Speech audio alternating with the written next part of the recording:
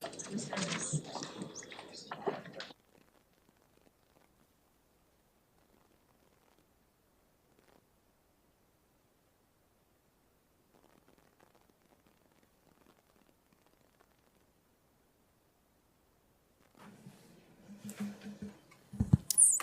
good morning, everyone.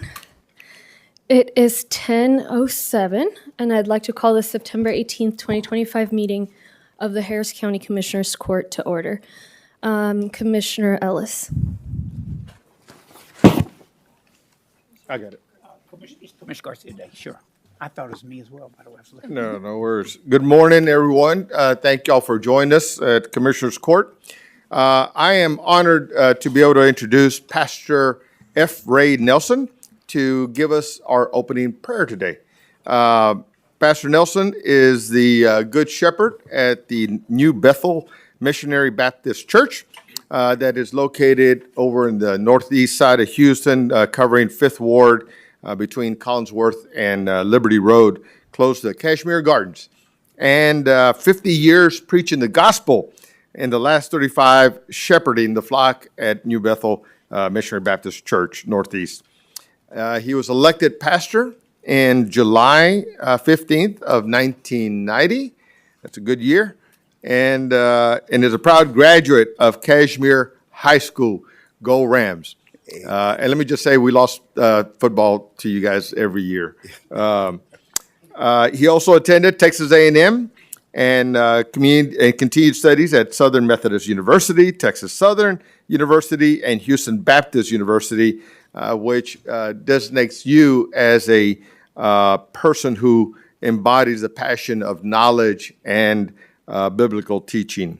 More than just a pastor, he is a servant leader known for his boundless generosity and humble spirit, whether delivering food to the homebound, providing shelter to the unhoused, or leading the community relief efforts after Hurricane Harvey. Pastor Nelson gives tirelessly, often out of his own pocket, always with love, grace, and dignity. Pastor, good to see you. Thank you for joining us today, and please cover us in good prayer. We'll do it. Thank you. Thank you so much for this opportunity, Commissioner Garcia, Commissioner Ellis, and to all of you. Let's go to God in prayer. Gracious Father, we come now with bowed head and humble hearts. We thank you for life, health, and strength. We sometimes take it for granted. But Lord, we pray for these men and women who are serving us.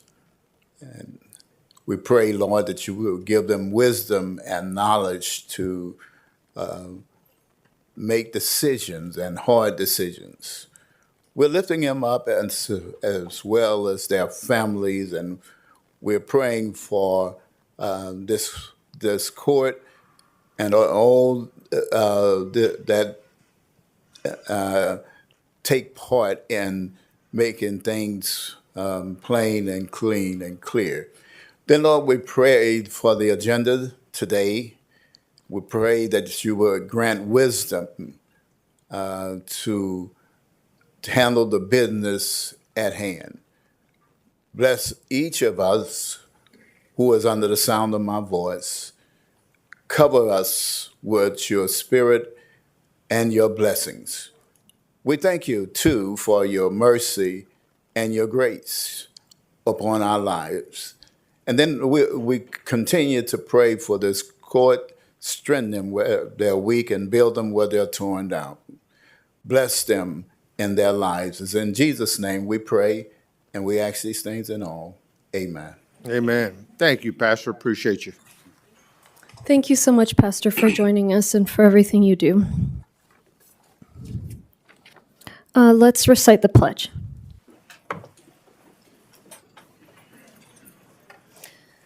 I pledge allegiance to the flag of the United States of America and to the republic for which it stands, one nation, under God, indivisible, with liberty and justice for all.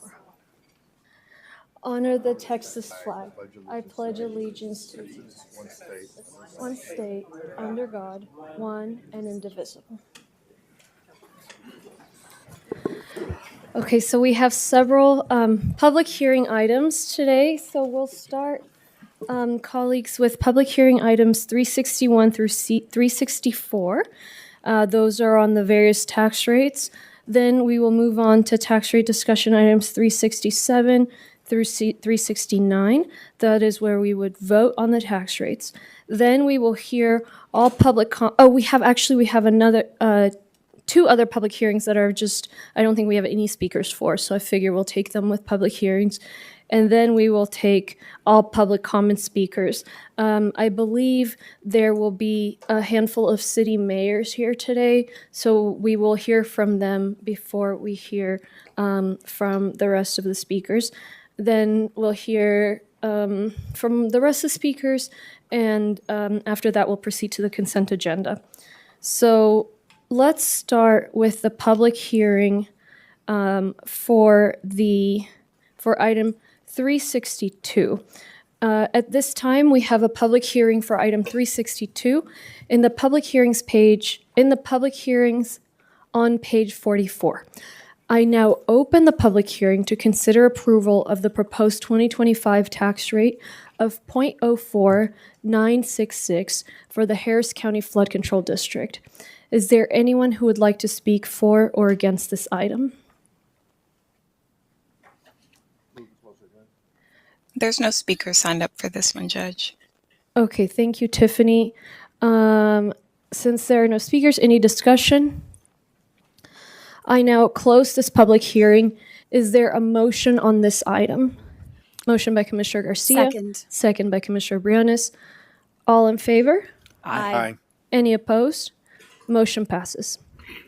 Next, we have item 362. Next, we have a public hearing, 363. Next, we have a public hearing for item 363 in the public hearing section on page 44.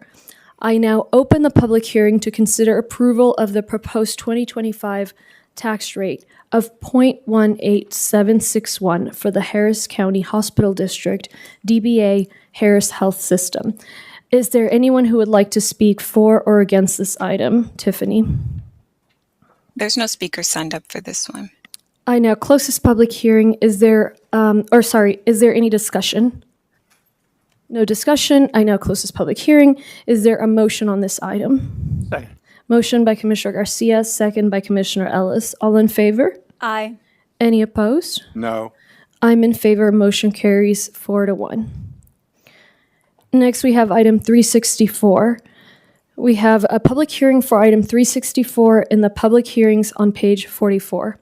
I now open the public hearing to consider approval of the proposed 2025 tax rate of .00590 for the Port of Houston Authority. Tiffany, is there anyone who would like to speak for or against this item? No, ma'am. Is there any discussion? I now close this public hearing. Is there a motion on this item? Motion by Commissioner Garcia, second by Commissioner Ellis. All in favor? Aye. Any opposed? Motion carries unanimously. Next, we have item 361, and this one is last because we're looking at the budget and then the vote. So I now open the public hearing.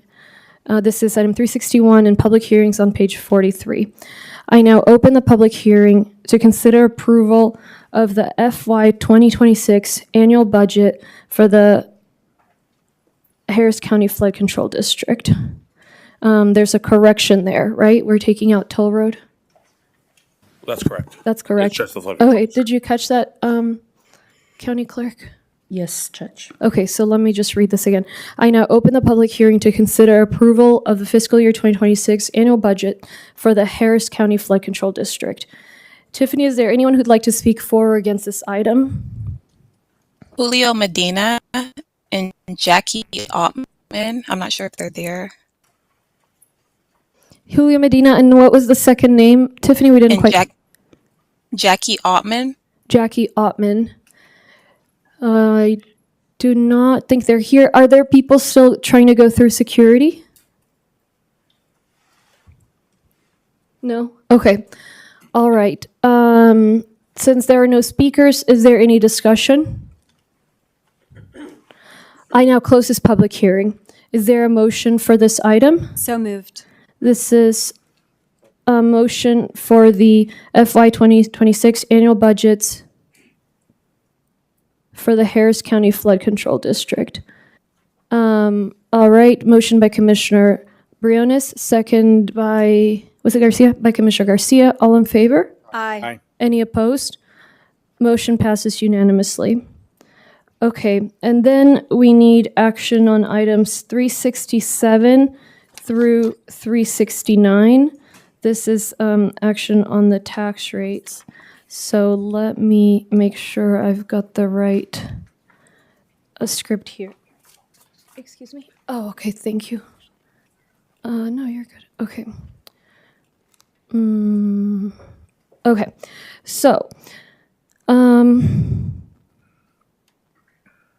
now we will address the tax rate discussion, items 367 through 369. And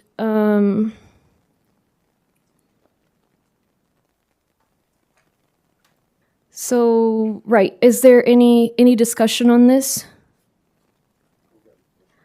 Commissioner Garcia.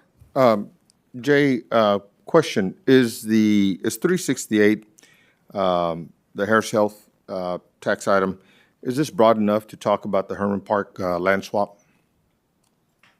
No, it's not. Okay, thank you. Okay, is there a motion for the Harris County Flood Control District that the property tax rate be increased by the adoption of a tax rate of .04966, which is effectively a 3.87% increase in the tax rate? This consists of .03826 for maintenance and operations and .01140 for debt service. So moved. Second. Motion by Commissioner Ellis, second by Commissioner Briones. All in favor? Aye. Any opposed? Motion carries unanimously. Now, we will move on to 368. Is there any additional discussion on 368?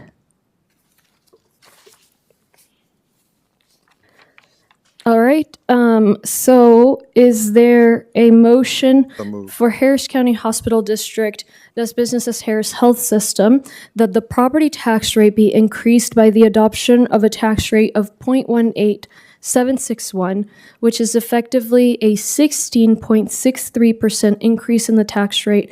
This rate consists of .17876 for maintenance and operations and .00885 for debt service. Motion by Commissioner Garcia, second by Commissioner Ellis. All in favor? Aye. Any opposed? No. Motion carries 4-1. Now let's move on to item 369. Any discussion on the Port of Houston Authority tax rate? Is there a motion for Port of Houston Authority of Harris County that the property tax rate be adopted at a tax rate of .00590? This rate is for debt service. Motion by Commissioner Garcia. Second. Second by Commissioner Briones. All in favor? Aye. Any opposed? Motion carries unanimously. All right, so that is that. There are then 2 remaining public hearings, just very briefly here so we can get through all of the public hearings. Item 365 is the first one. So this is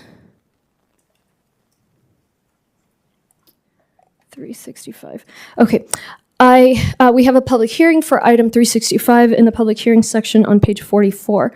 I now open the public hearing to consider approval of the revision of the subdivision plat entitled St. Charles Place Partial Replat Number 18. Is there anyone who'd like to speak for or against this item? Since there are no speakers, is there any discussion? I now close this public hearing. Is there a motion? So move. Motion by Commissioner Garcia, second by Commissioner Briones. All in favor? Aye. Any opposed? Motion carries unanimously. And next is, I have no action requested on public hearing item 366. Is that correct? Judge, I just might say to OMB, That's part of a major economic development project, so I expect it to be on the next court because the folks are bringing the jobs in, expect it. So I just want to make sure that we're ready to do that. Okay, all right, thank you. Okay, that sounds like a yes from budget. Okay, next, we have a public hearing for item 431 in the emergency supplemental items section on page 51. I now open the public hearing to consider approval of the Records Archive Plan for fiscal year 2025-2026. Is there anyone who'd like to speak for or against this item? Tiffany? No, ma'am. Since there are no speakers, is there any discussion? I now close this public hearing. Is there a motion on this item? Motion by Commissioner Garcia, second by Commissioner Ellis. All in favor? Aye. Any opposed? Motion carries unanimously. Before we move on to the speakers, I want to just clarify there's been some misinformation floating around that we're closing the deficit without raising taxes. But in fact, there is a tax increase. So I want to provide transparency to residents about how they'll be affected by this budget process, and I'll continue to do that on the various pieces of how the deficit was created and what the cuts are and what the tax increases are. I, of course, will not be supporting this budget. Okay, so moving on to the rest of the speakers, I will let Tiffany call up the rest of the speakers. Georgia Rodriguez on items 1, 2, 3, and 4 of Precinct 2. Dipin Baca on items 1, 2, 3, and 4 of Precinct 1. Michael Galloway on item 1 of Precinct 1. You each have 1 minute. Thank you. And I'm waiting on a note about the mayors. I don't know, and I don't have my glasses, you guys. We had the Mayor of Bel Air and the Mayor Mayor of of Bel Air. Okay, if you don't mind, Tiffany, I'm so sorry. The folks I just called this. There was a little bit of a time situation here. So let's welcome the Mayor of Bel Air, Mayor Pappas, please, and then we'll take Mayor of Piney Point. You said. Piney Point. Uh-huh. Okay.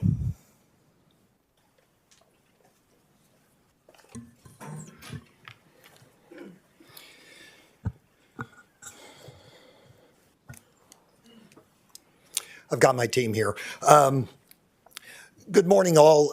Your Honor, Commissioners, my name is Gus Pappas, and I am the mayor of the city of Bel Air, Texas. I have behind me our city management, the better-looking part of the group, as well as my fellow council members. We are here today to ask for your support for bond project CI-038 that we affectionately call the Cypress Ditch Regional Flood Mitigation Project. This project is in partnership with not only the City of Houston, but also the Harris County Flood Control District, as well as the City of Bel Air. We also have the tremendous and full support of Ann Johnson, Molly Cook, and our Congressman Lizzie Fletcher. During this process, we have received commitments from the state of Texas of $54 million. The City of Bel Air itself has pledged $40 million. And with your, thank you.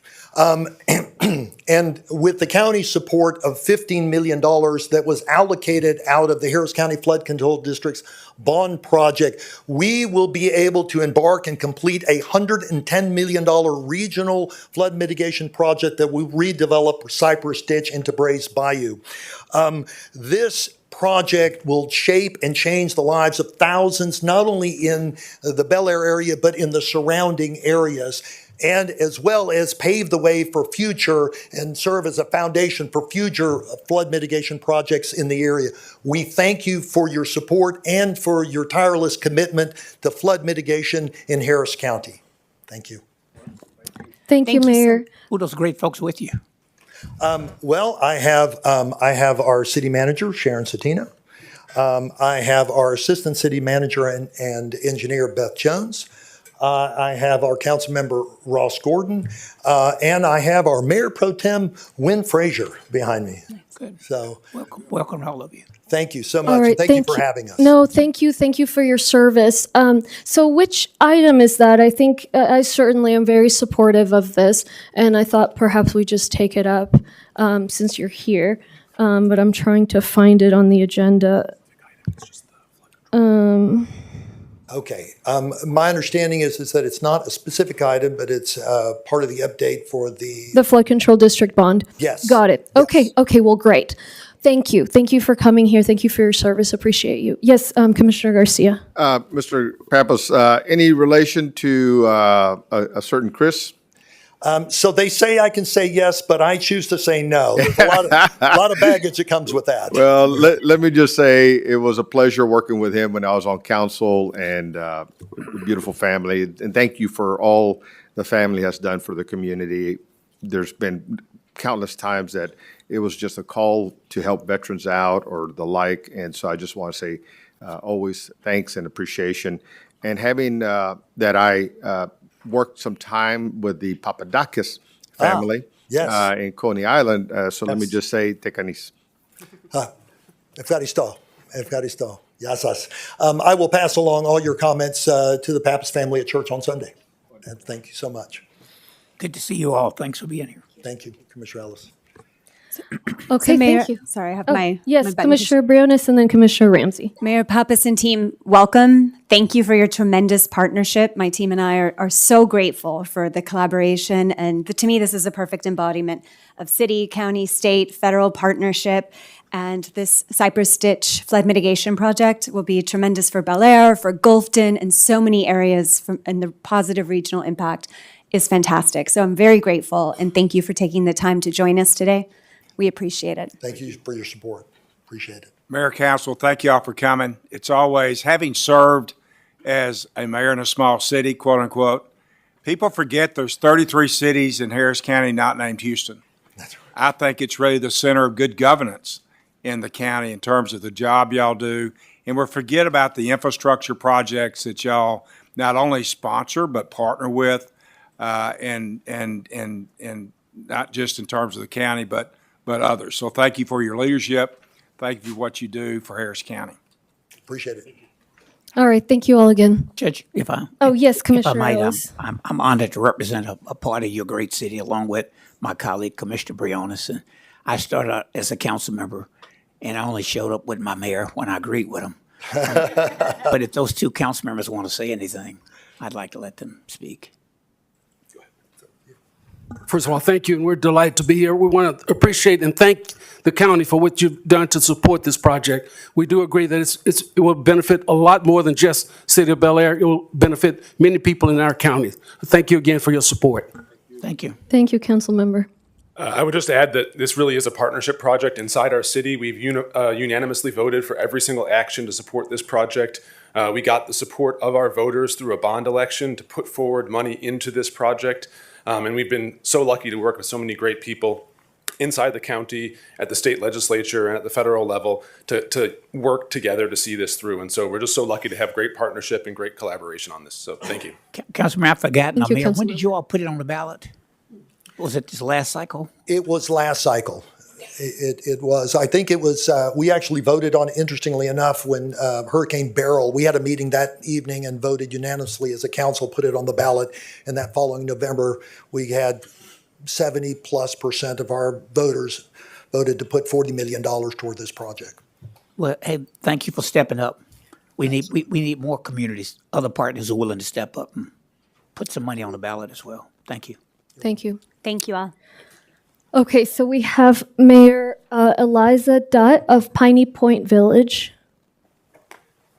Yes, I'm Eliza Dutt. I'm the Eliza, I'm so sorry.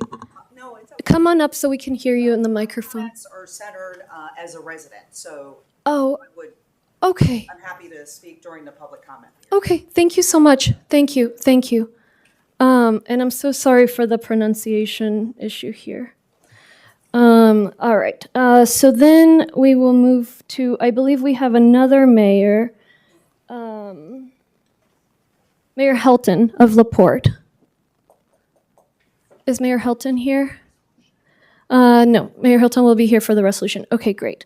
Thank you again so much. Okay, so let's move on to the rest of the speakers. All right, Georgia Rodriguez, Dipin Baca, and Michael Galloway. You each have 1 minute.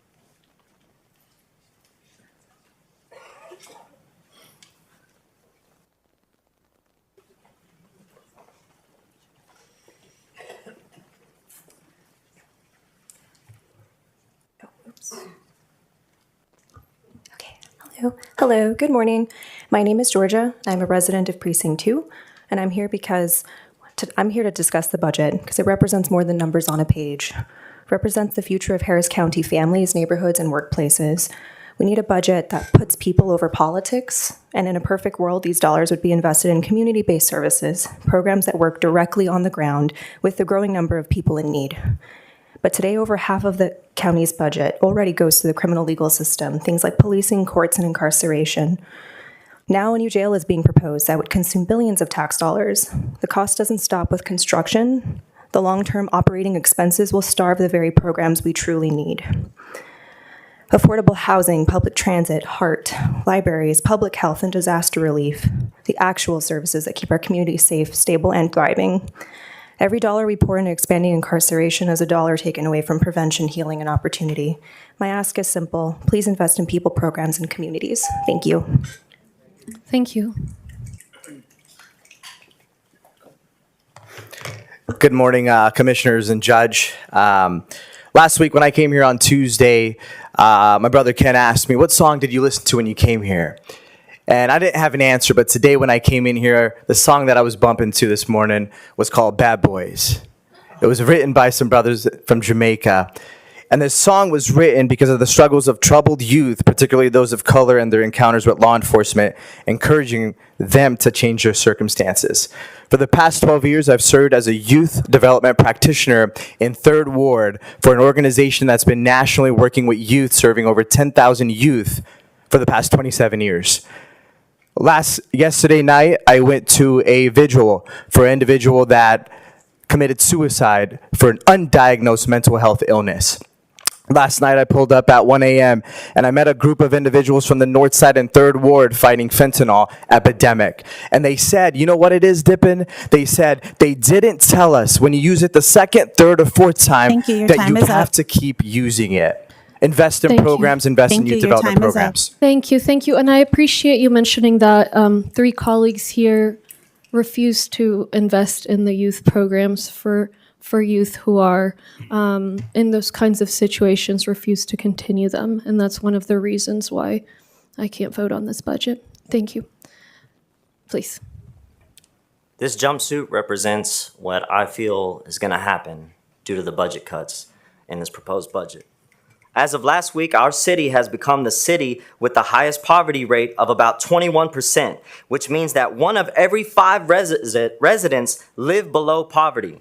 I stand before you for the final time to encourage you to reconsider and adjust the proposed budget for fiscal year of 2026. You are elected officials that are charged with making decisions based on the best interest of all your constituents. And after reviewing the most recent budget released on September 12th, I noticed there has been some progress. However, I would like to address a non-negotiable for me.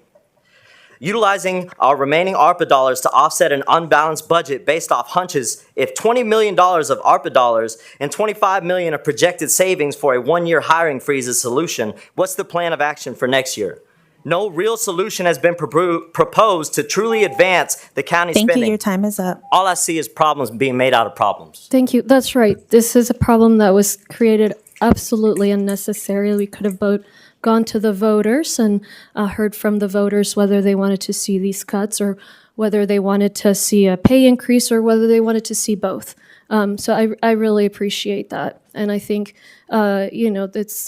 those are the communities that don't vote, that don't endorse. But of course, if your number one priority, your guiding light is you're only here with the mission of being reelected, this is the kind of budget you put forward. Thank you for bringing attention to it. And I hope you guys continue to do that ahead of the vote next week. Because even if it passes and when it does, I want these folks to realize that you cannot vote for special interests only and still get reelected, and also let it go under the radar. All right, we'll hear from other speakers. Anthony Sanchez on item 1 of precinct 2. McKinley Sharonfant on item 2. Alex Campbell on item 2 of precinct 1. You each have 1 minute.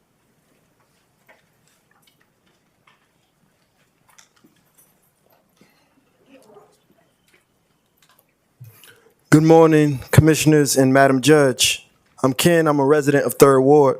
The truth is, last week I was disappointed. The proposal walks us away from lifelines, giving millions to law enforcement while gutting millions from programs like Access Harris. But Judge Hidalgo, you relentlessly called it out. You said you never thought they'd leave kids and families behind. You saw it.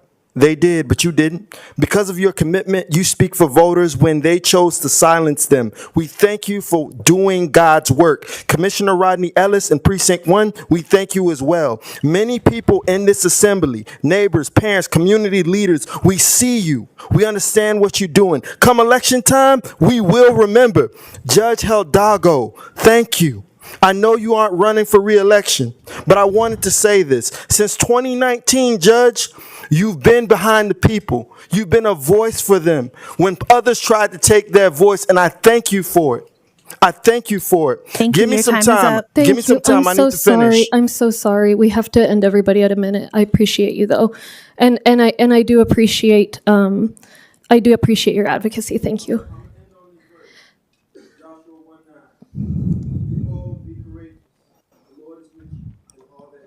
Thank you. Thank you so much. Thank you. I really appreciate that.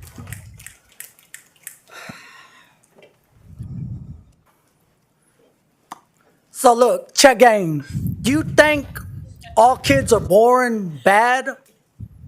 No, we're not born bad. One thing about us being a gangster, we're not gangsters. Nobody wants to be gangsters. We're victims of circumstance. We never committed a crime that we didn't have to do. If you get a hot cup of coffee and you set it in a room, eventually it becomes room temperature. We become products of our environment. And we need more resources, more opportunities. Stay out the system because we either get saved by the system or we die. We need more opportunities and resources to reintegrate back into society. We need more youth programs to help benefit the younger generations because they're the future, not us. We need to think about 25 years, 50 years from now. And that's what I'm going to leave y'all with. Thank y'all so much for your time. My name is Anthony Sanchez with Illuminating Solutions. I'm a social media influencer, and my videos get millions of views. Thank y'all so much. Thank you. Yes, go ahead. Good morning, County Judge and Commissioners. My name is Alex Campbell, and I'm with Collective Action for Youth. I'm a resident of Precinct 1, and I'm here today to speak in opposition to the FY26 budget. As you prepare to have your final discussions and cast your final votes on the budget, I hope that this budget process was a learning experience. I hope you learned how the budgeting process should always start earlier than you think it should. I hope you took to heart some of the testimonies that told you how important these public programs are. I hope that you internalize how arduous this process has been for yourselves, your personal staffs, the county staff, and the general public. And I hope that most of all, you work hard to ensure that we aren't in the exact same spot next year. Thank you. Thank you. And just so you know, sir, we have started the budget process much earlier. It might still not be early enough. We'll review it. But I will say all of that time that we spent creating a deficit and then figuring out what to cut in order to patch it, all of that time is time that we needed to instead be spending reviewing existing programs and determining which existing programs needed to continue, which new programs needed to be funded. That is the process we've spent many years building as far as the budget. But when greed leads you, all you do is create a situation that hasn't existed since the Great Recession that did not need to be created, and then spend months and months trying to solve the problem you created. And then when somebody tries to speak for the children, even though you brag about having children, then you censure the person who spoke out in favor. All right. Next is Marilyn Allen on item 2 of precinct 4. Caitlin Chavez on item 2 of precinct 1. Latricia Lewis on item 2 of precinct 1. You each have 1 minute.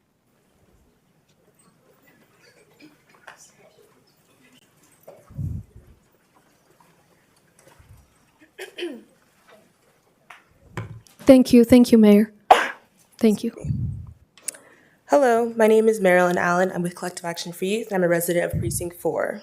Over the past few weeks, we've come before you as community members, mentors, educators, friends, and family of the very people you serve. We've shown up in large numbers because we care deeply about making Harris County a place where everyone can thrive. We want our counties to be better, to look better, to feel better. As elected officials, it is your responsibility to make decisions that truly benefit the people you represent. Increasing police salaries while ignoring community needs is not the answer. I ask that you consider how your vote will shape the future of Harris County. Please create a budget that puts community first, one that invests in people and builds a foundation for a stronger Harris County. Thank you. Thank you. Good morning.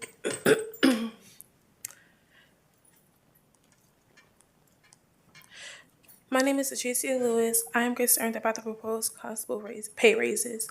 Right now, Harris County has several constable offices that often overlap with each other and with the sheriff's office. These raises could cost over $1 billion in the next 5 years, money that could instead fund after-school programs, community centers, and health clinics.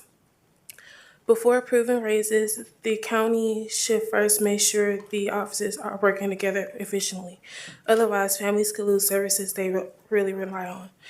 Please keep this in mind before moving forward with the raises. Thank you. Thank you. On the timeline, y'all, so today is the budget, and we just voted on the budget for the flood control district, the Port, and the Harris Health Hospital District. Next week is the final vote on the general fund budget, Wednesday. So there's still an opportunity for colleagues to represent the community. Hi, my name is Kate Chavez. We need to address the proposal given to the constables for a raise because the money that is being taken from programs that feed families, house people, support foster youth, these are not luxuries. These are lifelines for the most vulnerable in our community. Me currently being in the foster system, I rely on human services for my survival since I was 18 years old. Choosing raises over resources sends a message that power is valued more than the people. And this is not the kind of community we should be building. We deserve a system that protects families first, not the ones that strip them from basic needs. Yet we are given only 1 minute to speak our truth, while an endless time is to spend debating on raises. If our voices are silenced, how could change ever truly happen? Thank you. Thank you. Of course, the reminder is in the just points, the mental acrobatics, right? There was a 60% pay raise for elected constables. I think the constables are important. They do important jobs. I support them, but they're an important political force too. Can you believe that judges in our community, including district court judges, they had to go through the legislature to get a raise so that they can keep working as judges. These are folks who have a law degree, who have worked in making these decisions. They now make less than these constables who represent districts as small as just a small fraction as Harris County. And so that's one of the most perfect illustrations of the fact that there is no rhyme or reason to decision-making around the budget unless you realize that the rhyme or reason is this end goal of being reelected at all costs. We'll take any other speakers. Next is Sarah Riemann on item 2 of precinct 4. Adante Sterling on item 2 of precinct 1, and Cynthia Cruz on item 2 of precinct 2. Hi, Commissioners Court. My name is Sarah. I'm a teacher. I'm an artist. I live in Precinct 4. Hi, Commissioner Briones. Just a few days ago, there was another man that died in the Harris County Jail Processing Unit. He's a 65-year-old man, and this is the 13th in custody death that happened in the jail this year. And Angela Davis says in Our Prisons Obsolete, which I encourage you to read if you haven't already, that cages are not neutral and they are sites of social abandonment. And we have seen that this jail is not keeping our community safe. And it is a warehouse for people if society has failed to care for and socially abandoned in numerous ways. And each of the deaths of the 13 this year is not an accident. It is the inevitable outcome of public dollars and punishment instead of life-affirming resources like mental health. And mental health right now in Harris County is very carceral, and we need to move to a decarceral mental health, public health care system of some sorts. And I was a social worker, and I'm more than happy to collaborate with you. Thank you. Time is up. Thank you. Hello, good morning. My name is Cynthia Cruz, and I'm a credible messenger with CA4Y. And today I stand here in disbelief that my elected leaders are willing to steer us into a $200 million deficit. Keeping our community safe isn't just police pay, it's mental health care, roads, parks, and support for families.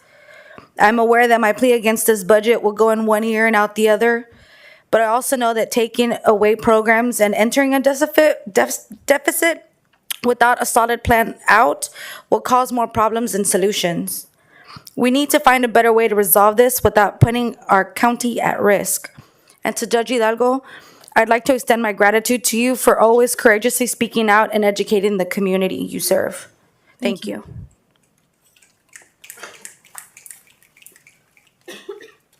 Go ahead.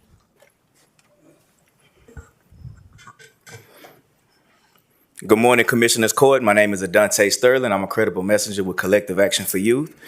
And we, the people in the lower class, know that you don't care about us staying out of jail.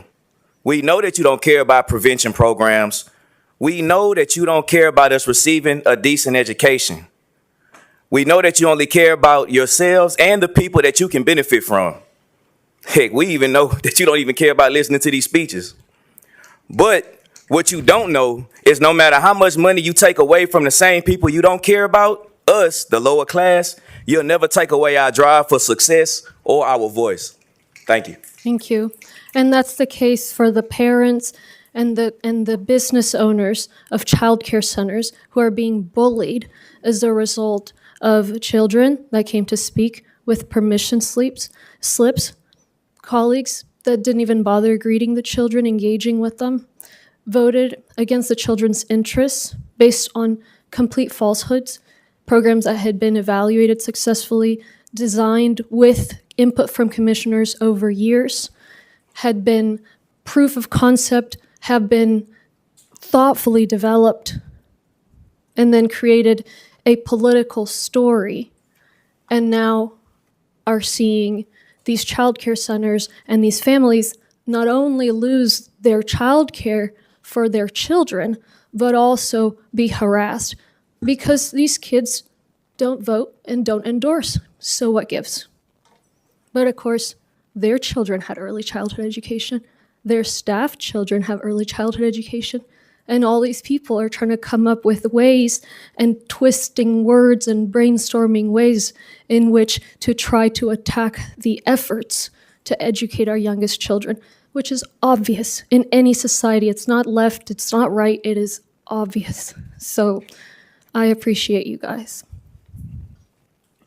Next is Sarah Saeed on items 2 and 411. Sam Flakes on item 2 of precinct 3, and Jernard Brown on item 2 of precinct 3. Could you clarify, did it say 2 and 411, or would it just be 2 right now? So you have a minute to speak on both.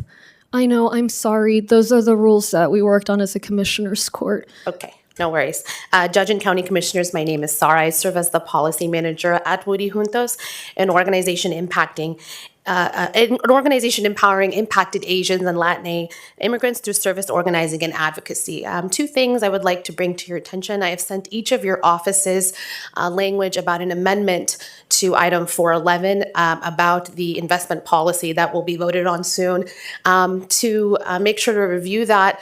And please include a language to prevent investment into foreign entities or those committing war crimes. If you need more information, please feel free to reach out to me. The second is regarding the current conversation around the jail expansion and the funding that we are seeing going into law enforcement. I have also sent your offices just an estimate of what it would take to redirect just a portion of jail expansion and law enforcement funding to expand mental health programs, accelerate housing initiatives, and more. If I could have 30 more Thank you. Your seconds. time is up. 30 more seconds. If that the all colleagues, yielded. I'm so sorry. I depend on their extending their time. No worries. But thank you. Thank you so much. Thank you. And I agree. And again, we could have done both. I mean, colleagues say the people want to see public safety. Of course, we all do. But the people were not asked. Do you want us to have raise this and then reduce or destroy the programs for kids, the programs for keeping kids out of jail, the programs for making sure that we continue mental health? Folks were not asked that. And we could have done both things. Folks were not asked at all. They could have been asked. I don't know why there's such fear of the voters. And I don't think next year will be better because it'll be even closer to re-election. So it's just going to be even more can down the road. So let's try to put the pressure this year. Thank you.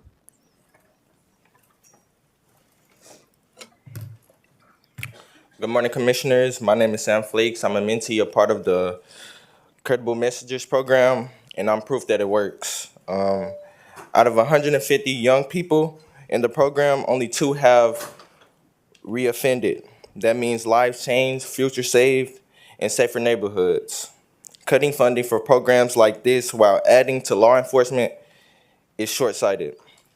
Prevention costs less, works better, and gives young people a real chance. I urge you to protect and expand this funding because investing in us is investing in the future of Harris County. Thank you. Thank you. And do you think if they've been asked during the campaign, would you support programs that will keep kids out of jail? They would have said yes. The walk card didn't say get reelected, period. That wasn't the promise to voters. The promise to voters was to support programs like that.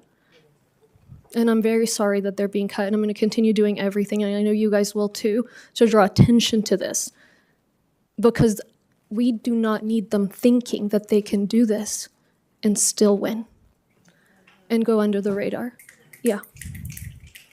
How you doing, Commissioners? My name is Jannar Brown. I'm a credible messenger with Collective Action for Youth. Garcia, Ramsey left. Briones, Garcia left too. Okay. You are the reason Harris County is on the brink of falling short. Not because of outside forces, but because of impulsive decisions made in this very chamber. The people trusted you to lead with wisdom, integrity, and foresight. Instead, we seen rushed choices, short-sighted priorities, and actions that seem more rooted in personal and political gains than in the needs of the residents you serve. This county deserves leaders who plan for future, not ones who gamble with it. Every taxpayer, every working family, every struggling neighborhood is watching the consequences of your decisions play out. And if we continue down this path, it won't just be a failure of policy, it will be a failure of leadership. Thank you. Next is Ania Moomin on item 2 of precinct 1. Brianna Anda on item 2 of precinct 1. And Jada Ottman on item 2 of precinct 1. You each have 1 minute.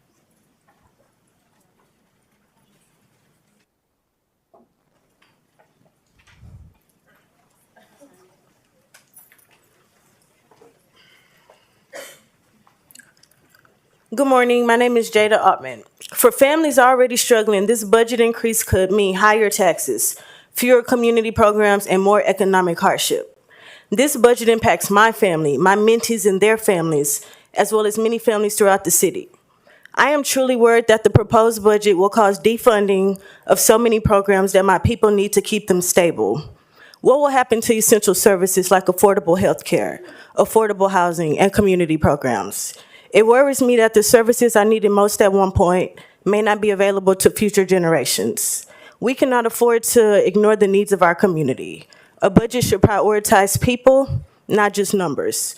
We need a budget that invests in the future, not one that puts it at risk. This budget would do more harm than good to our community.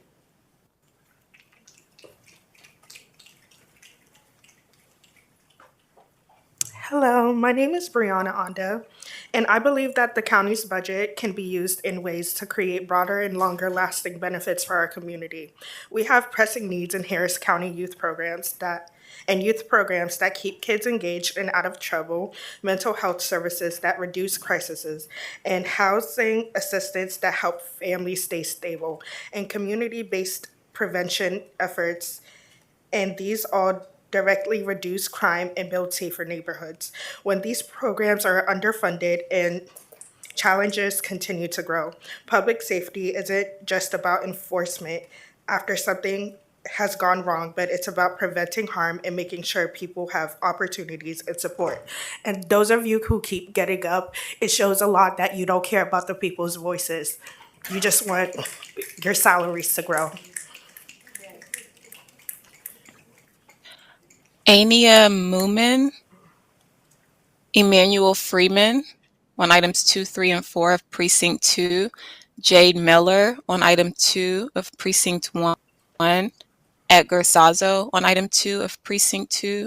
You each have 1 minute. Let me read a quote real quick that our budget director gave to the paper. More globally, this has been the hardest budget process for Harris County since the Great Recession. Commissioners had to work through a $200 million deficit, rising justice costs, inflation, state revenue caps. That makes it so that Harris County will continue to face difficult financial straits for the foreseeable future. Why was this the hardest budget process for Harris County since the Great Recession? Why are we implementing a hiring freeze, the only time since the Great Recession? Because of this first part. Had to work through a $200 million deficit. Why did we have to work through a $200 million deficit? Because of a global pandemic? Because of a financial market crash? No, because of that. All those times that 3 commissioners voted against the recommendations of the budget director, they created a $200 million deficit, and then they brag when they balance the budget. Statutorily, we have to balance the budget. That's our job. That's just what happens. So this is there. We're printing out the handouts again of what the cuts are going to be, just so everybody continues to see that. Thank you. Good morning. My name is Emmanuel Freeman, and I serve as the Executive Director for Young People in Action, a grassroots mentorship and leadership development nonprofit here in Houston. I represent nearly 200 justice-impacted and community youth and their families who couldn't be here today in Precinct 1 and 2. Having operated in Houston for 10 years, we've seen the difference between under-resourced programs versus resource programs. Thanks to the funding we've received for Credible Messenger Mentors, we've been able to reduce recidivism from over 30% to just 14%. We've also seen school and home incidents and school drop and school attendance rise for all participants. We've seen children with no hope or prospects for the future graduate and continue their education. So a cut to these types of programs would only devastate these vulnerable communities that have been victimized already. So we ask that you please consider this and consider the work that we're doing together. Your time is up. Thank you for your work.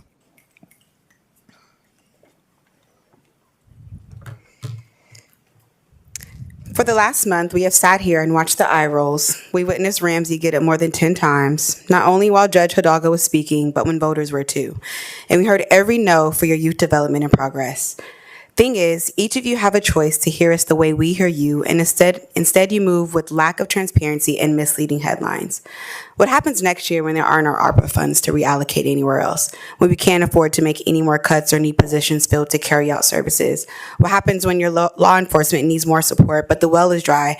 Because I guarantee you this same time next year, you will be asking how we got here. This budget doesn't serve the community, it serves your personal agendas. We offered other options. We asked you to reconsider. The people that trusted you to do the right thing will suffer the unintended consequences of your poor decisions. You all didn't balance the budget. You busted it wide open to allow special interests, power plays to come before the real priorities, our youth, our families, and the future of Harris County. And when the bill for that comes due, it won't be you paying the price. Thank you. Your time is The up. people that you're supposed to represent will. Thank you. Ma'am, can you please state your name for the record? Jade Miller. Thank you. Thank you.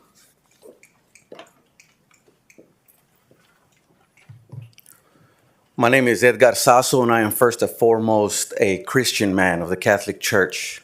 And I find it absolutely hilarious that we bowed our heads and closed our eyes when you guys are voting for people who will be hungry and will be given nothing to eat, people who will be thirsty and be given nothing to drink.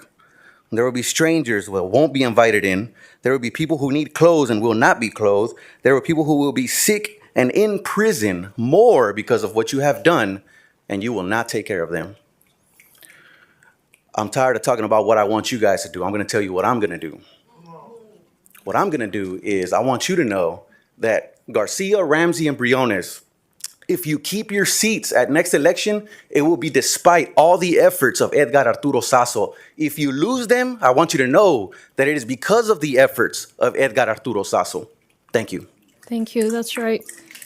And I don't think they'd stand in front of a Democratic club or a group of voters and say, I was so proud that I voted to kill the program that keeps kids out of jail. I am so proud that I voted to end the programs for early childhood. I am so proud that I voted to cut the funding for public health. They will not say that. If they say something like this, they'll top it off with a falsehood.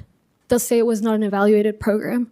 They'll say, you know, the people want to see this. They'll make stuff up. What they're actually doing, they can't stand behind. They can't convince their morals to stand behind, so they have to make things up around it. I would love to see my colleagues stand up and say what you're actually doing without twisting things. You won't, because you know what you're doing is wrong. Next is Cynthia Cole, speaking virtually on item 2 of Precinct 4. You have 1 minute. Go ahead, please. Good morning to everyone. I'm Cynthia Cole, but I'm speaking on behalf of being an advocate for the community and employees. What a difference a day makes, where there has been exhausting discussion over and over in regards to what is going to be bad and what could actually be good.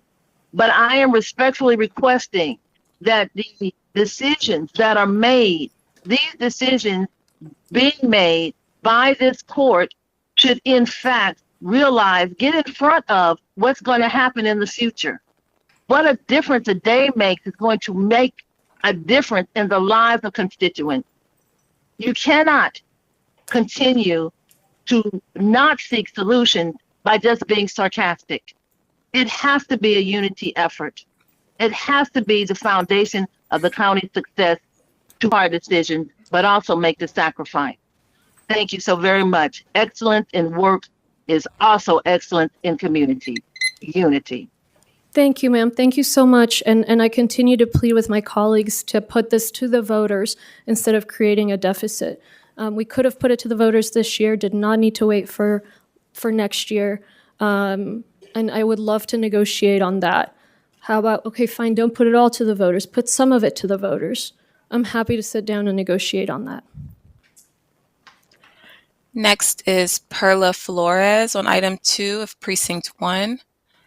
District Clerk Marilyn Burgess on item 3 of Christopher Jenkins on item 3 of Precinct 1, and Brady Lewis on item 3 of Precinct 3.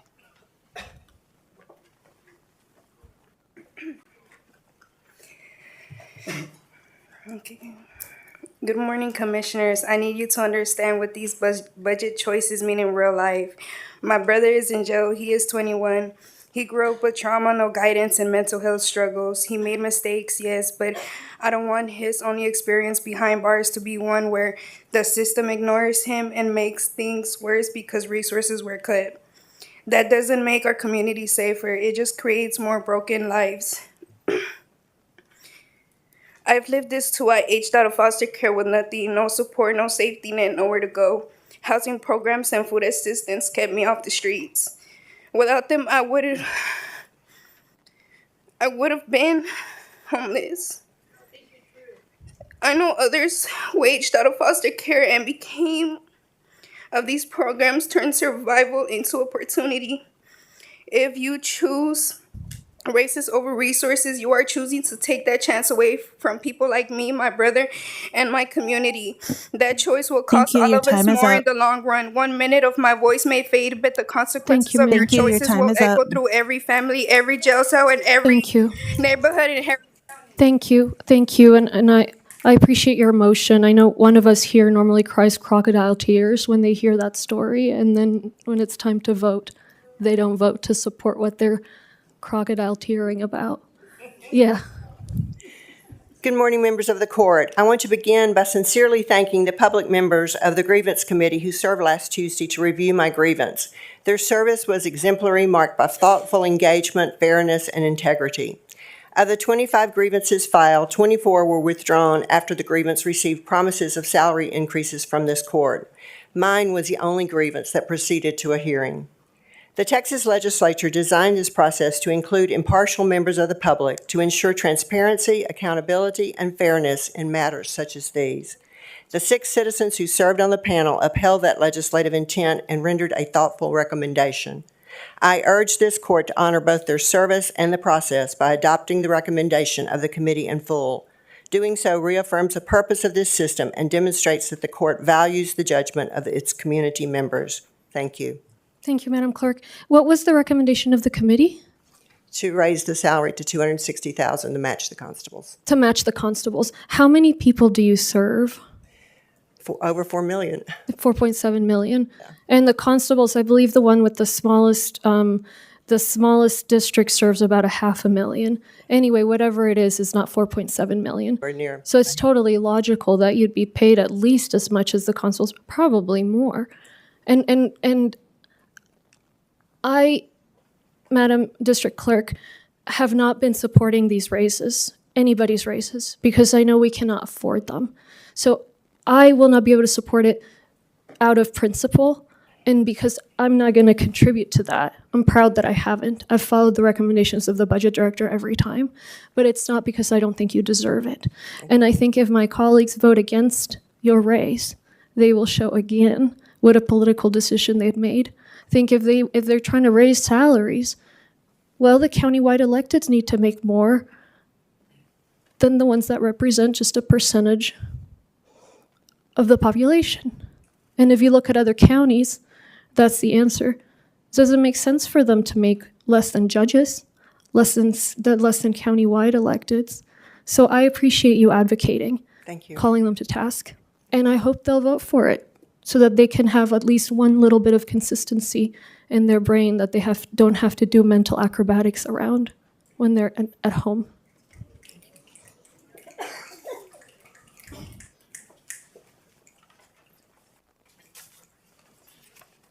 Hello, Commissioners Court. Christopher Jenkins, native resident of Harris County. I'm here to speak on the item agenda number 2 about the budget and the committee hearings.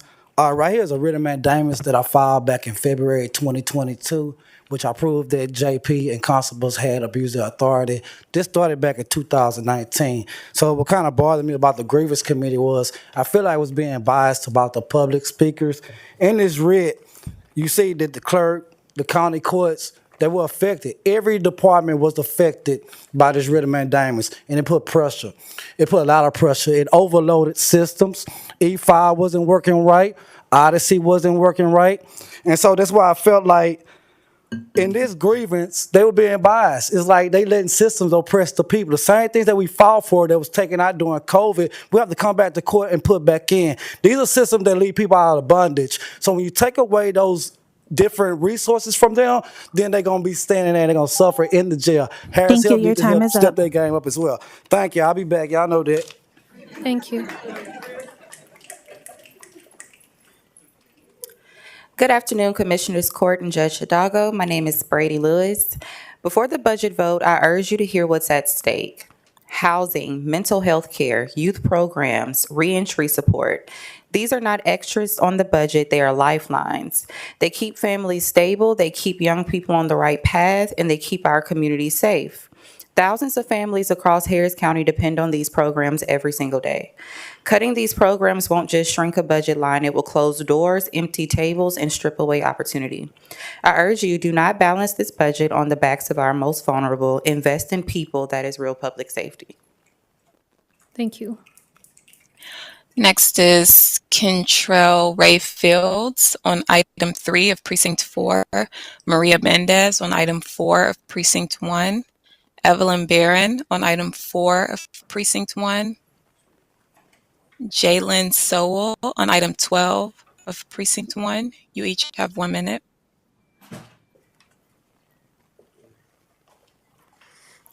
Good morning. My name is Kentrell Ray Fields, and I'm here to ask you to reconsider cutting funding for programs that serve communities in need. I'm a product of those programs, and I can honestly say they've changed my life for the better. Without them, many people like me wouldn't have the opportunities or support we need to succeed. These programs are not just numbers and budget, they are hope, growth, and chance for a better future. Please remember the people who rely on them because we matter. Thank you for your time.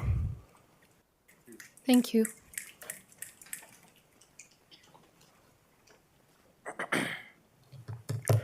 My name is Jalen Sowell. I'm here with CA4Y, but I advocate for the public and the image for the youth. I want to be very clear because you have decided to increase salaries and now services have to get cut. When assistance is cut, more families end up on the edge of eviction. And when a family loses their home, everything else begins to unravel. Kids, parents, adults struggle day by day to keep what everyone calls stability. The truth of the matter is in their eyes already. These resources are not extras or essentials. Remember my name, Jay Prince. I was outside homeless and I didn't have anything accessible to me, so I turned to what they call search. This is downtown where I know a name by a man that goes by Mr. Rashard Washington. July 13th, I signed my lease to my new apartment. Won't God do it? Congratulations and thank you. Hi, good morning. My name is Maria, and I'm here today to talk about an investment that will truly build a stronger, safer community. We are at crossroads. The budget decisions you make now will be set in stone, particularly when it comes to funding our police department. These are not flexible budgets. Once they are allocated, that money is committed for the long term. This means we have one chance to get it right. Let's not get stuck in a cycle of reactive measures. True public safety is built not by enforcement, but by empowerment. It comes from investing directly in our neighborhoods and the people who live here. Imagine what we could achieve by funding programs that address mental health, support our youth, and provide pathways to stable housing and employment. These are the tools that create opportunity and prevent crisis from ever starting. We have a choice to make powerful, lasting differences. Let's redirect our resources towards building up our community, not simply policing it. I urge you to choose a path of investment, assistance, and shared prosperity. Thank you. Thank you. Hello. We know you face monumental decisions and public safety is a concern we all share, but the path we choose today is a line in the sand, a decision that will echo for years to come. When we pour funds into the police department, that money is not temporary. It is not flexible. It is an irretrievable spend, and we cannot claw it back to heal the wounds that truly plague our neighborhoods. We have a rare chance to make a choice that will truly serve our people. Instead of over-policing our communities, let us have the courage to over-assist them. This means investing in programs that build up our residents, not just respond to their crisis. It means addressing the silent desperation of mental health struggles, providing the dignity of affordable housing, and offering our youth a future brighter than the streets. These are not just budget items, they are lifelines. They are investments that are creating lasting safety, the programs that truly lift up those who have been left behind. We, your community, stand ready to partner with you on this path. We are here to support you in making the right Thank you. Your choice, time a is choice up. for proactive, compassionate investment. Thank you. Ma'am, can you please state your name for the record? Evelyn Barone. Thank you. Thank you. Anaya Moomin, Shirley Ronquillo on item 117 of Precinct 2, Stephanie Valdez on item 117 of Precinct 2, Usman Mahmood on item 117 of Precinct 1, Doris Brown on item 117 of Precinct 1. You each have 1 minute. Good morning, Judge Hidalgo and Commissioners. My name is Shirley Ronquillo. I'm a former Harris County Community Flood Resilience Task Force member, having served in this volunteer role from 22 to 2024 under the appointment of the Harris County Judge's Office. And towards the end of my term, I served as Vice Chair and Chair. I am here on behalf of community in the Northeast Houston and communities that have been historically neglected and been left to flood time and time again. I applied for the task force under the illusion that community could work alongside Harris County Flood Control and serve as an advisor to equitable flood mitigation solutions. However, my free time, after work, time away from my aging parents, was spent listening to county departments rather than serving as an advisor on projects. From what I recall, the last time the prioritization framework was mentioned was in 2022. To learn now, flood control employees chose not to utilize the prioritization framework. Thank you. Your time On is some up. projects is disturbing. Hold them accountable. They are employees. They had a Thank you. Your directive. time is up. Thank you. Thank you. Thank you.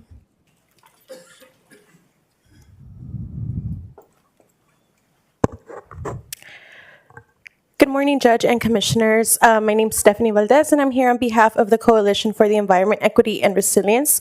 We're asking today for more transparency and accountability from flood control. Communities deserve to clearly understand what projects are moving forward and how funding is being spent. The equity prioritization framework that you all adopted in 2019 and reaffirmed in 2022 was an important step forward. SEER Coalition members such as Bayou City Waterkeeper, Appleseed, Northeast Action Collective, and West Street Recovery and community members worked hard on this process because we know equity must be at the center of flood protection. For too long, decisions valued wealthy homes over 6 modest homes, and that's not fair and leaves way too many families behind. We know the communities that have historically received the least protection also have the hardest time recovering because of barriers like discrimination, access to insurance, or lacking access to FEMA, which is coming down from the federal government. Equity means protecting all communities, and that's what we're asking flood control to deliver. Thank you. Thank you. I know you guys probably have places to be, but if anybody can still be here when we're having the flood control discussion, I'll let you guys respond to whatever's said by the department. We'll stay here. Hope I'm not speaking for everyone.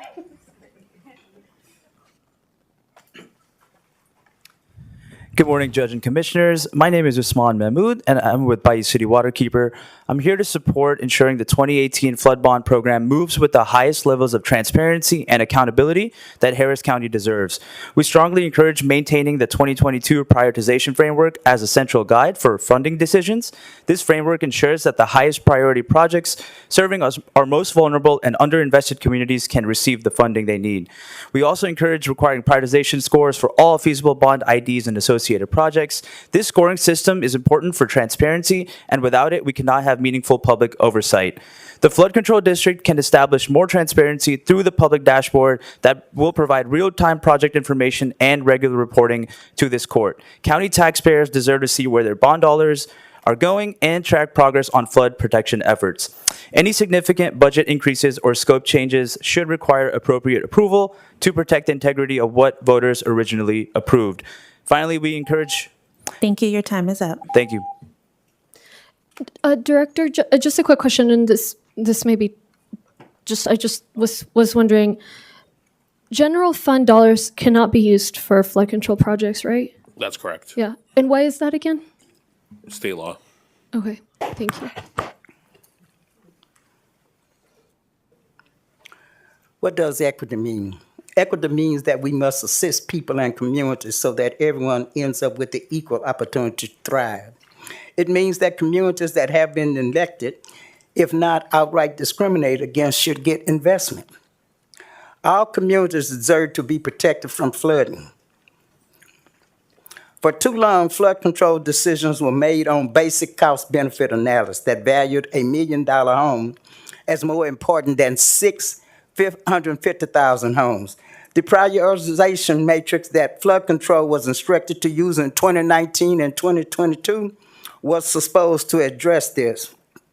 But time and time again, we have seen that flood control does not. It is a betrayal of trust that flood control decided that some projects didn't need to be passed through the matrix that all of you voted on. That has been very concerning. And it's very disrespectful that they come in here.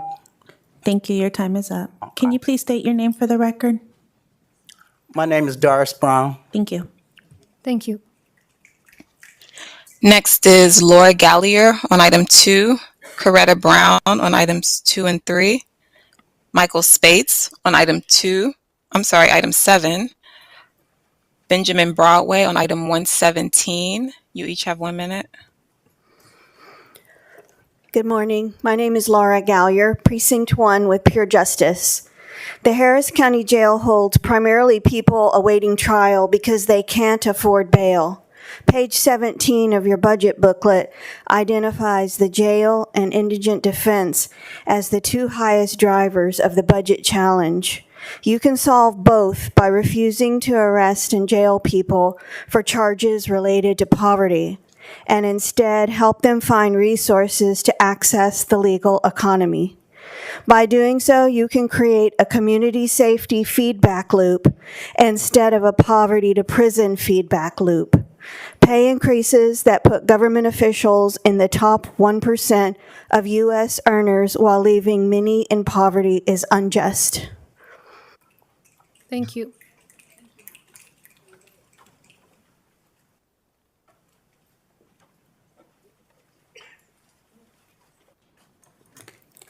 Hello, my name is Coretta Brown, and I represent Bridges to Empowerment.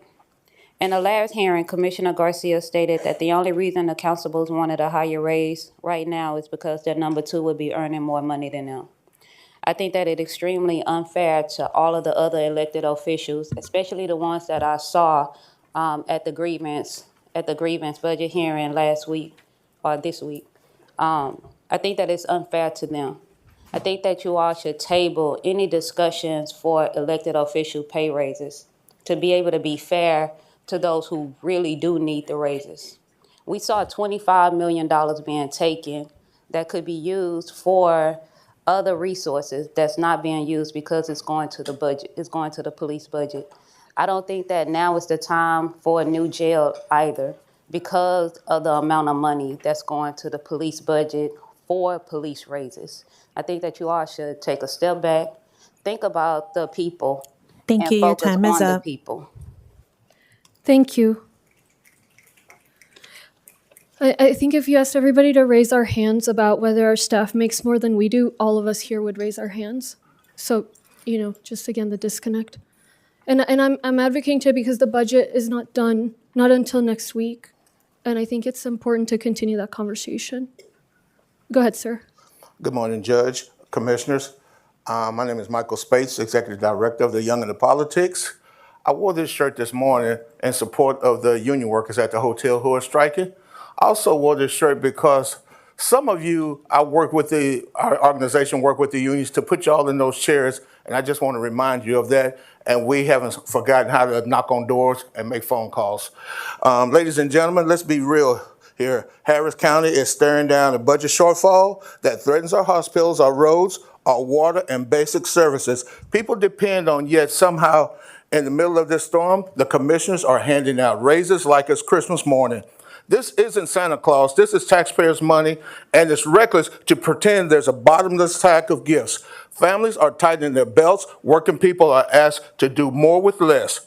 And yet those at the top are rewarding themselves while telling us to accept cuts. That's not leadership. That's a slap in the face. Now Thank is you. not Your the time is time up. for holiday giveaways at the expense of public safety. Thank you.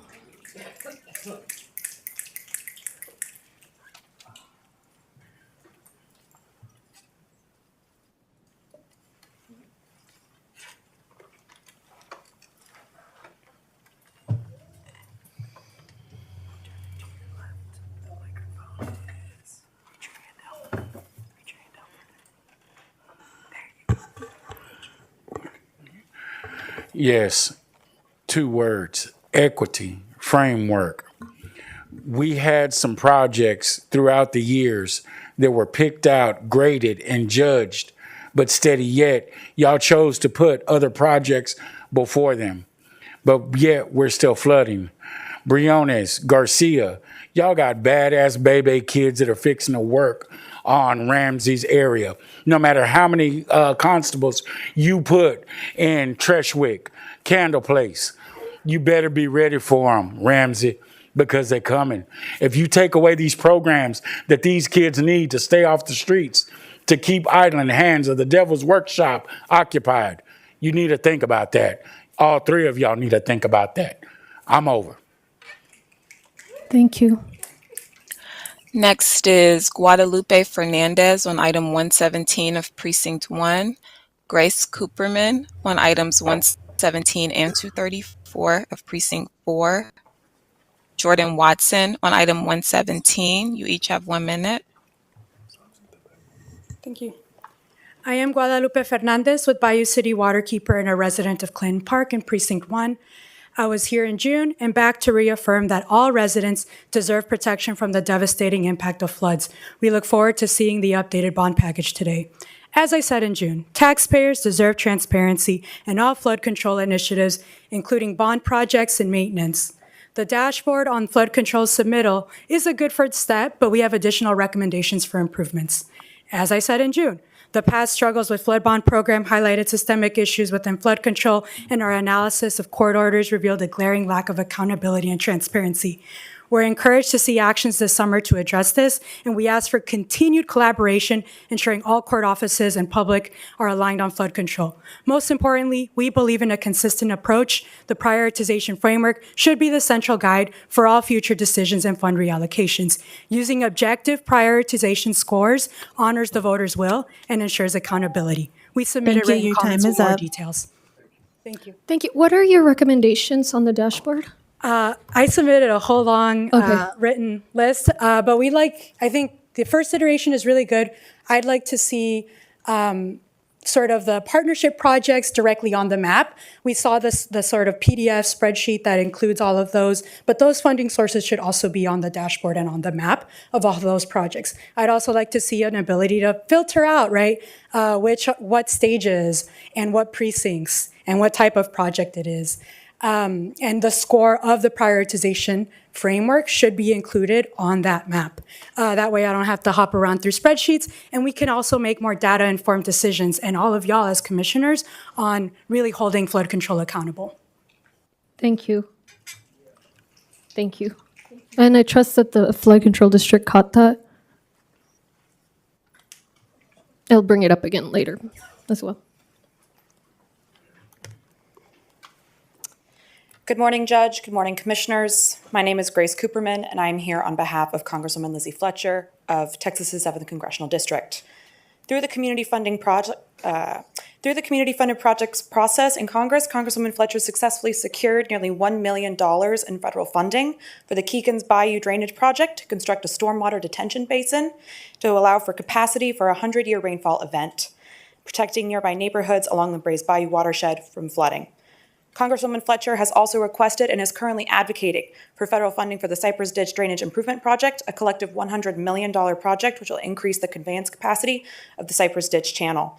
These projects are examples of government collaboration and partnership at its best to deliver relief to our shared constituencies. Congresswoman Fletcher thanks the Harris County Commissioners Court and Harris County Flood Control District for moving the 2018 urgent bond program forward with urgency and to deliver for our shared constituencies. Thank you. Thank you to the Congresswoman as well. Thank you.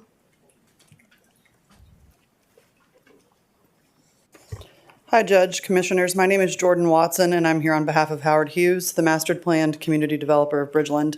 The 2018 flood bond plays a crucial role in addressing the widespread flooding issues facing our region. The projects that have been completed and those still being developed display a comprehensive effort to mitigate the impact of future floods and enhance the region's resilience. We have seen the program's effectiveness firsthand in Bridgeland and the surrounding area. All improvements that the Harris County Flood Control District and the 2018 bond program have completed downstream within Addicks assisted us in creating regional solutions in the upper reaches of Langham Creek that benefit the watershed in its entirety. In addition to supporting Harris County Flood Control District and the 2018 bond program, Howard Hughes has invested significant time and money over the last 3 years and is prepared to begin several $1 million worth of detention infrastructure projects as soon as Harris County Flood Control District grants approval. These projects not only remove our remaining development from the effective floodplain, but also positively impact greater than 5,500 acres of surrounding land. Thank you. Thank you. Next is Felix Kapoor on item 117 of Precinct 2, Rita Robles on item 117 of Precinct 2, Wynn Frazier on item 117 of Precinct 1, Ross Gordon on item 117 of Precinct 1. You each have 1 minute.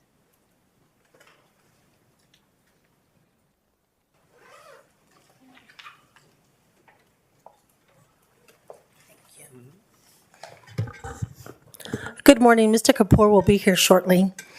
My name is Rita Robles, and I live in the Denver Harbor community. I'm a native Houstonian, and I also represent NAC, the Northeast Action Collective, Denver Harbor Civic Club, and so much more.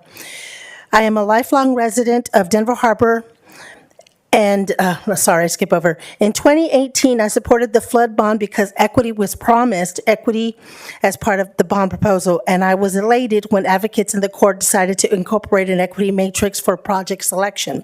For the first time in my life, it made me feel that the community in Denver Harbor was being prioritized and protected and not being neglected. I find it deeply concerning that now, 6 years later, there is a debate about whether the matrix should still be applied. We cannot run away from equity midway through the game. The matrix must be applied to all projects, period. It is time for transparency and accountability at flood control. Thank you. Your time is up. Thank you.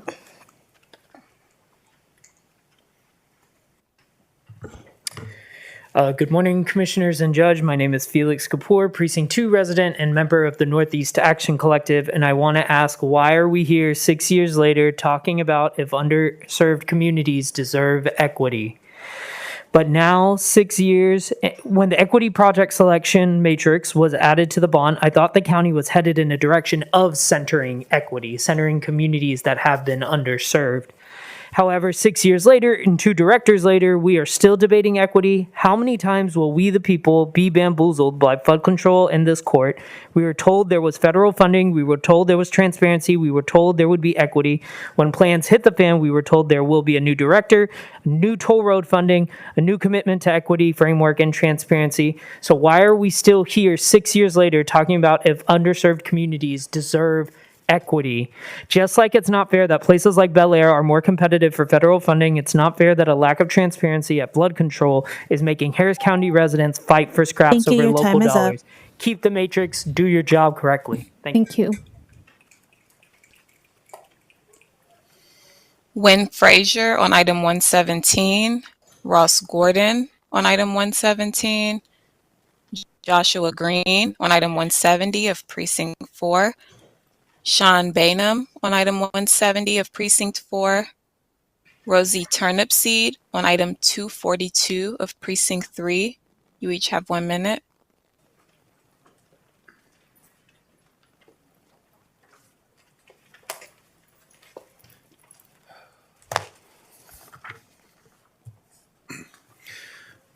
Judge and Commissioners, may it please the Court. Joshua Green, Memorial Parkway, Precinct 4.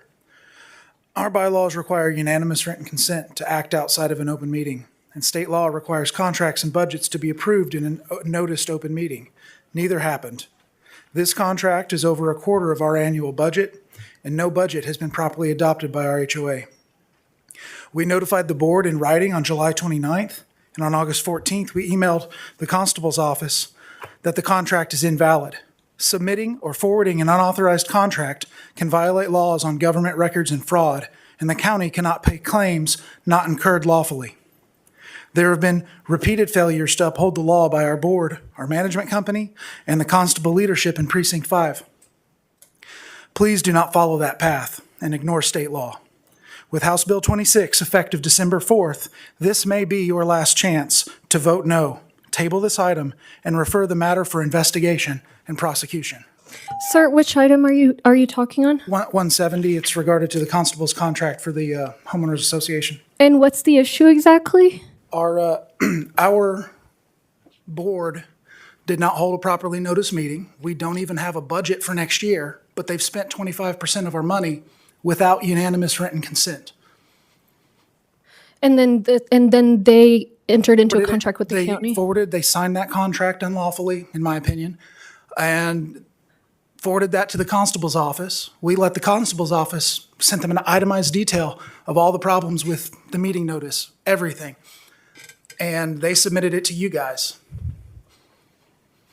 Okay, so this would be, if so you are against us approving item 170. I just want them to do it right. We love the constables. We want this contract. There's different levels of service, and our community was denied the voice and opportunity. You guys are all in this room because we understand the importance of this process. And this process to have these votes being made openly and publicly was denied my community.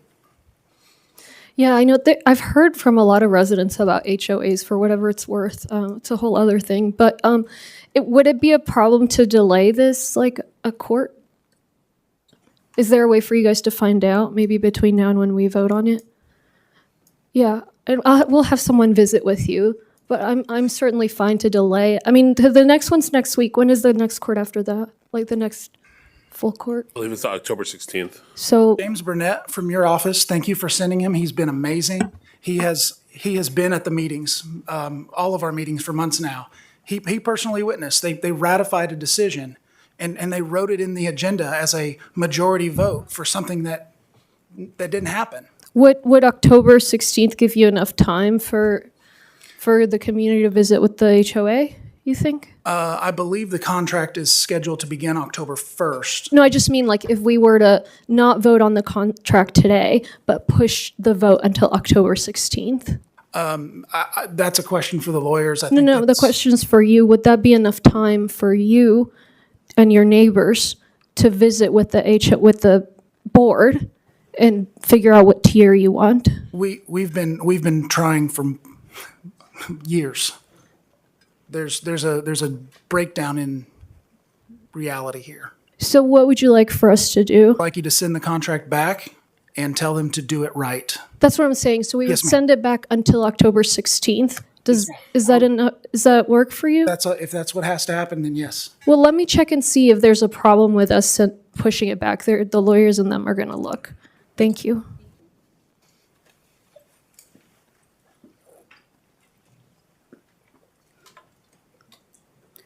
Good morning. My name is Rosie Turnipseed. I am a resident of Precinct 4. I'm a legal advocate, and I'm a product of the Sunnyside community. I first would like to tell Adrian Garcia, thank you for all that you do. Rodney Ellis, thank you as well. I'm here for two reasons. One, Commissioner Ellis, I understand that you're allocating funds for ARPA towards rapid rehousing, outreach, and things like that.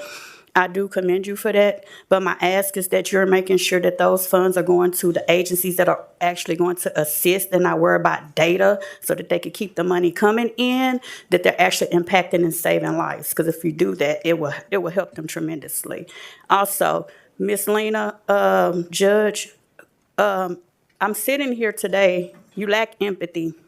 And I do understand you had some mental health challenges yourself, right? And as a clinician in training, I'm still concerned about you. Thank you. Your time is up. Excuse me? I missed that last part. What was the last part that you said? I'm so sorry. Which part didn't you understand? At the very end. At the very end, about mental health. You know, we need those resources. I understand that the police officers need money as well, and I empathize with that. But we need mental health services and resources mainly and specifically also for the Sunnyside community, 5th Ward, North Side, Acres Home. We need that. Thank you, ma'am. But you do lack empathy. Thank you. I appreciate it. Thank you.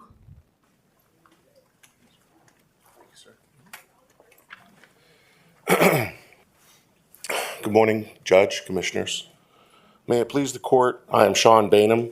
I am here to oppose item 170 on your agenda today, the Memorial Parkway security contract with Precinct 5. This contract is invalid because it was never properly voted on as required by Texas Property Code 209 and the Open Meetings Act. There was no lawful public vote and no unanimous written vote. 3 out of 5 of our board members knowingly submitted this contract, and that is a criminal act. Under Penal Code 37.10, it is tampering with a governmental record, and it may also implicate 32.46, securing execution of a document by deception. And 39.02, abuse of official capacity. The only lawful course is to reject it and require a proper vote. If I may, I would request a criminal investigation into the 3 HOA board members. Thank you. Your time is up. Thank you. Thank you, sir. I have proof of it here too. Thank you. Yeah, I'll have my staff visit with you about that if that's okay. Raj Kalani on item 260 of Precinct 3. LaShaylin Brown on item 410 of Precinct 1. You each have 1 minute.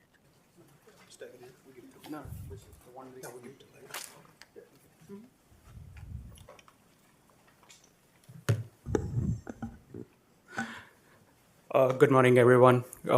I'm here again. My name is Raj. I represent a local business in Harris County, and I'm here for the Inmate Clothing Award that is being yet again given out to a out-of-state company.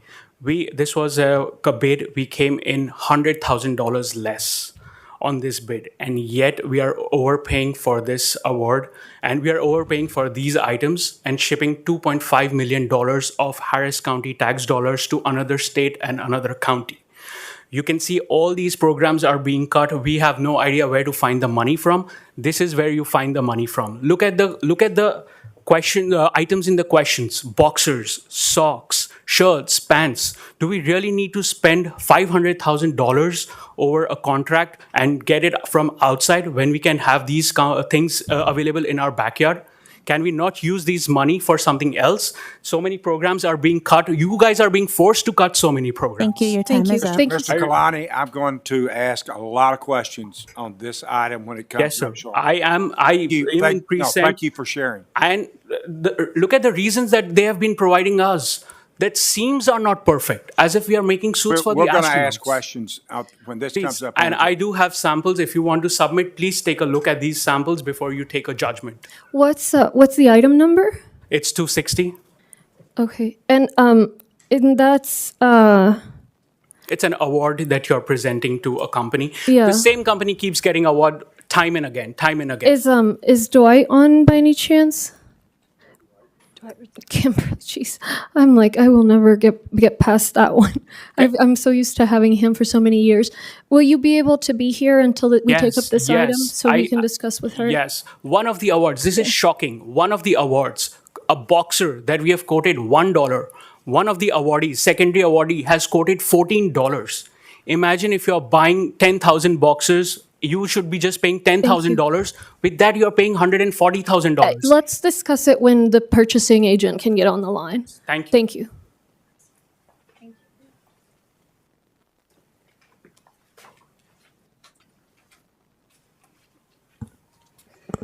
Hello, my name is LaShaylin Brown with the Young into Politics. Constables play a valuable role in our county, but raising salaries in this moment will come at too high of a cost. Our budget is already strained, and every dollar we shift toward pay increases is a dollar taken from programs that truly keep our neighborhoods strong: mental health services, youth outreach, housing, and medical care. These are investments that prevent crime, reduce emergencies, and give families stability. Public safety cannot rest solely on patrol cars and uniforms. It depends on the resources that stop danger before it begins. Diverting millions from those priorities undermines the very foundation of safety. Right now, protecting essential programs must come before pay raises. Thank you.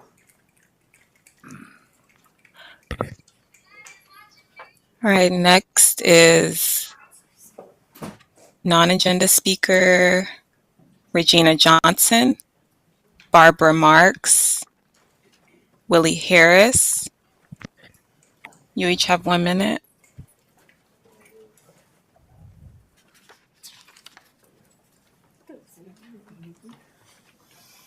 Good morning. It's such an honor to be here. My name is Regina Johnson, and I live in the Harris County for all my life. My family has endured flooding during Allison, Harvey, Imelda, and last year Beryl. Nearly overtook our bayou again. We know the next flood is coming, and we know who will suffer the most. Black, brown, elderly, disabled, and working class families like mine. In 2018, I supported the flood bond because equity was promised. 7 years later, that promise feels broken. My neighborhood and others like it still wait for protection. We learned that flood control sidestepped the scoring system this court approved. That's not equity, that's injustice. Enough is enough. Every project must be judged by the same standards. Every commitment to equity must be honored. We demand transparency, public records, and a clear timeline of who gets protected and when. The rhetoric has changed, but the behavior hasn't. And that makes this court look less trustworthy. We deserve better. We deserve clarity. We deserve protection. As a community leader and a woman of faith, Thank I you. Your believe time is we are up. called to speak truth, demand Thank justice, you. and Your time protect is the up. vulnerable. Harris County must honor its promises, not just with words, Thank but you, with ma'am. action. We'll work on that in a bit. Thank you.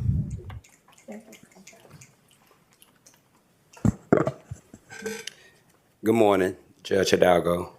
Hello, Commissioners. My name is Will Harris. I'm the Youth Justice Director for Collective Action for Youth. But I am also Kyron Moore. I'm also Kylan Moore. I'm also Kelvin Jones. I'm also Mark Anthony. I'm also Jalen Smith. I'm also Sam Flakes. I'm also Ahmad Mitchell. I'm also Portia Johnson. I'm also Israel Johnson. I'm also Terry Smith. I'm also Quintar Stroman. I'm also Desmond Jeffers. I'm also Cameron Jones. And I'm also Kentrell Fields. These are just to name a few of the many that would be impacted if vital community service are interrupted in the slightest way.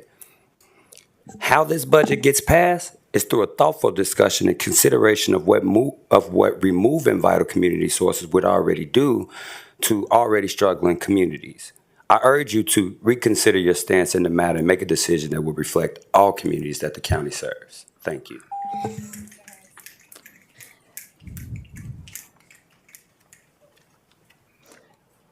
Good morning, and I just wanted to say I actually met Mr. Garcia at LULAC when I brought my students to see Hernandez versus Texas. And I have some papers as well. I don't know. Thank you. So good day, Commissioners. I urgently ask this court to have more oversight over Harris County pets and how they harass and enforce the dangerous dog and rabies law and try to kill large breeds. First, dogs should not be dangerous because of a scratch or a scraped knee when they're chasing a dog and someone falls. Second, HCPH VPH should allow a secure enclosure inside and not kill dogs because renters cannot have one outside. Third, citations and hearings should be in the court of the defendant. And home quarantine should always be allowed for vaccinated animals because there are no rabies cases for unvaccinated. And county attorneys should not overreach in hearings and should only represent county people. Thank you. Your time is up. Thank you. Can you please state your name for the record? Barbara Marks. Thank you. Next is non-agenda speaker Rainer von Falkenhorst, Jacob Clementich, Mayor Eliza Dutt of Piney Point Village. Eliza Dutt of Piney Point Village, sorry. Brian Young and Anaya Moomin. You each have 1 minute.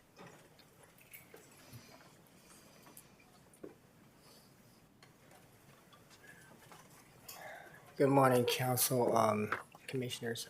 My name is Ryder Von Falkenhorst. I'm here to get permission under Texas. Sir, could you approach the microphone a little bit closer? I said I'm here to get permission under your Texas Transportation Code of 552.007A and 552.0071. Personally, y'all are elected. Now I'm in your field. Secondly, everything, no disrespect, thank you, Mrs. Burgess that left. She wants a pay raise. Cut it. I won $50 million. Play with me. I asked for something simple, please grant it. Play with me, fix something. Man, I ain't got time to debate. One person, one speaker, one elected, one everything. All this 5, 10, 15. I got GBS. I don't want to be in here. Disrespect. Constable.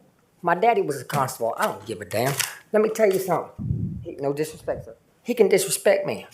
You come at me, you tell me you're going to threaten and house me, you want to put me in jail? By all means, put me in jail. Thank you. Your time is up. $274,000. Put me in jail. You Thank can't afford that every 21 days. Have a great day. Please approve what I asked for. Thank you, sir. Your report. I won $50 million. Paid the United States government for $1 trillion. I'm winning. Thank you. And I did it myself. Look it up. Everything I do. Appreciation letters. One of them comes from Armando Wally. He says, Mr. Klumtich, thank you for visiting my office and for bringing by the U of H placement. Go Cougs. Then another state rep said, Nicole Collier, who said, Jacob, thank you for the University memorabilia. As a 1996 graduate, this gift is a wonderful reminder of my time there. I truly appreciate it. Thanks again. And then from Rep. Anna Hernandez, she said, Dear Mr. Klumtich, thank you for the University of Houston gift. I really appreciate your thoughtful gesture and the pride it reflects in our community. Now these are from state senators. Dear Jacob Klumtich, I wanted to take this opportunity to thank you for the thoughtful Astros and rodeo gifts. It's always great to always have a proud Houstonian in the building.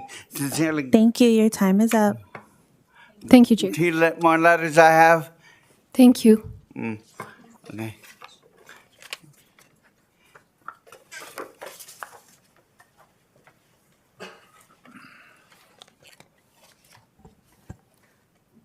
Commissioners, my name is Aliza Dutt, and I am concerned about a comment made during last week's meeting.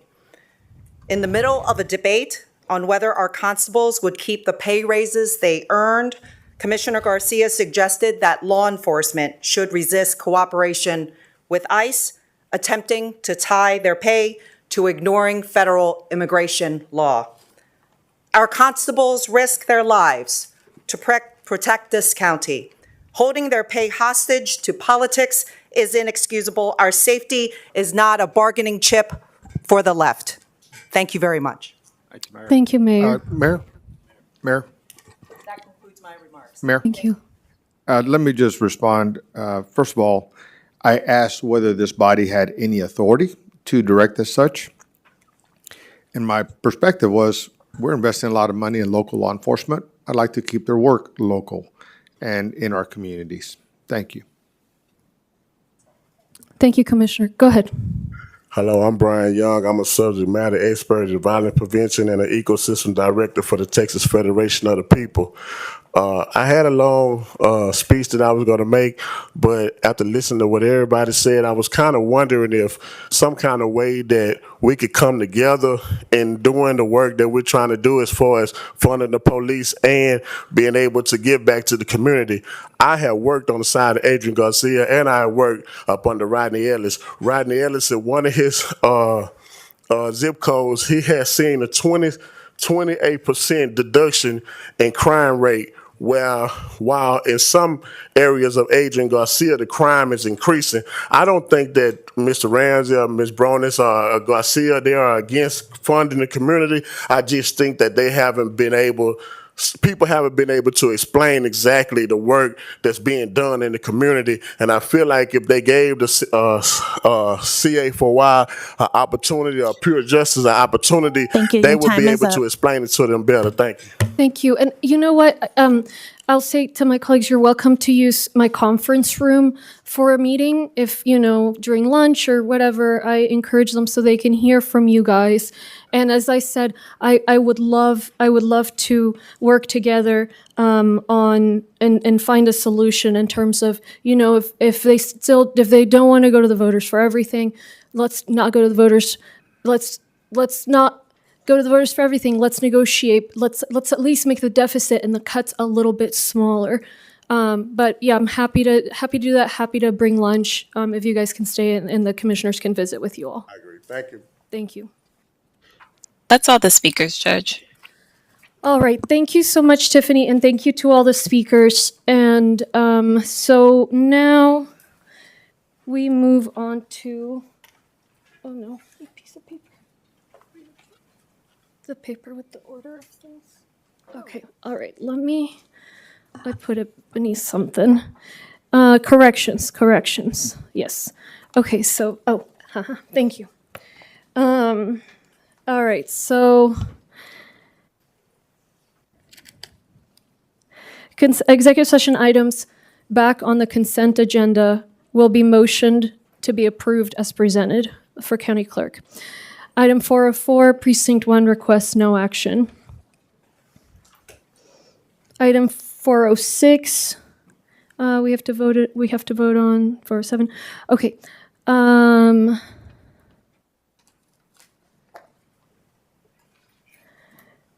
Any other corrections here?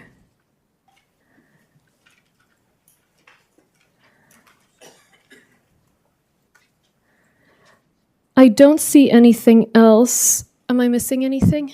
Yes, Judge, unless a few things change. But just to be clear, only item 404, no action. Oh, I see. Okay, item 12, precinct 4 requests no action on the plat.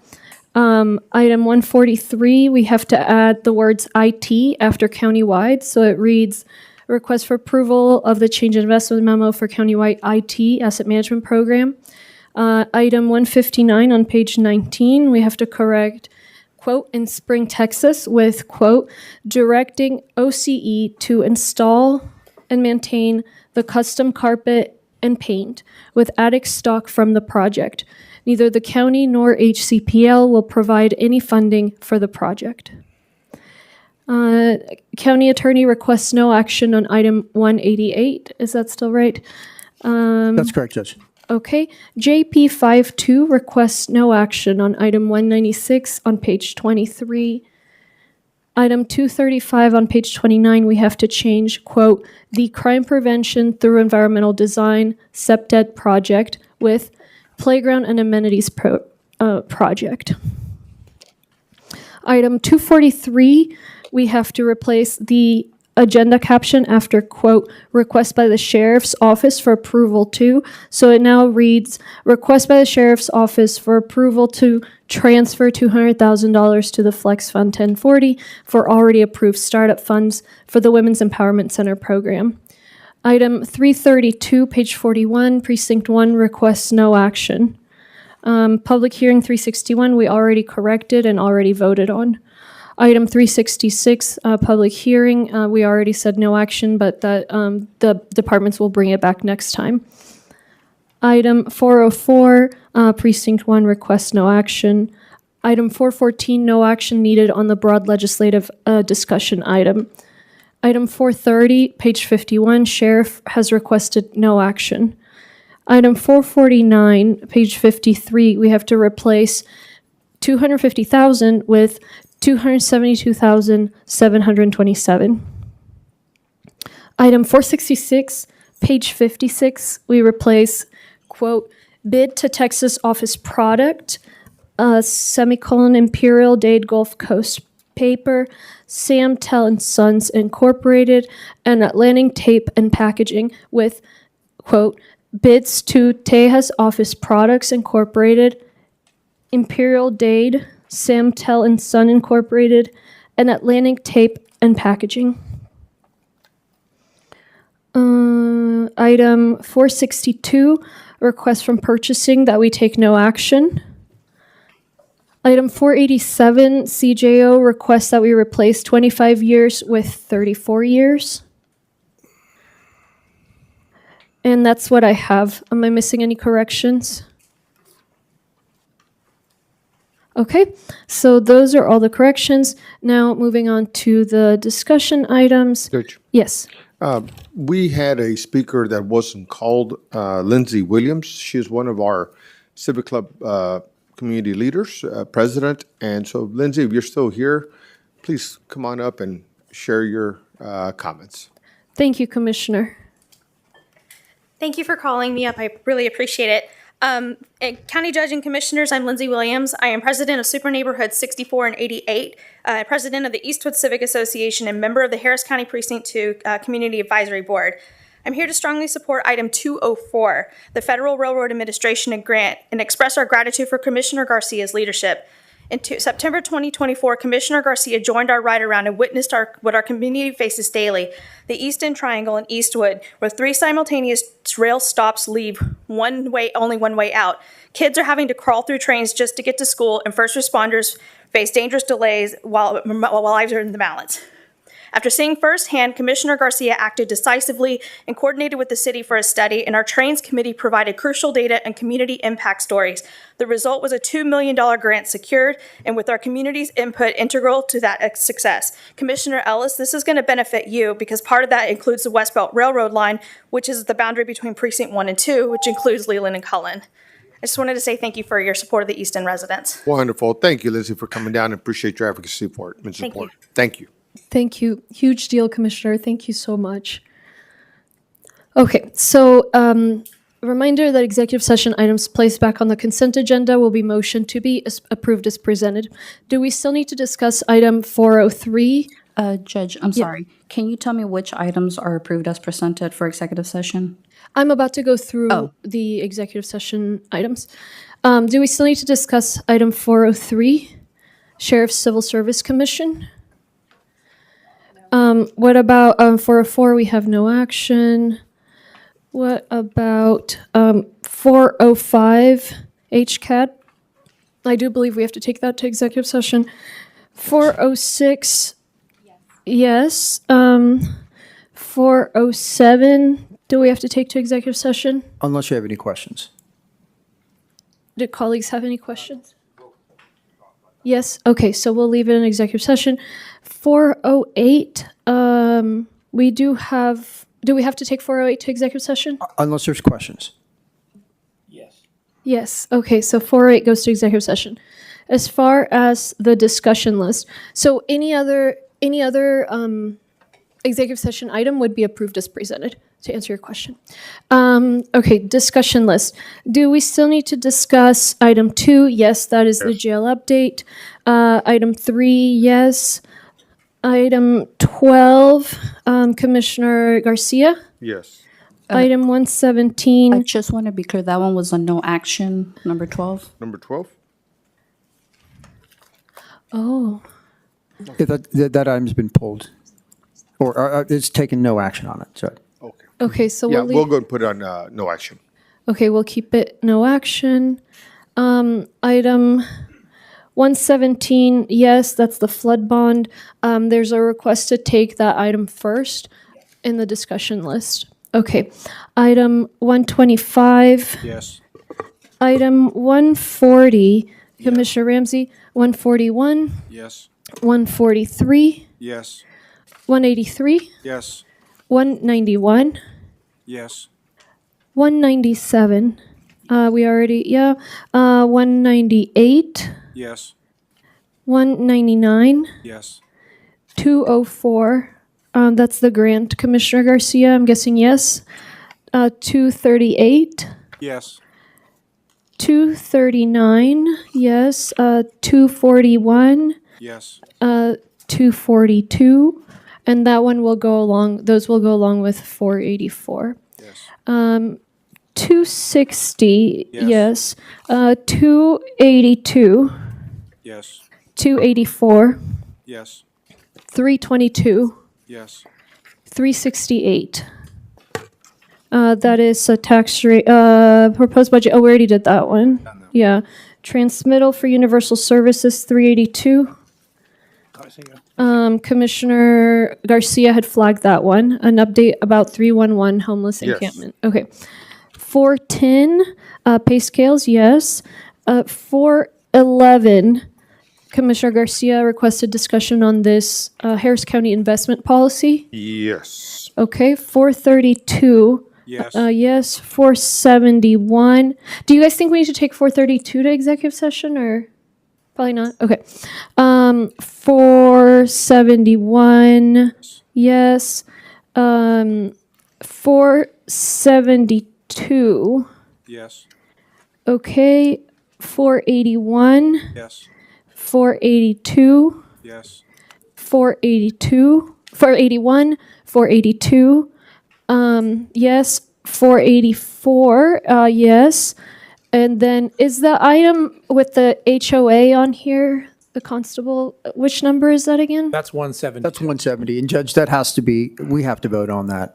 Okay. All right. Well, I'll put it here so if the folks are still here, we can talk about it. Judge, I need to add 245, 329, 448. Just a second. And you know what? I still want to read there's a couple more on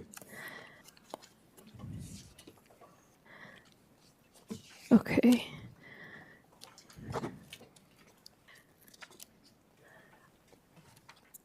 I forgot, I did not get to out of order resolution, so I'll add that in a second, Commissioner Ramsey.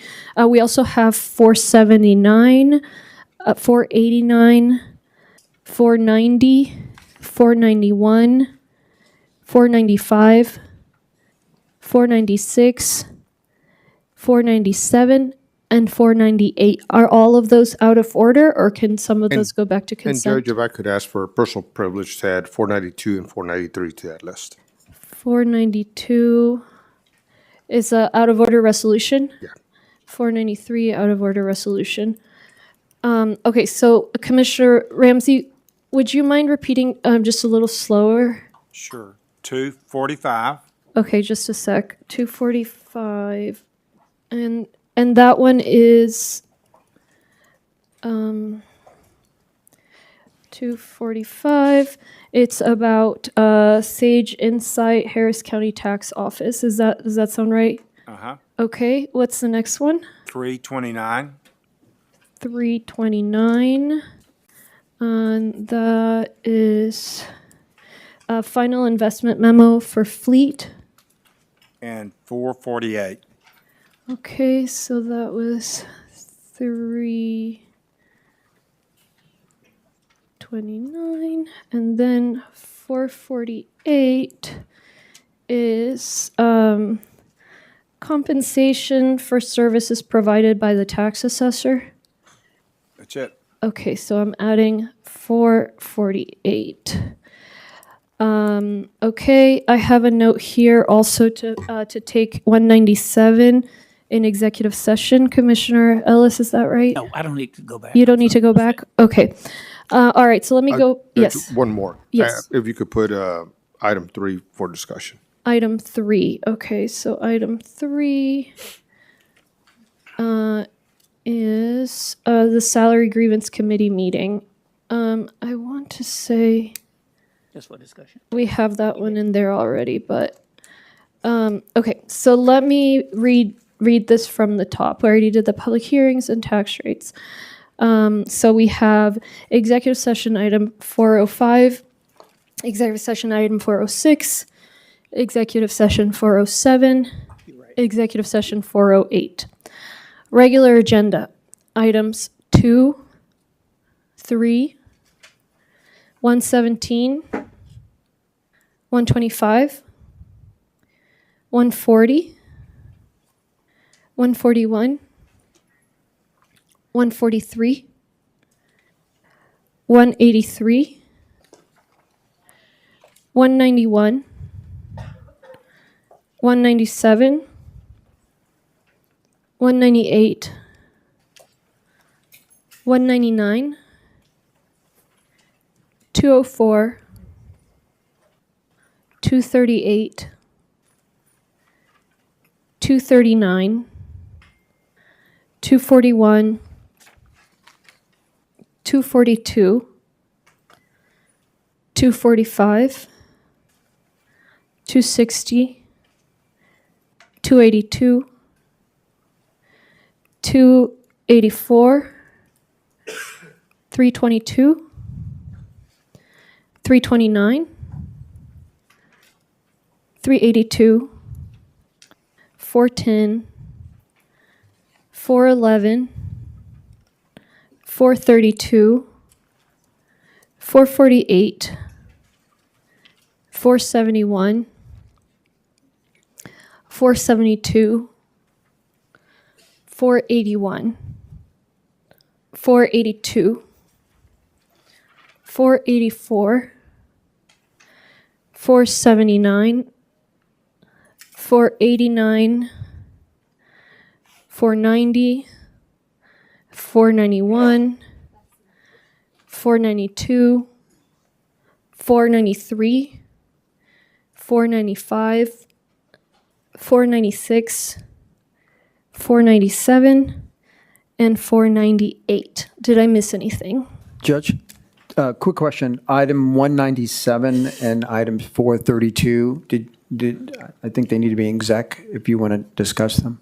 197 need to I think that was the one related to the O'Donnell. I thought Commissioner Ellis unless you no longer want Is to. that 197? Yes, sir. Yeah. Okay, so let's move 197 to executive session. And also 432, if there needs to be discussion, we ought to And have it. let's look at 432. So 432 is solar for all. Okay, so we will move that one to executive session. So that just moves them around, but we haven't added anything. Is there anything I need to add or take away?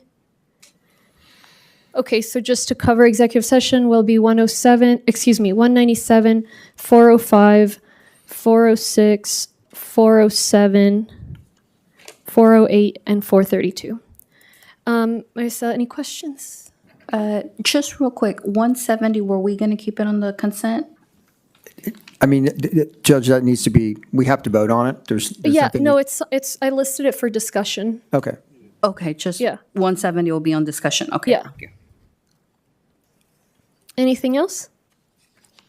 I'm with the consent agenda. Okay, so is there a motion for all items 1 through 501, with the exception of items already voted on and discussion items just listed? Motion by Commissioner Ellis, second by Commissioner Garcia. All in favor? Aye. Any opposed? Motion carries unanimously. Okay, so now we will start with the agenda, starting with the flood control items, and we'll call up Director Peterson.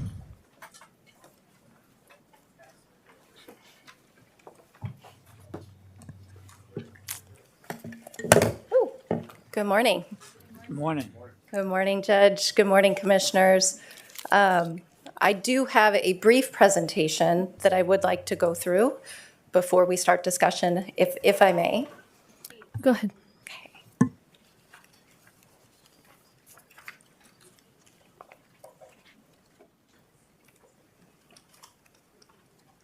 All right. So today we are here to really come back after several motions that were made in June and July. And we are here to be responsive to those motions and present a path forward. And so if we can go to the next slide. So first I want to, and Judge, should I proceed? I see that Commissioner Ramsey stepped out. Is that okay? Yeah, it's 12:14. Let's break until 12:25. Okay. Thank you.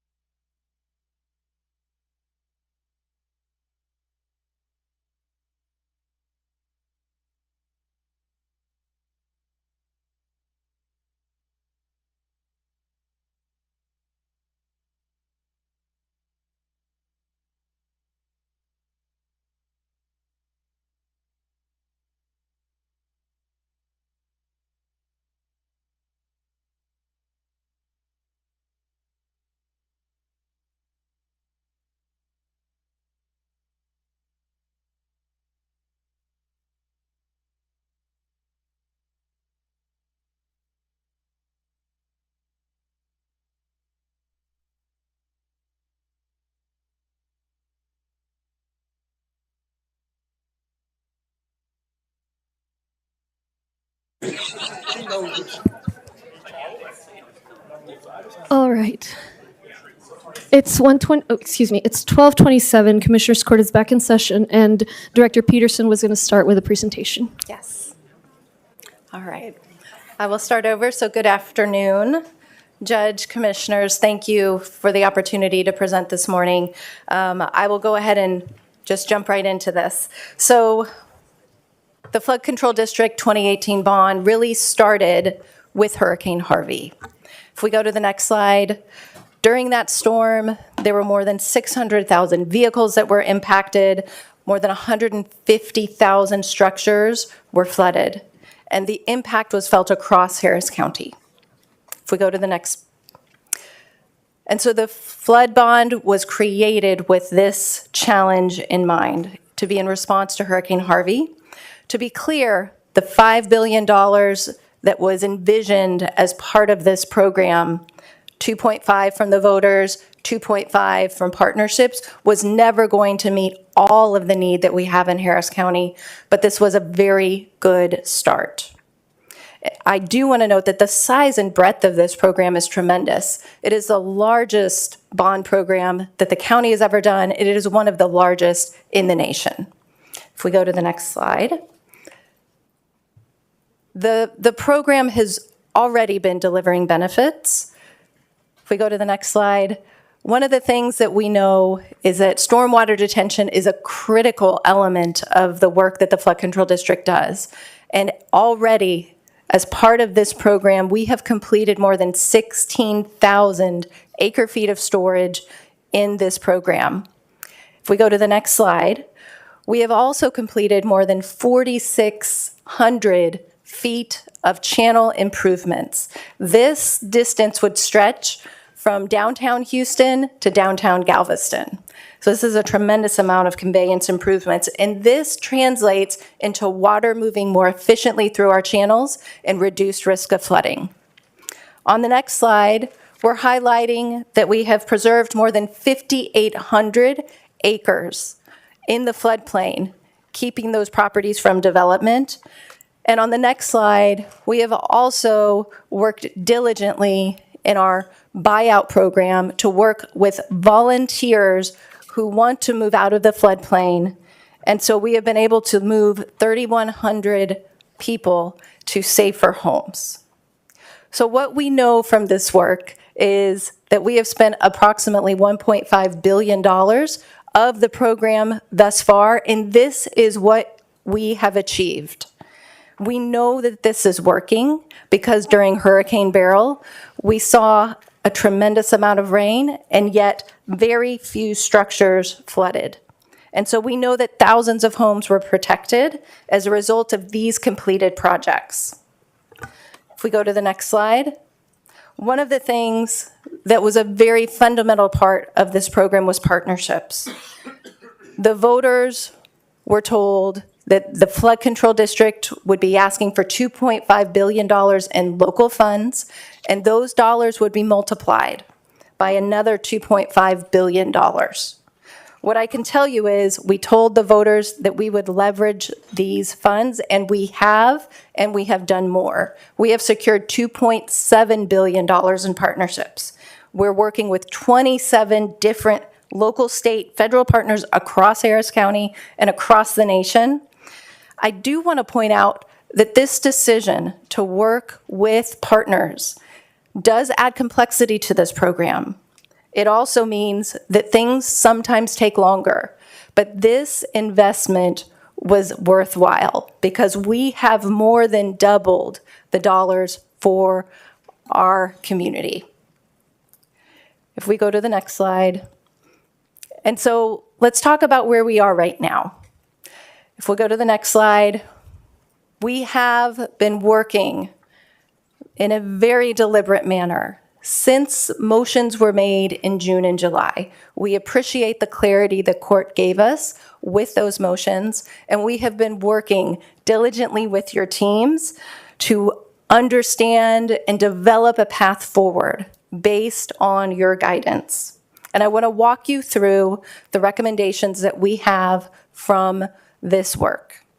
So on this next slide, we will go to a map that shows projects located across Harris County. And we are really at what I'm talking about is maybe a tipping point, or maybe this is an opportunity for a level set. We know that we have had increased inflation. We know that we have rising construction costs, and we will not be able to complete everything. And so that is where the prioritization framework has been instrumental. So this map is showing that we have 75 projects that will be moving forward. And if we go to the next slide, we do have 26 projects that are pausing because they are lower on the framework. We recommend that these projects still move forward and that we use the prioritization framework as a basis for that decision making. If we go to the next slide, we also have several projects that are closing. Now, what is important to understand is that when the flood control bond was developed, a lot of the projects were put on this list were not fully engineered. And so it has taken us some time to... Exactly. So, yes. That was God saying you've done a hell of a job on this bond program.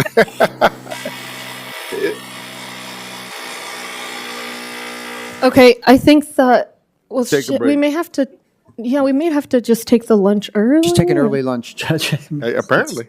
Do you guys don't know who's making that noise? I think there's some construction happening. I think they're trying to.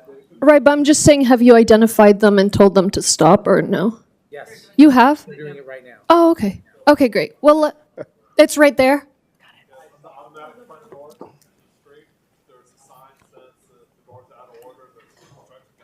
Oh, okay. Well, so it's not like they have to go look in the building. Okay, well, let's continue then. Thank you.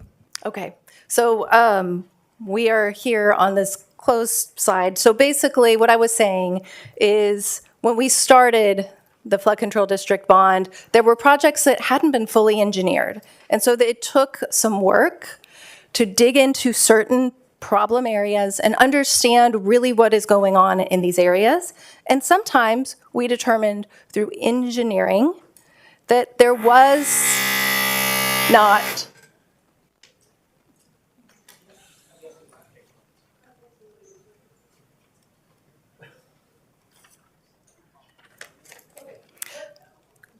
Let's do like a 5-minute break.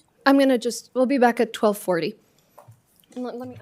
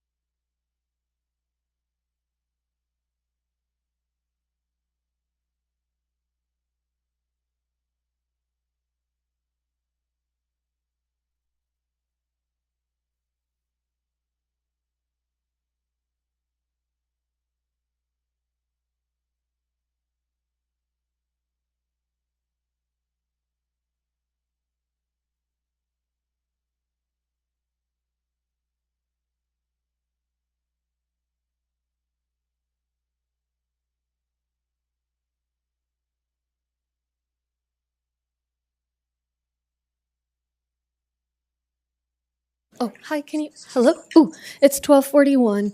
Commissioners Court is back in session. So engineering is going floor by floor, and they still haven't found the person. But they suggested that we continue because they're gonna still be looking. So I don't know, colleagues, I mean, we run the risk of, it's been short. So we could like pause for like, and then restart, but you know. Yes, I'm. Okay, okay, well, let's just be patient. They're going through it. They just couldn't do it that fast. No worries. So if we may, I would like to go back maybe to a couple slides because I think we're kind of in the middle of an arc of a story. I want to make sure that we fully get to tell this part. If we can go back one more, I believe, yes. So we are here today to come back in response to the motions that were made after working diligently with your teams to develop a path forward. And I do want to stress the appreciation I have for the working group that we have had. It has been very productive. Your staff have come to the table and spent a lot of time with us, and I know that it has required a lot, but I also think that we have gained a really good collaboration, and this plan is a result of those efforts. So if we can go to the next slide. So we have worked through to understand the bond program. We've dug deep into each project with your teams to really gain an understanding of what can be done with these projects and what cannot. And so this slide is showing that we have 75 active projects that are moving forward. The next slide shows that we have 26 projects that are pausing, again, because they're on the lower part of the prioritization framework. The next slide shows that we have 15 bond IDs that we have determined through engineering study and expertise that the projects are no longer feasible, they don't make sense, and we have partners who have not been able to, identify a project that we can work on together, and so those projects are not moving forward. And then finally, we now have 54 bond IDs on the next slide that have been completed. And I do want to stress on the next slide, the work that we have in front of us is still quite significant. So we have completed a lot and we have delivered benefits, and there is more work to deliver. We have 75 active bond IDs, which are funding mechanisms for 248 individual projects. These projects are detention basins, channel improvements. These are flood risk reduction for our community. And at the end of the day, this results in at least 180,000 structures being removed from the floodplain. And that is going to impact all of our communities across Harris County. It's going to impact Sunnyside. It's going to impact Northwood Manor, Cypress, Kingwood, Bridgeland, Pasadena, and beyond. This program will reach throughout Harris County. So if we go to the final slide of this presentation, I believe, I want to end, actually, no, we have to talk about the dashboard. So this is a really important part of the work that we have done with your teams.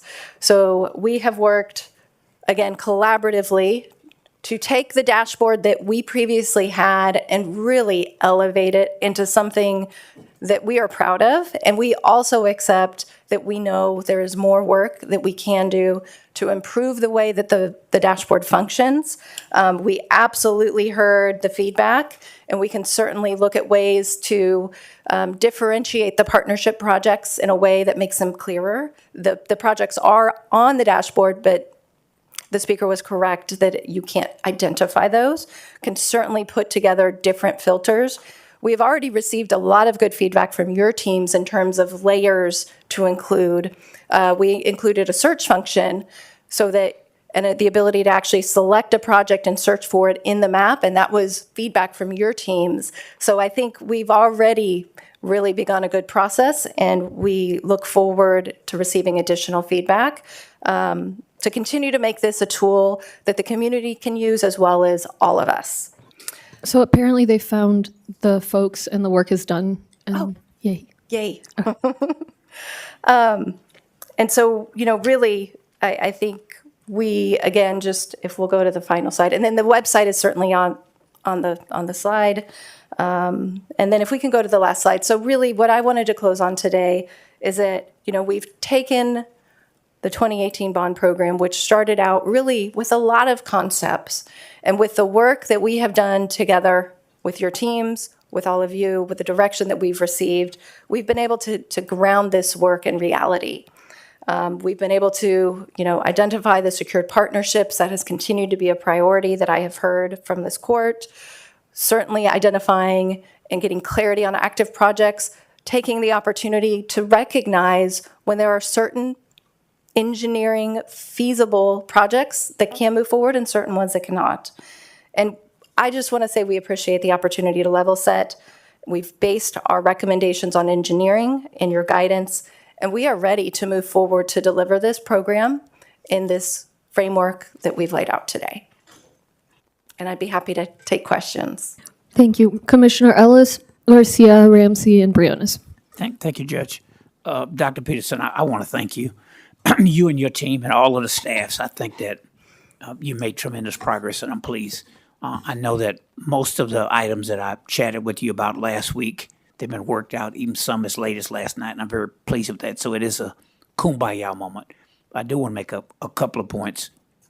As the only person still at this dais who was here when the 2018 bond package was put on the agenda, and there were two things. I've said it before, but I want to stress it because they'll come up again.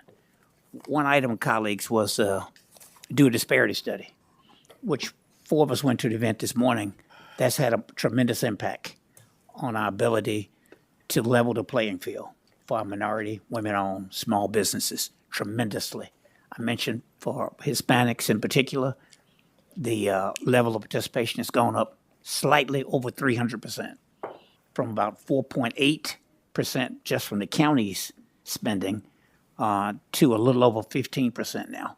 And we were using the leverage of that Harvey bond issue, and they came here, Hispanic Chamber, the Women's Chamber, South Asian Chamber, the African American Chamber, and made that case. And that's a good thing. That's how we got to where we are.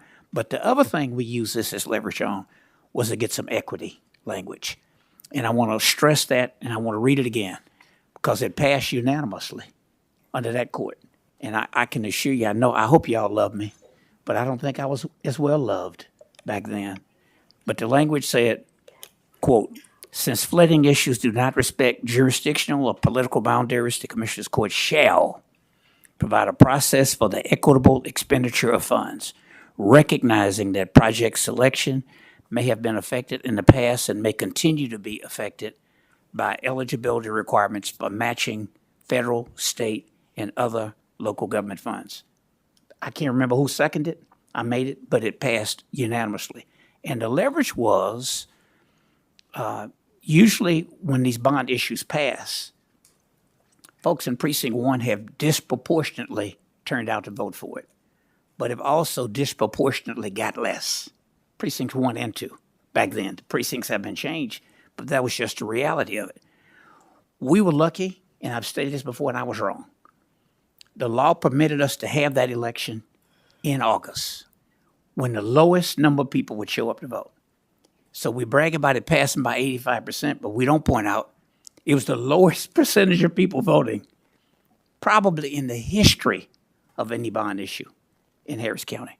Legal tell us later, I don't want to tie up the time, I'm not sure we can still get that done. We did have to pay $1 million, by the way, to have that special election on a non-uniform election date. I think they took that exception out, and the governor had to give us permission to let us have it then. That probably won't happen again. But I want to stress that when we do another bond issue, there will have to be comparable equity language in it, or we're going to have hell to pay to pass it. I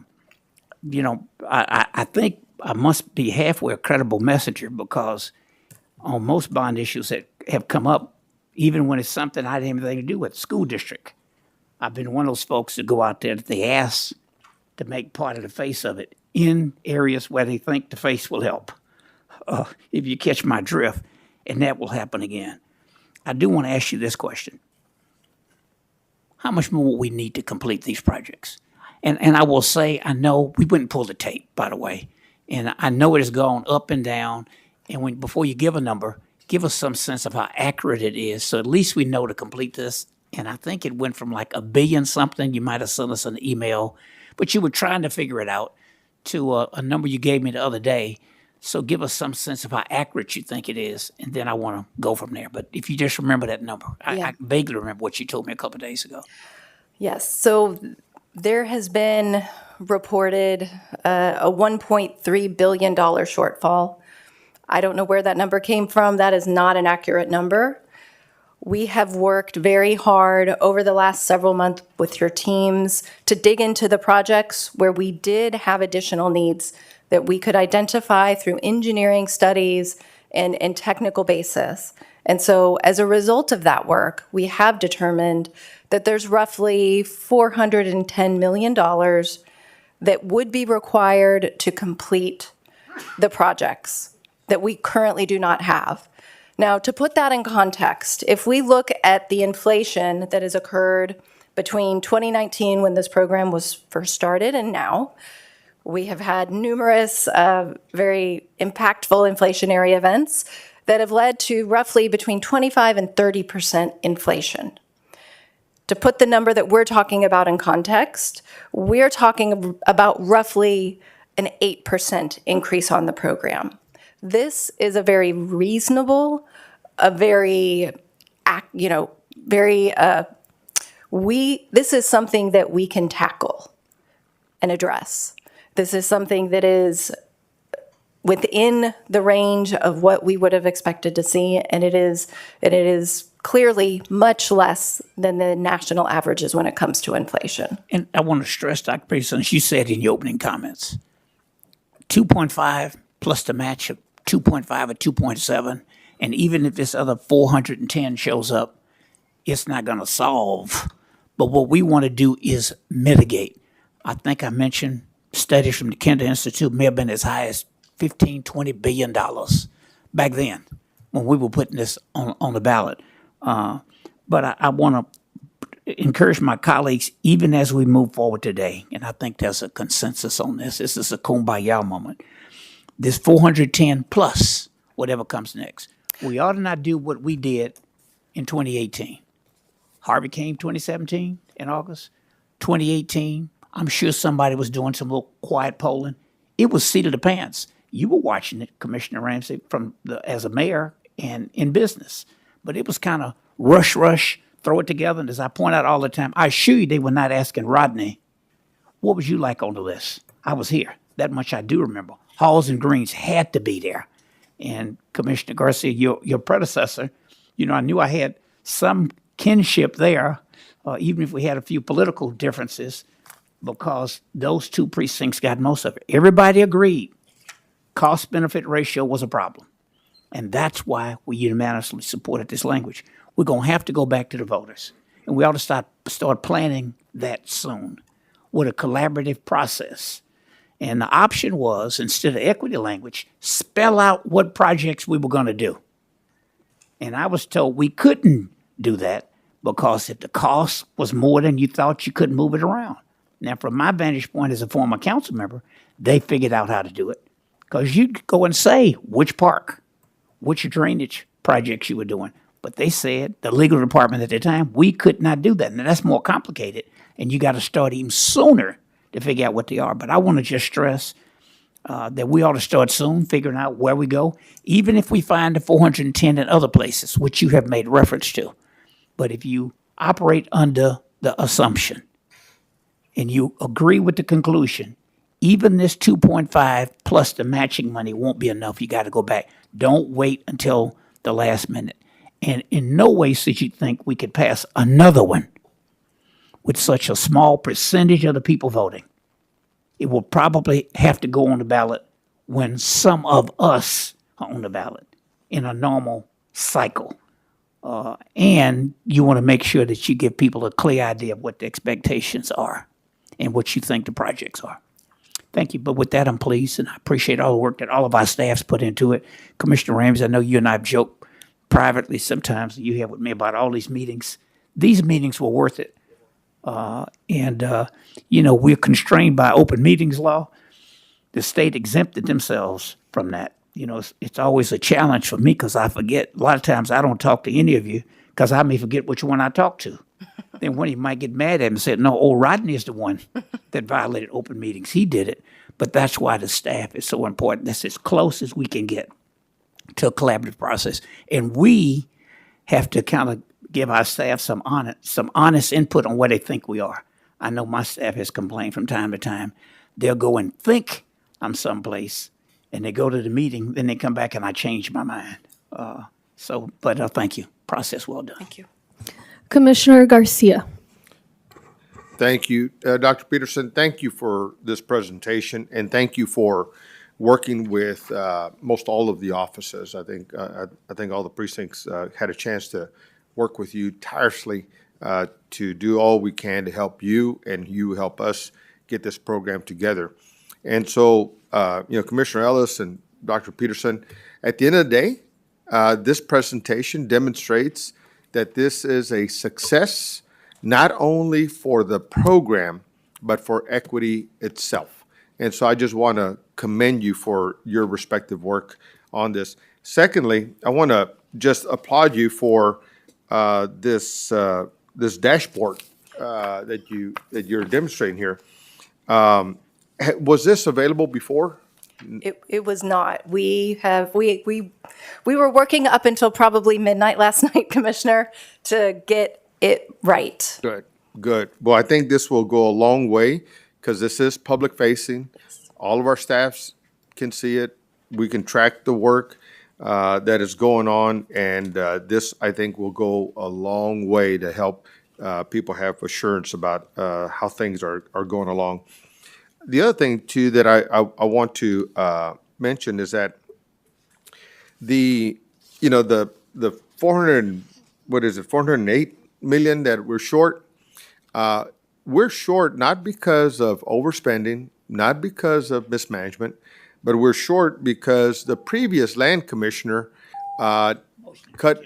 Second. Motion by Commissioner Ellis to continue discussion, second by Commissioner Garcia. All in favor? Aye. Any opposed? Motion carries unanimously. But we're short because the previous land commissioner, Commissioner Bush, shortchanged us. And so we'll figure out how to resolve that. But I just want to say thank you for all your work. I know that there are motions that will be made. I will be working to make some of these. I think these are motions that give everybody good comfort that that the prioritization framework is intact, that the scoring of such is intact, that there's a working group, the dashboard, the funding allocation, all that we have struggled through to understand. But I just want to remind folks that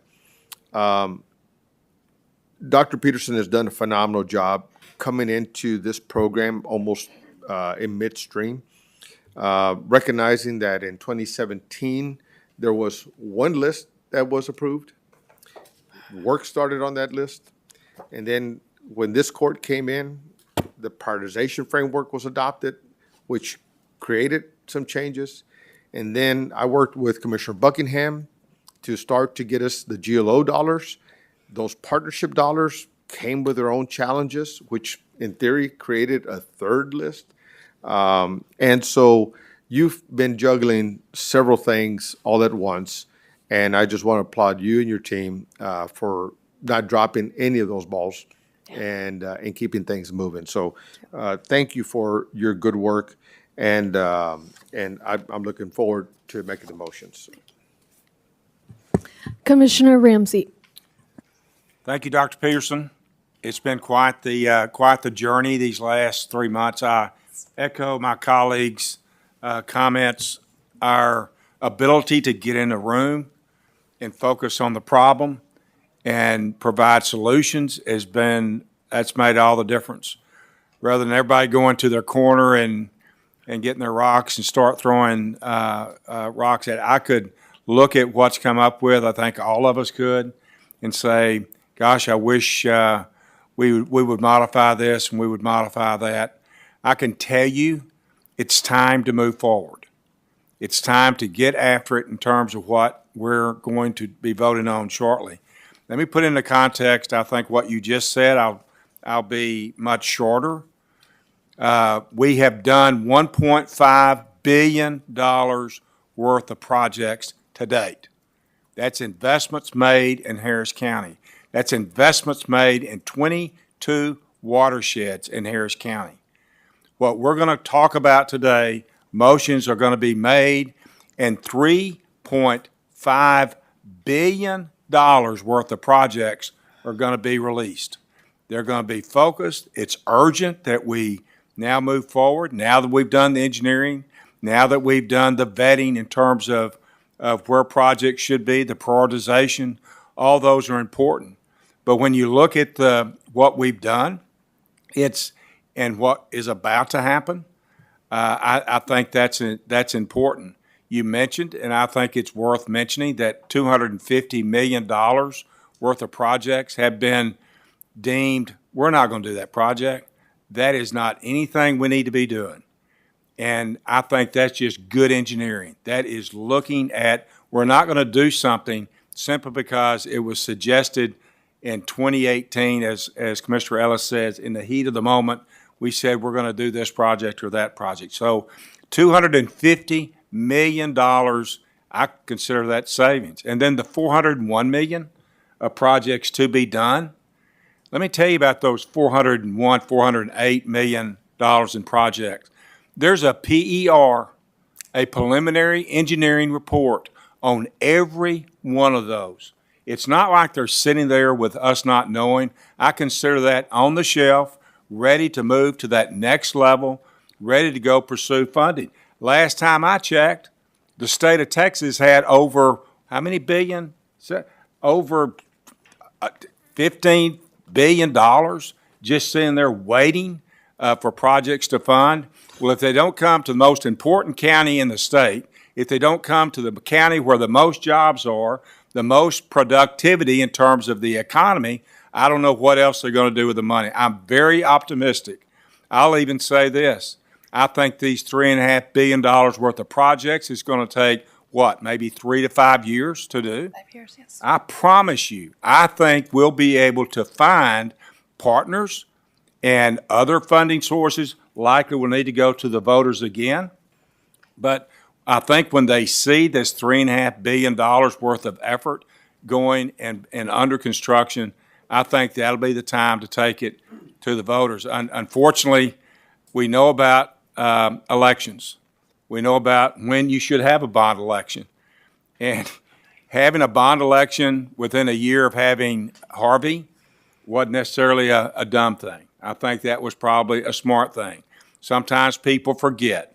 They forget it floods. I mean, last year we had Beryl and we had the Mayday storms, and those were, I would call, somewhat reminders that they're there. So I am looking forward to moving forward with these projects.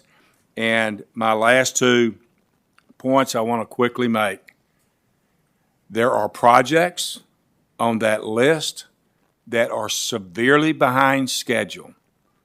The GLO knows it, the Harris County Flood Control District knows it, and we got to get those at the top of the list. We can't afford to not meet a deadline and risk losing the funding. I'm saying this as a placeholder. It should be a very important part of what we manage going forward. And the other thing I would say, just start doing the math. It's pretty straightforward. $3.5 billion worth of projects have to be bid. There's capacity to do that in this region. I think contractors are ready, willing, and able to engage and do that. But we're going to have to start bidding projects. And when you start looking at $3.5 billion, if we're not bidding $800 million a year, give or take, we're backing up. So those will be the kinds of simple questions we'll be asking. Starting today, this is day 0 in terms of $3.5 billion worth of projects. And as we monitor those and we look at the bidding, I think the constituents, the folks out there can say, but I will say again, these will help all 22 watersheds in Harris County. There wasn't any watershed overlooked. And I'm looking forward to also, as you ramp up the maintenance program, because we can walk and chew gum. We can manage our 2018 bond issue. We can ramp up a maintenance program, and then we can operate just the core business of what we've got. So good job on what we've got here today. I think now we can go with some degree of detail and discuss this with each one of our constituents and say, this is what we're going to do, and this is when we're likely to do it. Thank you for your efforts. Thank you. Commissioner Briones. Dr. Peterson, thank you and your team for your tremendous hard work to get us where we are today. And to my 4 colleagues, thank you and your teams. I'm very proud that we were able to work so collaboratively, and we have these motions that all 5 offices worked on together. So I'm really excited to bring those forward. But just to make sure we're all on the same page, most importantly for all of the public who is listening, could you please just state once more how many projects have been completed thus far? Yes. And as you're answering that, I think we've been switching back between bond ID and projects. So can you clarify for the public what you mean exactly? I would be happy to. So let's start with bond ID versus project. So a bond ID is one of the 181 different line items that started out, as Commissioner Garcia, you pointed out, there was actually a different list at the very beginning. It has changed over time, but we really landed at some point on 181. So those, in some ways, represent buckets of funding. So sometimes there is one project that can be done under that bond ID. Sometimes there are multiple projects that are completed. And so that's why when we say we have, I think, 75 bond IDs that are moving forward, and there are 240 plus projects that are going to be completed under those, that's why we can do multiple projects under these bond IDs and really multiply the dollars. A lot of times that happens because of partnerships. In terms, can you repeat your other question? The number that were completed? So in terms of, again, the success, what has been completed? Yes. So we have completed 54 of those bond IDs. Motion to extend time. Motion by Commissioner Briones. You said until we complete. Can we do that? Until we complete this Yeah, discussion? you can do that, Judge. Okay, so motion by Commissioner Briones to extend the time until we complete the discussion of flood control. Second by Commissioner Ramsey, was it? Yes. All in favor? Aye. Any opposed? Motion carries unanimously. And then on the projects that have been completed, there have been 109 that have been completed under those 54 bond IDs. Perfect. And just to give an illustrative example, so Project Braze, we were able to complete that, a decades-long project, because of this bond. And just to give a scope of how intense and complex these projects are, Project Braze added 3.5 billion gallons of water capacity. That's 11 Astrodomes full of water. And that helped protect approximately 15,000 structures from the 100-year floodplain. And again, to your point earlier, we saw the positive impact of that one project, Braze, after Beryl, when we had minimal structures affected in homes and families. So these projects are deeply complex, and I appreciate the tremendous, tremendous work. So my next question is, with regard to public trust and confidence, I know there was publicly available information for many months previous, but this dashboard is definitely an enhancement to make sure that we are as open, transparent, and accountable to the public with their taxpayer dollars. So could you please just recap what exactly this dashboard will contain and how frequently it will be updated? Yes. So the dashboard has information about each of the bond IDs as well as the projects. So all of the individual projects within a bond ID are itemized and listed. It includes information about the dollars that have been spent, the dollars that have been budgeted. It includes the location of the project on a map that you can click and see. It includes the status, and it also includes the schedule. And then we also have included, as part of the map, multiple different layers that you can turn on and off so that you can really get the context for for the location of these projects related to the watershed boundaries, related to different jurisdictional boundaries, related to the LMI or the SVI. And so you're really able to not only understand the project, understand really the work that has been done, the planned work, the timeline, but also put it in context within really the geographic space of Harris County. Thank you, Dr. Peterson. And based on votes of this court and that timeline you showed, just to confirm for the public, the quartile 1, tier 1 projects, those were the highest scoring projects based on the prioritization framework, correct? That is correct. Okay, and those are all moving forward, Those correct? are all moving forward. Plus, you have added a contingency so that we can be even more prepared. That is correct. Okay. Plus, we will be moving forward with the partnership projects. That is correct. And I want to thank the 27 unique partners for the $2.7 billion. We're all in this together. And I love, to me, that's good government when you have local, county, state, and federal all partnering to invest in the safety of families and residents. So my next question is, you mentioned not technically viable. And I know we all get calls from our constituents, so that we're very clear, when you say not technically viable, could you please explain the technical definition behind that classification? And then can you also link that to what Commissioner Ramsey said about the PERs and how every project was assessed? Right. Please discuss. So when we talk about a project not being feasible, what we're really meaning is a project that, as Commissioner Ramsey, you said, it just doesn't make sense to do. So for example, we had some projects where it was going to provide stormwater detention for a conveyance project. Well, we found out that the conveyance project either wasn't going to go forward or they had figured out a different way to manage that project, so they didn't need a basin. And so in that case, that project is no longer technically required, and those dollars should not be used because we've demonstrated that that project provides no benefits. In other cases, we have projects that really don't have the critical right-of-way that we need to execute the work. A great example, Commissioner Briones, in your precinct is the Brickhouse Gully project. We have limited right-of-way in that area, and we really need to look at that problem in a different way than perhaps we have looked at it before. And we're very fortunate to have CDBG funding to look at the White Oak Bayou watershed, where we can focus on Brickhouse Gully and really come up with a plan for how to address the challenges in that watershed. And then in terms of the PERs, thank you, Commissioner Ramsey, for highlighting that. I think that is a really important point because by having PERs for all of the projects that are pausing, we are able to make sure that when the opportunity comes, should there be additional funding, we can use the prioritization framework to identify the next project that can be funded, and we can move forward very quickly because we've already assessed the problem and have a recommended path. Perfect. So that technical definition, thank you, makes sense. And I really appreciate the due diligence that you and your team have done on all of the projects to assess their viability, to make sure that we're maximizing tax dollars with the projects that will deliver the value and the impact and the protection to our community.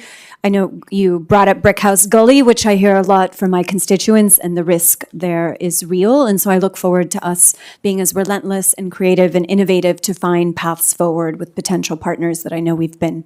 It's been a struggle, but I look forward to continuing to push forward on options for relief. And I am just very pleased that we have a very clear path forward, and one that the 5 offices worked on collaboratively, and one that embraces and embodies the prioritization framework and leverages partnership dollars. To me, my both and life framework, to me, this is the embodiment of it. And representing Western Harris County, where flood mitigation is one of the top priorities, I just am deeply grateful for your tireless efforts, and we look forward to continuing to make progress together. Thank you, Dr. Peterson. Thank you, Dr. Peterson. Just a couple of questions here. So at the last time we discussed this, we had made 3 requests. One was to track each project within the flood bond framework. So each of active and completed is listed on the dashboard. Then another request was to track what percentage completed is. So it sounds like instead of that, you're showing the stage in the construction life cycle. And then ranking within the prioritization framework. So that's on there. I agree with the community, and I wonder if there's a motion that we could make on this, just a simple one, in terms of making sure that you can filter out via the status of the project, the stage, filter out via precinct, and then also filter out via prioritization framework scope. So I have a couple questions, and then I wanted to invite community members to respond to what's been discussed or ask any questions. The first one, and Commissioner Ramsey alluded to it a little bit, is how long will it take to finish all of the projects we're aiming to finish? Project IDs. So the timeline that Commissioner Ramsey articulated is very accurate, right? We're aiming for between 3 and 5 years. You know, one of the challenges that we have is, you know, Commissioner Ramsey, you brought up, you know, the CDBG funding, and we have certain rules that we sometimes have to follow. And I wanted to just kind of use this as an example of the things that can get in our way when we are doing large infrastructure work. So over the next 6 months, we anticipate having, you know, up to 10 different bid-ready plan sets under CDBG. So we have the engineering, planning, all of that is done, but we have administrative hurdles that we have to go through. And so certainly we have to put in applications. We understand that the GLO has to be very thorough. We understand that HUD is very thorough in their reviews, and it requires a detailed review. And we completely understand that. And, you know, we're also, anxiously waiting the opportunity to get those applications approved so that we can move on to the next administrative step, which is the environmental clearance. And right now, environmental clearance is taking about 240 days, about 9 months. And so once we are able to get a project approved, get it into the contract, that's when we can start our environmental process. And until we get that clearance, we can't do construction, so it's not to say that these things are impossible, but, and Commissioner Ramsey, you are correct, it is very much on our radar, and we're working collaboratively with the GLO. I have to say thank you to them for the partnership. It's really a transformational partnership, and one where we work right next to each other. And they are in our office, we are on the phone, but there are administrative hurdles that we are working through. The good news is we have seen progress. It's not solved, but we have seen improvements on the speed with which the environmental clearances are being gained. And so we are hopeful that we will continue to see that progress. So when we put that in context with the whole program, obviously also the decisions that were made here today, or will be made here, I should say, will obviously add some additional funding that we need to take into account as part of our overall planning. And so I think 3 to 5 years, to the point, is a good estimate. Okay. And one that we can validate. Okay. The $1 billion from the Secretary Fudge committed at the time, did that not arrive? We received, through the GLO, about $865 million. Right, but that was back in... That was actually, we had those agreements approved by court, I believe, in 2024. Yeah, but because there was something, the GL was sitting on $2 billion. And then what was supposed to be $1 billion for the city of Houston, $1 billion for Harris County. Then Secretary Fudge said she's gonna work to make sure that Harris County gets its $1 billion, or I think it's $800 million, something like that. So is that same thing? I wouldn't want to speculate, Judge. I do know that there were many conversations about funding from HUD throughout the years. I think that was that directive, but I don't know. Let's check, because I just want to. I really thought she had followed through on that, and I just want to have it for my own, So I'll have, if you know that, if you can, or you could circle back. Yes, Thank we will you. circle back with your team. And then, or if you're able to find out, ask your team to figure that out, during court. Yeah, Project Braze was completed what year? Was completed in 2023. Okay. I remember doing a press conference on it 2022, but I guess it wasn't finished yet. Yes, it Yeah. actually, you were right. I was wrong. You Yeah. were correct. It was 2022. Okay. I just, want to make sure for purposes of, taking credit for projects that were done before some of us arrived. All right. So other bit here, can you provide an example of a bond ID that has various projects within it? Yes. I am thinking, so certainly there are,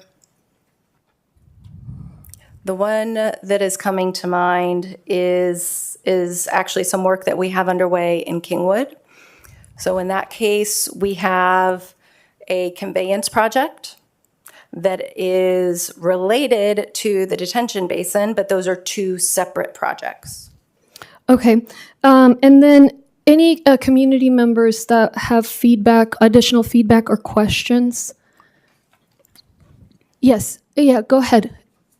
If you wouldn't mind coming up, and Director Peterson, if you wouldn't mind just giving an opportunity for them to speak. While they had actually, Director Peterson, there was one thing, as I'm kind of looking through real quick the dashboard, I do notice that the completed projects, a lot of them are quartiles 3 and 4. And so I do want to say for the record, I'm glad we are where we are. But at the same time, it has been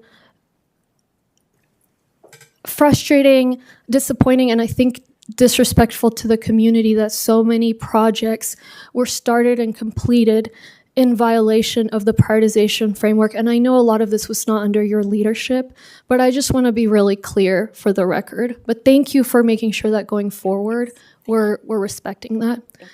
Yes, go ahead. Judge. Can I finish? Sure.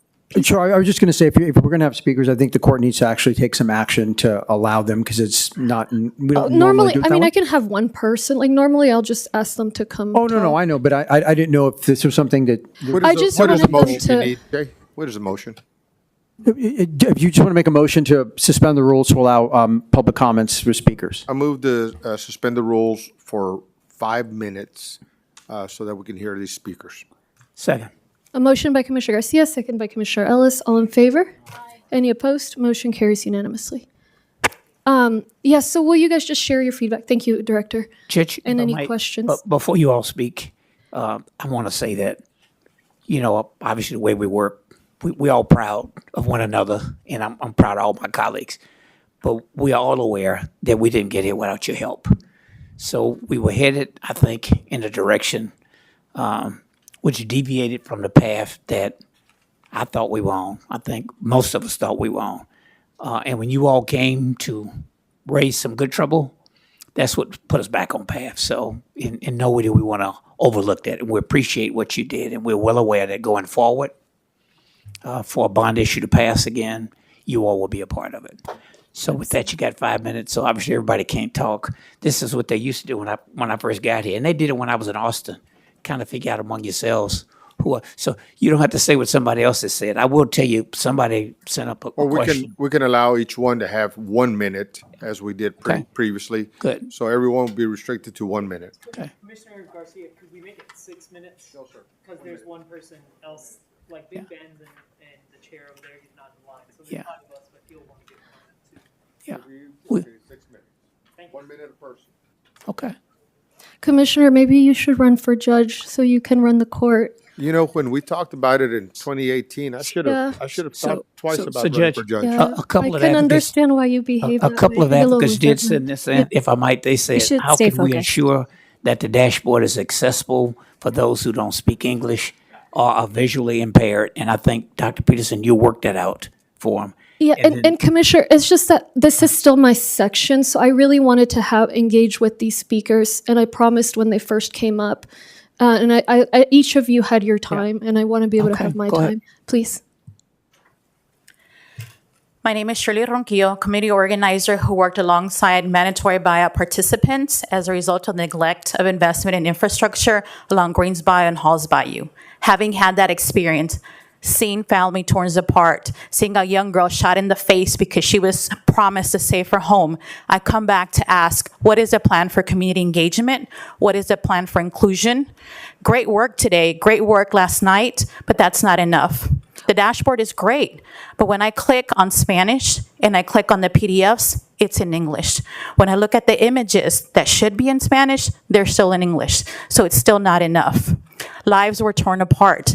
I hope that all of you and your offices will hold Harris County Flood Control accountable for that inclusion and that equity and community engagement. Because I just had a meeting with Priya, one of the employees, about the resilience plan and asked these same questions. Ask about, are you including our Spanish speakers? Are you prepared to receive them in the initial meetings? And the answer was no, we're doing it our way. Thank you. Thank you. So I'll add that to what I'll be proposing is to try to make it to where it's easy to click on, to have some other languages. So my team I know is noting that. And I didn't understand what you meant about including them in what exactly in the initial. I just didn't catch it. Sure. So there's some meetings with small groups of community members for the flood resilience plan, and then there's going to be bigger meetings with community. And so my question, I was invited to a meeting to talk about this plan, and my question for the small groups was, how are you including our Spanish speakers? And the answer was, we're not.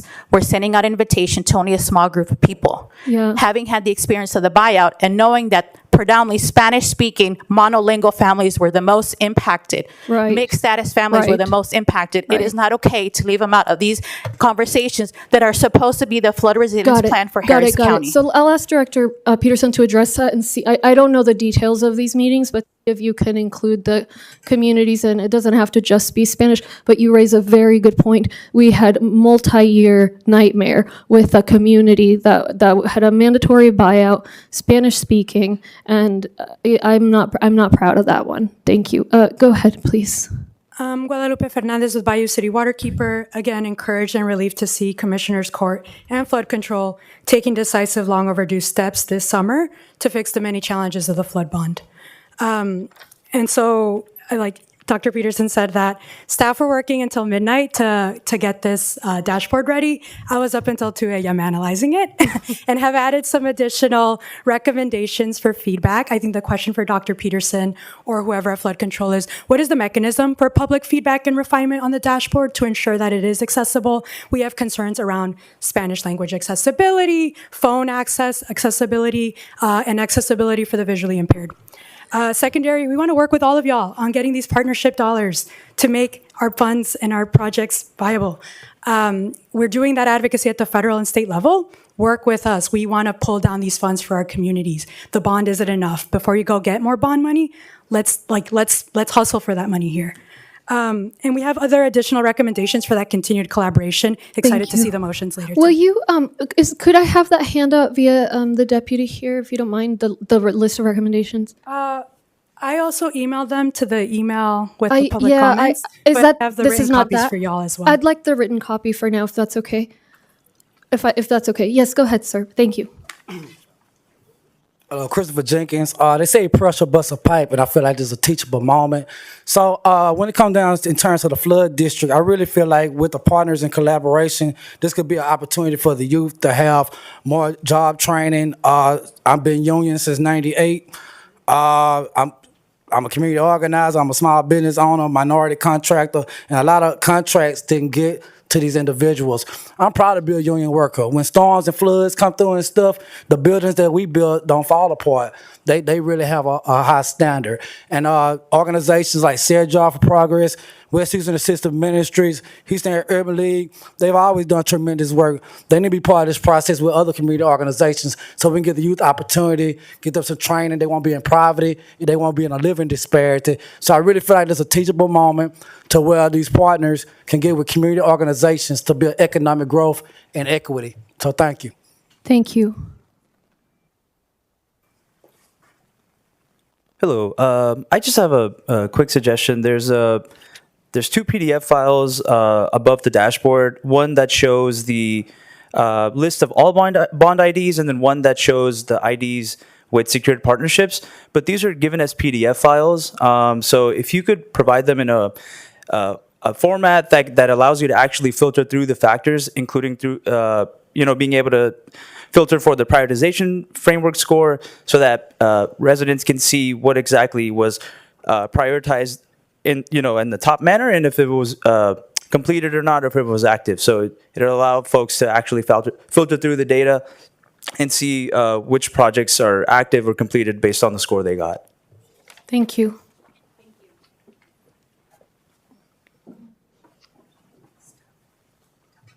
Okay. I'm going to be brief. That way Felix can take 30 seconds of my time. But I just want to say all of this was really offensive. Like watching y'all say good job to Ms. Tina, even though that the framework was not prioritized, it was not followed the way it should have been. It's really offensive. Y'all should think about the communities that you represent and the way that this harmed them. Because yes, this is a great thing moving forward. I'm glad that you guys are addressing the issue. But in reality, this was a lot of hard work coming to be and developing this framework and to get it passed and all of these things. So we shouldn't be clapping a fish for swimming. This is her job and she should be doing better. And you all should be honest with her. Thank you. Thank you. And for that remaining time, I had a couple questions for Dr. Peterson. I don't know if now's the time. Just to, mention your questions and I will ask her. The first was there was a mention of $250 million worth of projects that had been cut. Wanted to know, I think you had mentioned some studies done on like impact, but like were these also cut for other reasons, such as like the prioritization matrix? Another question is flood control still trying to use Prop A funds to pay for any bond projects, and how is that determined? And then also, what is flood control doing to work with engineering on they mentioned the stormwater master plan in their budget department hearing. How are these future $3 billion projects going to factor into that stormwater master plan? I think us in the community kind of want some insight and learning on that piece. So I guess what's the best way to get those questions? I actually have those questions too, so I will ask them when we come back around. Thank you, Judge. And Thank sorry you. for not following protocol. No, that's helpful. That's what I wanted you guys to do was to get your perspective. And okay, great. So let me. Director Peterson, do you have anything to add on this? And then I'll come back around the court. Could we get feedback? Oh, one more speaker. I'm so sorry. Go ahead, sir.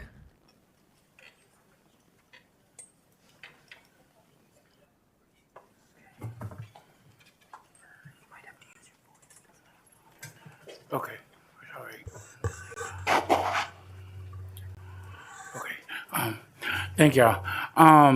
Man, I briefly out in the corridor earlier had pulled up the app. It's somewhat accessible.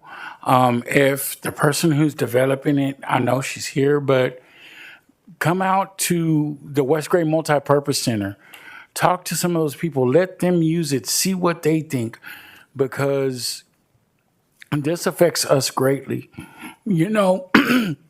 When they got these projects here, and our funds and our money's going to it as well. So if we could not be just looked over and just say, oh, it's accessible, and like Judge, even the Harris County website, it's difficult for me to log in to watch this right now. So if we could work on that a little bit more, that would be wonderful. Thank you.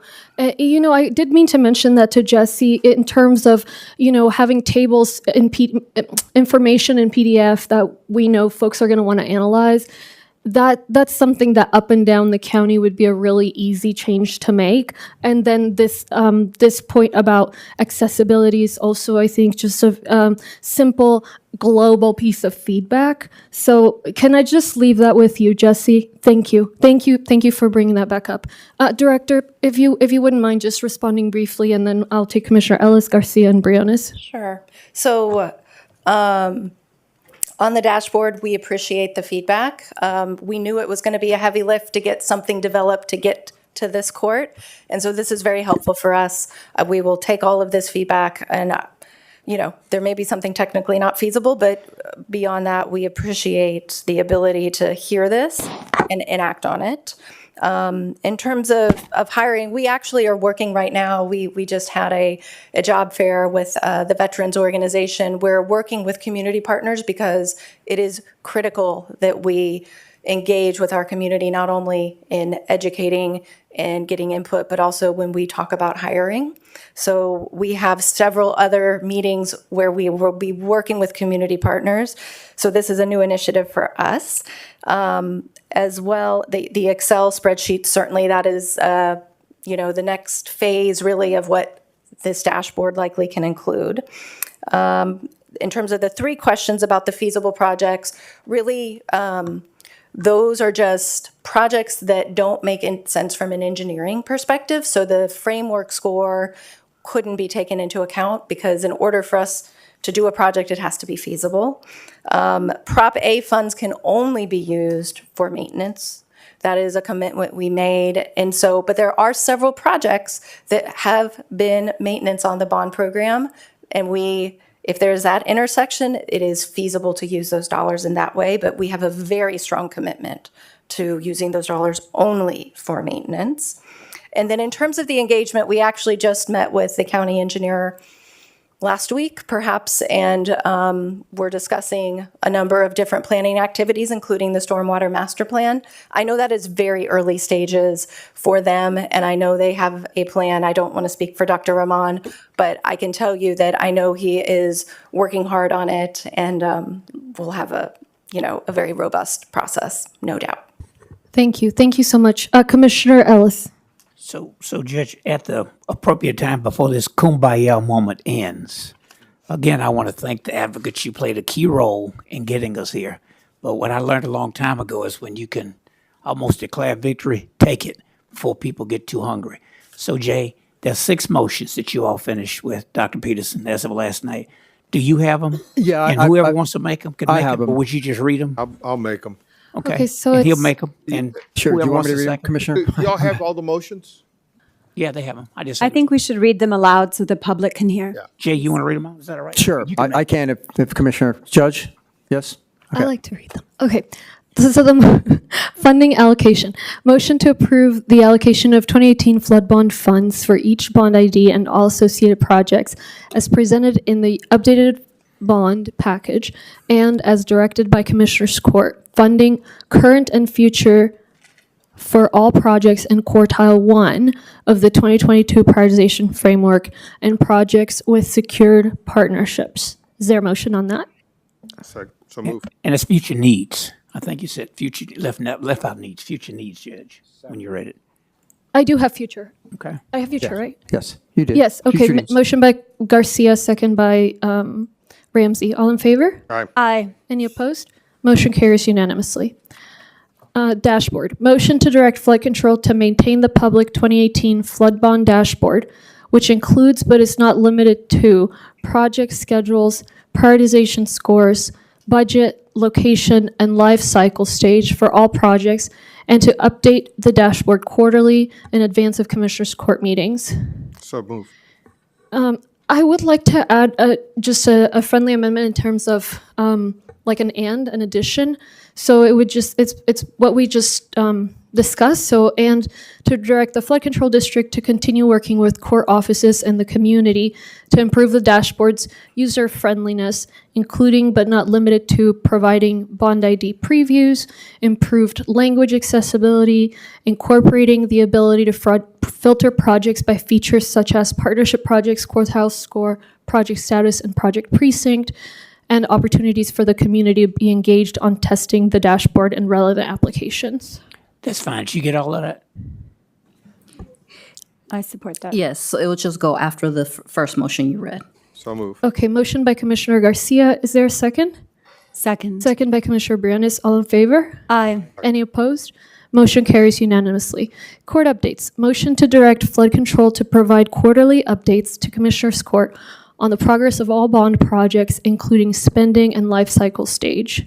So moved. Motion by Commissioner Briones. Second. Second by Commissioner Ramsey. All in favor? Aye. Any opposed? Motion carries unanimously. Working Group. Motion to direct Flood Control to convene the 2018 Flood Bond Working Group, composed of staff from the court offices, at least quarterly, in advance of court updates. The working group will review project progress and be consulted on the following. So move. The working group will be consulted on project progress, schedules and spending, new partnership opportunities that may arise, unneeded or excess funds that may be freed up for reallocation. For projects completing a life cycle stage where the estimated budget exceeds 15% of the allocated amount for that project, or the proposed scope materially shifts from what was originally identified and agreed to, approval by court will be required. The working group will work with flood control to define what constitutes a material shift and transmit the agreement to court. Motion by Commissioner Garcia. Second. Second by Commissioner Briones. All in favor? Aye. Aye. Any opposed? Motion carries unanimously. Prioritization framework. Move to direct the Flood Control District to use a motion to direct the Flood Control District to use the 2022 prioritization framework scores to allocate any 2018 flood bond funds that become available to bond IDs that are paused and other bond projects where the scope and funds identified in the updated bond package need to be increased. Funds shall be considered available when the bond reserve contingency exceeds 15% of the total remaining funds left to be spent. Any deviation from the framework shall require prior approval by a majority vote of Commissioners Court. Motion by Commissioner Garcia. Second. Second by Commissioner Briones. All in favor? Aye. Any opposed? Motion carries unanimously. Final motion here, prioritization scoring. Motion to direct Flood Control District to add the 2022 prioritization framework scores to every bond ID and associated projects where feasible, and with the exceptions of buyout projects and countywide projects as noted in the 2022 prioritization framework transmittal. Move. Motion by Commissioner Garcia. Second. Second by Commissioner Briones. All in favor? Aye. Any opposed? Motion carries unanimously. Commissioner Garcia and then Commissioner Briones. Again, Dr. Peterson, thank you for this work. And I want to thank my colleagues and their respective teams for working on this very aggressively to try to resolve all of these issues and concerns and recommitting ourselves. Under your watch, it wasn't the issue, but recommitting ourselves publicly to the prioritization framework and making sure that we now have a practical way to move forward and make good decisions with the circumstances that we have been dealt with. So thank you, Dr. Peterson. Commissioner Yes. Briones and then Ellis. Very briefly, thank you again, Dr. Peterson and team. Thank you to my 4 colleagues and your amazing teams for working so collaboratively. Thank you to the advocates for helping to get us here and for your helpful suggestions on the dashboard and for your offer to go help us get even more partnership dollars. We're all in, would love to continue the active partnership. Many thanks. And so we look forward to continuing to drive this protection and progress together. And again, many thanks. Commissioner Ellis and then Commissioner Ramsey. I just want to say let's go to lunch before this kumbaya moment ends. Okay, Commissioner second. Ramsey. Thank you. Judge, I just Yes. want to clarify, this was for item 117. The flood item, let me Thank see. you. Yes, 117. All right, well, thank you, advocates, flood control, and all the teams. Really appreciate it. Thank you. Thank you. And the billion is the same $1 billion from HUD that Marcia Fudge put pressure on. Judge, On GLO. Yes. it's 1:44. I just know what time Yes. before everyone. I'm on it, Sorry. Jay. I'm on it. It's 1:44 and Commissioner's Court is adjourned until, let's just say quarter to 3. Yeah.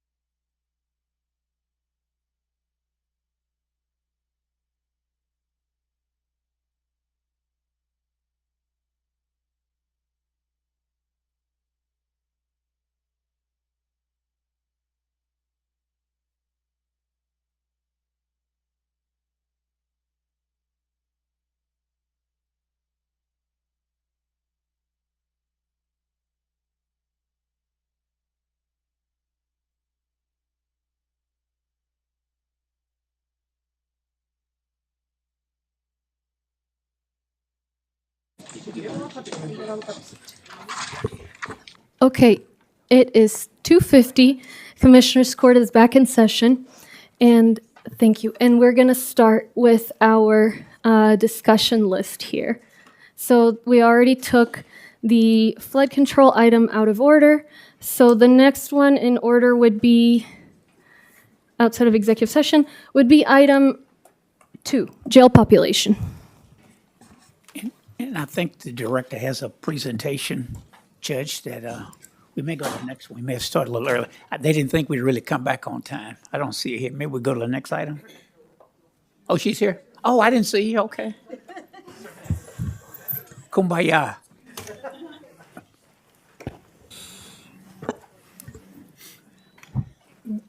Tiffany, do you have the slides?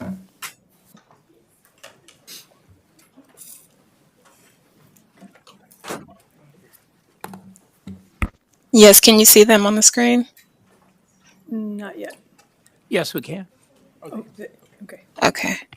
There we go. So good afternoon, Judge, Commissioners. Tanya Mills, Managing Director with Office of County Administration, here for the quarterly update ending fiscal year 2025. The first few slides are data that we regularly report on. I know in the interest of time, I'll try to hit the high points there and move pretty fast so that we can leave time for questions and then other items today. I could take an hour and a half if that's okay, Commissioner Ramsey. You good with it? Yeah, it is. I'll go fast. Go fast. So next slide, please, Tiffany. Next slide. Next slide. There we go. So this is a snapshot of the in-custody population. On 9/9, the jail population was 8,793. That's down 1,112, or 11%, from our fiscal year high of 9,905. It's a slight decrease from the June report of 8,808. One thing I'll note, and I think we heard a lot about this last week during some of the testimony, that SB 9 and after SB 9, we saw the population rise a little bit. And this is reflective in the snapshot data. 9/9, with the population being 8,793, we'd been in about the 8,600s. And so this was the first full weekend of SB 9, where we saw just over a 100-person increase in the ADP. And it took most of that week to get back into the 8,600s. The good news is this last weekend, we came through the weekend at about 8,650. So I think some of the changes and processes related to SB 9 sort of leveled out. We'll continue to watch that. This morning, the population was 8,673. So we're in good shape. Next slide, please. Commissioner Ellis, you'd asked that we look at the racial and ethnic disparities within the jail. This slide shows, if we start in the upper left-hand corner, you'll see the racial and ethnic breakdown of the county, where white residents make up 27% of the county, Hispanic 44.1%, and Black residents make up about 21.10% of the county. If we move to the top right, you'll see total bookings year-to-date, where Black residents account for 44.67% of the overall bookings. While they represent 21% of the overall county, they are 44.67% of the bookings year-to-date. In custody, that percentage goes up a little more to 48.42%. 50% of those in custody over a year, and 57.66% of those in custody over 1,000 days. So this data is very high level. I think it certainly warrants a deeper dive and some fuller analysis.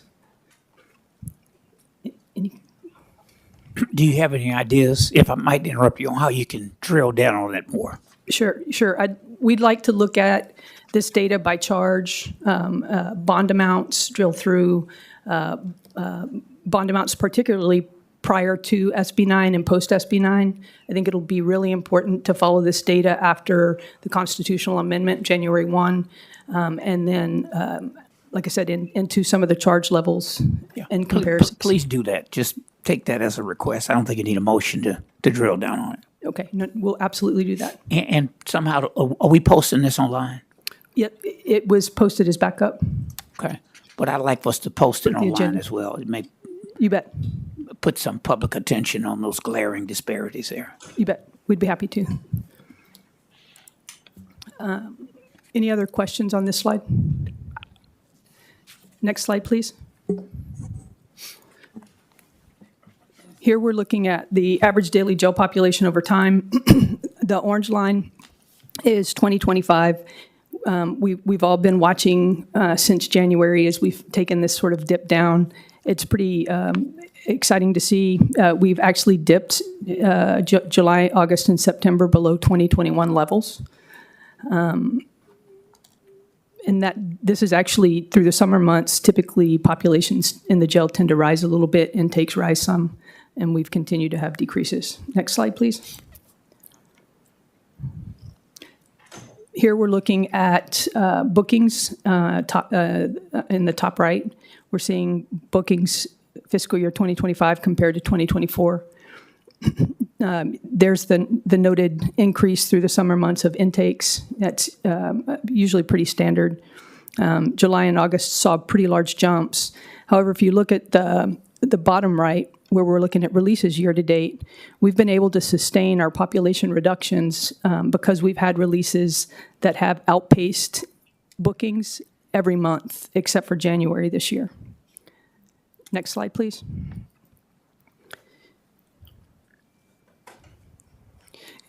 Quickly on this slide, we're looking at in-custody population by the highest, the top three charge categories for the individual's highest charge.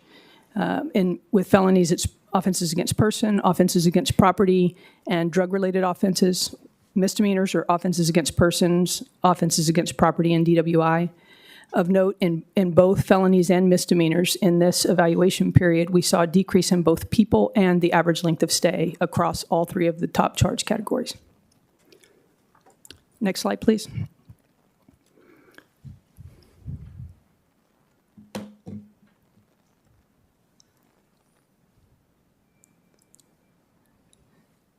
There we go.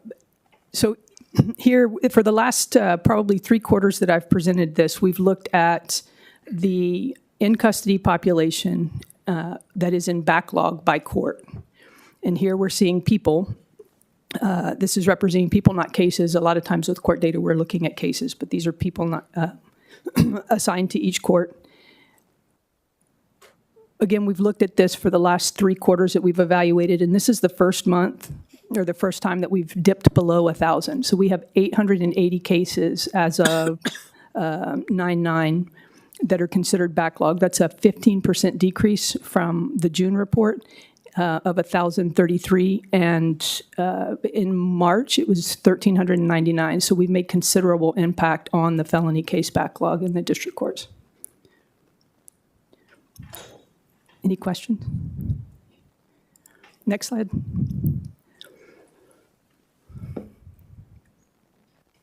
Here we're looking at data, similar data. It's the exact same cohort, but we're looking at these individuals across all time bands, not just the backlog.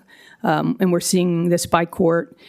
New to the report this time, we were able to work with the courts to get some additional docket information. So we've previously reported the competency restoration docket. Now we can report the RIC docket and the mental health docket. So we're seeing all those.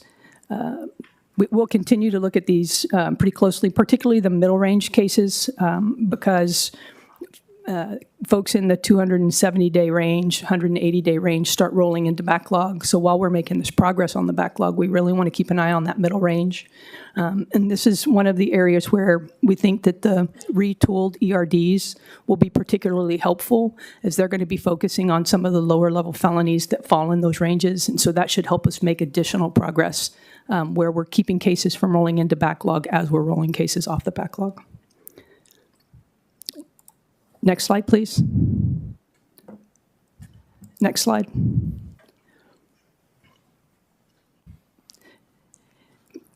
So this chart here, we're looking at felony case trends. And so this is data from the district courts. And we're representing cases, not necessarily people. So some individuals may have multiple cases. But we've watched this as we've been attacking the backlog. We've seen this data represented a couple of different ways. But here, one of the things of note is we've had that sustained decrease, the green line being the felony jail case backlog. We've enjoyed this sustained decrease in the last 9 months or so. Even at a time, if you note that the orange line are the new felony filings, they've gone up some and even stayed pretty stable, and we're still able to get ahead of that backlog. And we're doing that through the increases in the total felony dispositions and those dispositions continuing to outpace new filings. Next slide, please. So here are active cases pending, both in-jail cases and then bond cases. And one of the things I think the court had noted a lot is that we'd made a lot of progress in the overall backlog since we started working on it in 2022. And you can see the orange line being the felony bond cases. There was a lot of progress made on bond cases, while some progress was being made on jail cases. And the focus has shifted in the last 12 months or so, where we've been particularly paying close attention to felony jail cases, and we are starting to see that dip down and impact or help us have the sustained reduction in the jail population. Next slide, please. So in wrapping up, we continue to see strong collaboration across all justice stakeholders and ongoing and sustained reductions in the jail population and average length of stay through 2025.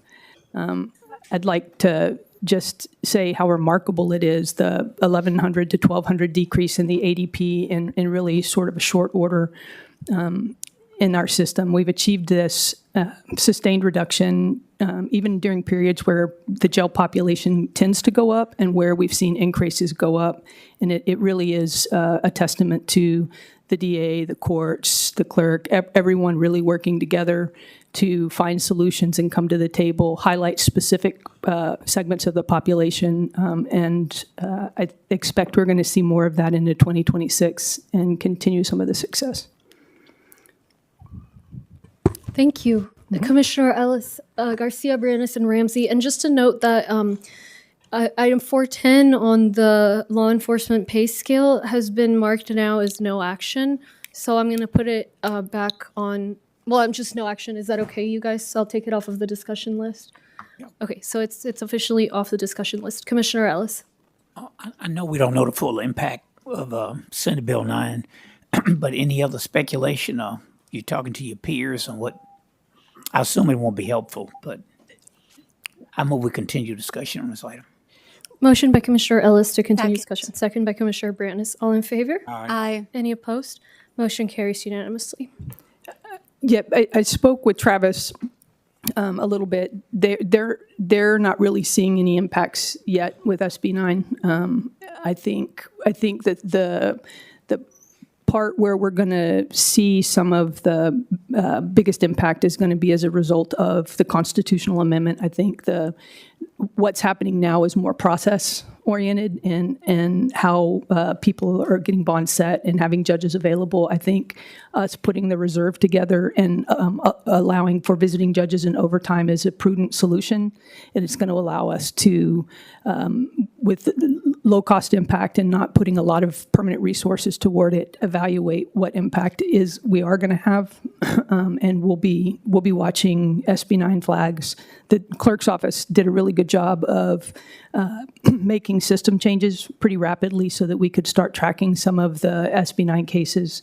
So we'll be evaluating that data over the next little bit and bring back to the court.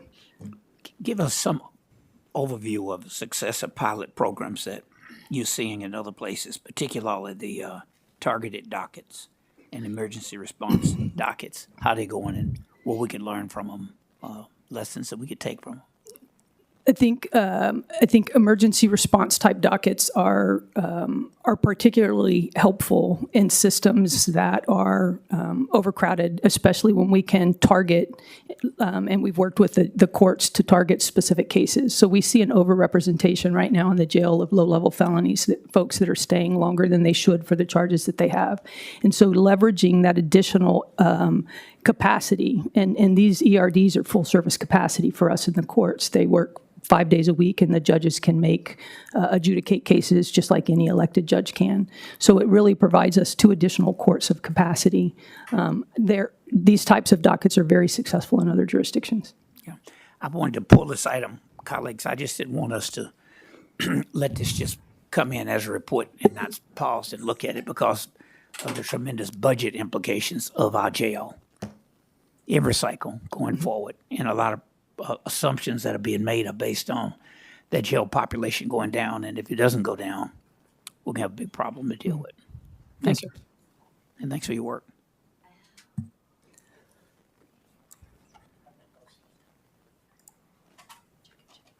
Tanya, thank you so much for your work and your presentation. I just want to point out that having you kind of bird dog this, for lack of better words, has been very helpful. Thank you. And as much as in my time, I tried to have someone drill down into this, with all other areas of responsibility, it gets hard. So I appreciate your continuous work on this. I do want to continue to give the district attorney a lot of props for his respective work and that of his team, because we've seen how he has continued to be able to work and help us reduce the population, but at the same time, dealing with the most serious threats so that it doesn't impact public safety. And but it is also important to understand that when we help those that are low risk get to a better place, it does help in all regards. So again, thank you, but again, thanks to District Attorney Tier and his team. Thank you. Commissioner Briones. Thank you. Director Mills, I very much agree with my colleagues. Thank you for so closely tracking not only the data, but also really driving these improvements and being so collaborative with all the key stakeholders. So I appreciate it tremendously. Similarly, I was drilling into your amazing data, and thank you to DA Tier and his team. We've had over 400 trials since January 1st. Close to those 300 are felony trials, which is more cases taken to trial this year than any year in the past decade. So I appreciate DA Tier and his team really administering justice to give victims and defendants their days in court. So thank you to them. And then the courts. Thank you also for the data that the overall clearance rate for all criminal courts is 119%, so that they're moving those cases obviously even more than 100%, and it's helping to reduce those numbers and deliver justice. In terms of the sheriff, I know him and his team have been highly collaborative, and then Harris Health bringing the jail medical in-house as we continue to improve the level of service. So my question to you, several. One, we've talked about how the average length of stay has gone down, but what is the goal? And what is kind of the ideal from other jurisdictions nationally? Where are we headed? What's the... So we've come down from about 189 to 164 average length of stay in custody. Now, a lot of jurisdictions measure their average length of stay by the number or off of the released population, which is going to be drugged down quite a bit from early releases, bonds, and things like that, right? That's going to drag the average down. So you have to be real careful looking at a 30-day average length of stay compared to an in-custody average length of stay. We're really wanting to get into why people are staying. I think in the jurisdiction this size, with a number of assaultive offenses, high felony offenses that we have, I think we should be looking at, I'd be happy at like 130, 120, 130 in custody. We want to very closely watch, particularly with SB 9. We want to watch that. Right now, about 61% of all of the intakes that we have into our jail are released in under 3 days. And so we're going to want to continue to watch that. we have very high volume intakes, and we have said, or I have said historically since I've been here, we don't have a problem with misdemeanors in our jail, and we don't have a problem with some of the lower level felonies in our jail. The volume of intakes that we have, if we add 2 or 3 days to 50,000 bookings, we're going to start having a jail bed day issue with folks that are historically lower consumers of the jail bed days. So we want to continue to watch that and see that doesn't change a whole lot. It's about 80% of all of our bookings are released within 30 days, 61 less than 3. So I very much share your concern about the impact SB 9 will have on the progress that we are making, and I appreciate you keeping such close, staying so closely attuned. So my next question in terms of the ERD dockets, I know many of us were proud to make sure we continue investing in the ERD dockets. How do you see them? We've talked a lot about this, but in terms of solutions, how we're going to continue advancing the quality of justice and the moving and administering justice, how do the ERDs play into it? And then my last question is, what are your other key ideas so that we can be as action-oriented to make sure we're enhancing the quality of justice here?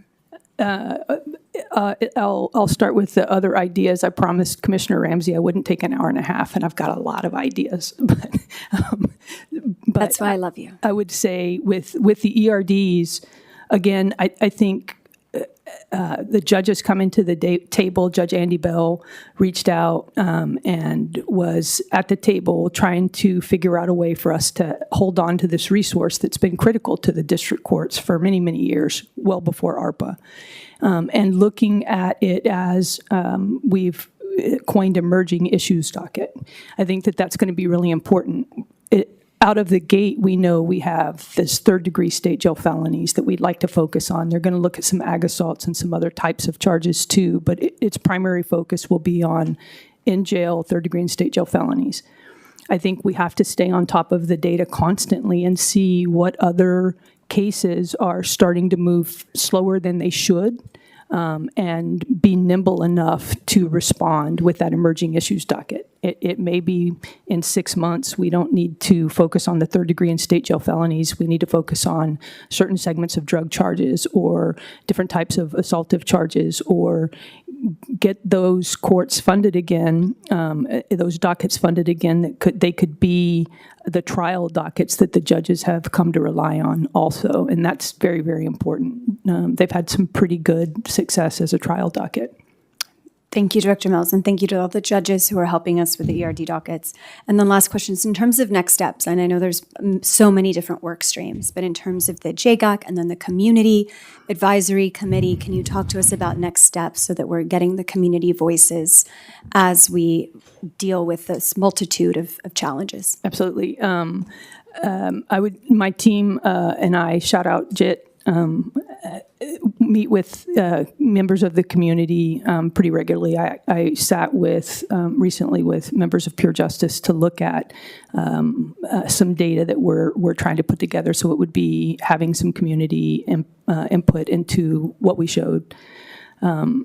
So I think that's very, very important. With respect to the JGAC and the RAC, we hope to be restarting the Resident Advisory Committee very soon. We are looking at facilitators now. The JGAC, we have a facilitator to bring to the committee in the next meeting.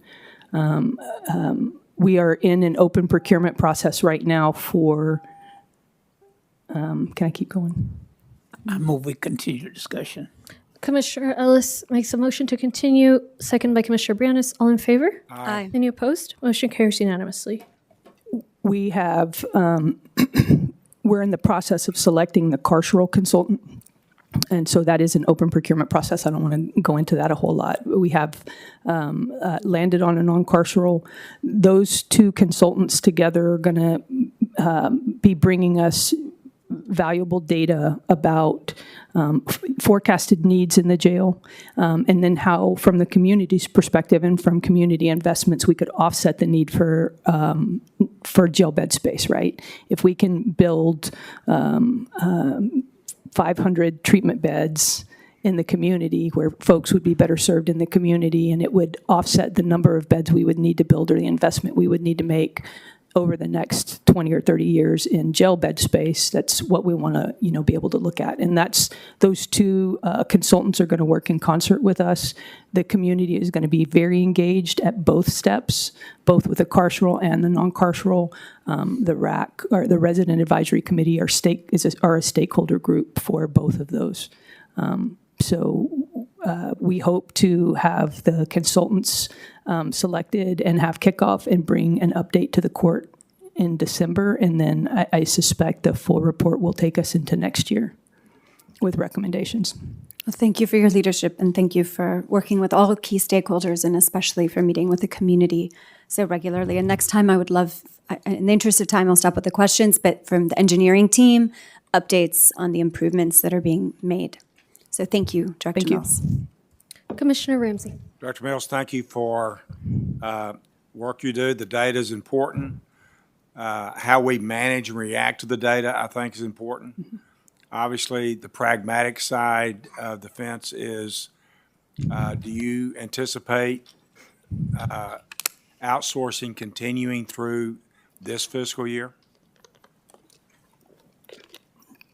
The sheriff, and speaking with Chief Bosquez yesterday, and they can hop on if he's on and speak to this, but the sheriff had told us in his budget hearing last week that he expected to be able to eliminate the Mississippi contract, which would be 300 beds by Thanksgiving. He wanted to have those beds eliminated by Thanksgiving. I think we will have to have some combination of an investment in staffing in the jail. I have some analysis that I've worked with your offices on. They've all seen some of the analysis on what it's going to take for us to continue to open posts to utilize beds we have. So there's 1,262 beds available in the Harris County facility that are not used because the staffing is not high enough to allow us to open those posts. So I think some combination of that, plus the continued effort that we're having in reducing the jail population, will allow us to get pretty close to eliminating all of the outsourcing. Well, clearly there's some urgency around that issue. Mm-hmm. Yes, sir. In terms of if we can fill those beds here, not Yes, sir. outsource, that has some real dollars and cents Yes, sir. impact, as well as for us being able to focus on what we need to. Yes. So in terms of jail standards, are we compliant with what the state has asked us to do? Chief Bosquez, are you online? I'm going to let Chief talk to that.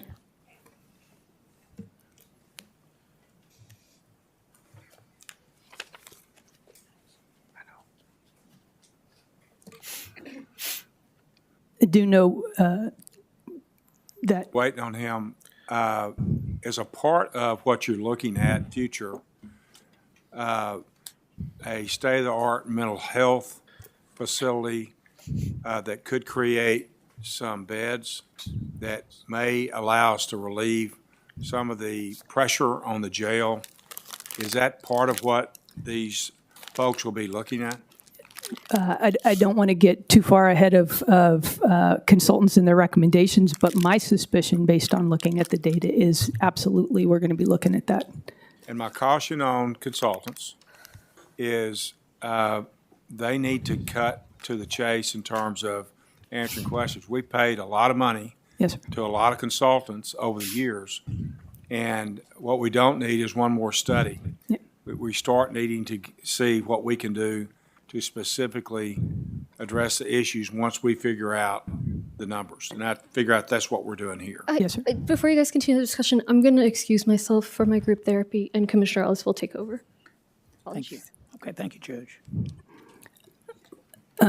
Commissioner, I think that the Avengers that were assembled from the county to be on the JGAC, the committee members from all of y'all's offices, the sheriff's office, we wholeheartedly expect that we have actionable data and design and options to bring to the court. Not just we think we're going to need a certain number of beds over the next 30 years, and this is your only option, but here's different ways you could build to that. We want to see if we make these investments in the community, if we can offset some of these, how much it changes, and where low cost, no cost changes are. If we made policy changes in how we process cases, what impact would that have in the need for additional bed space? So I think we will have actionable information for you all. Okay, thank you. Commissioner Garcia.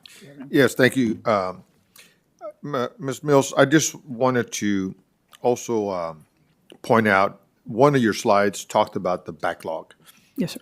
And I want to applaud those judges that are leading in clearing the backlog. And in particular, I think it's Judge Teiva Bell that has the lowest backlog. Yes, sir. And I want to just shout out to those with the highest backlog to please help us sooner rather than later. Yes, sir. Thank you. Agreed. Okay, thank you. Any other questions? All right, there's no action on this item, right? Thank you, Director Mills. Thank you all. Thank you very much. The next item is item 3 from County Administration, request for discussion and possible action on the outcome of the Salary Grievance Committee meeting. Yes, I think Commissioner Garcia had tagged this item. Okay. Yes, sir. There you go, correct. And I think I saw Ms. Burgess, if you'd like to come down.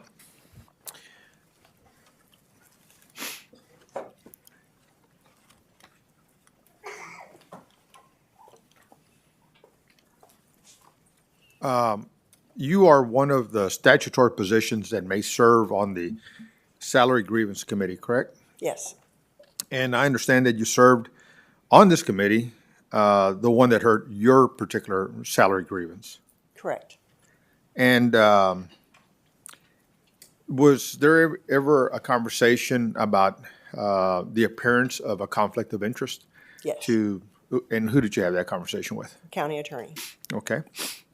And so, and I understand that you repeatedly brought it up of what you felt was inequity in the way your staff in the district clerk's office was paid as a way to convince the jurors that some of the jurors used that was a justification for their voting in your favor. I mean, you were making a strong pitch to pay you to get more money for yourself, correct?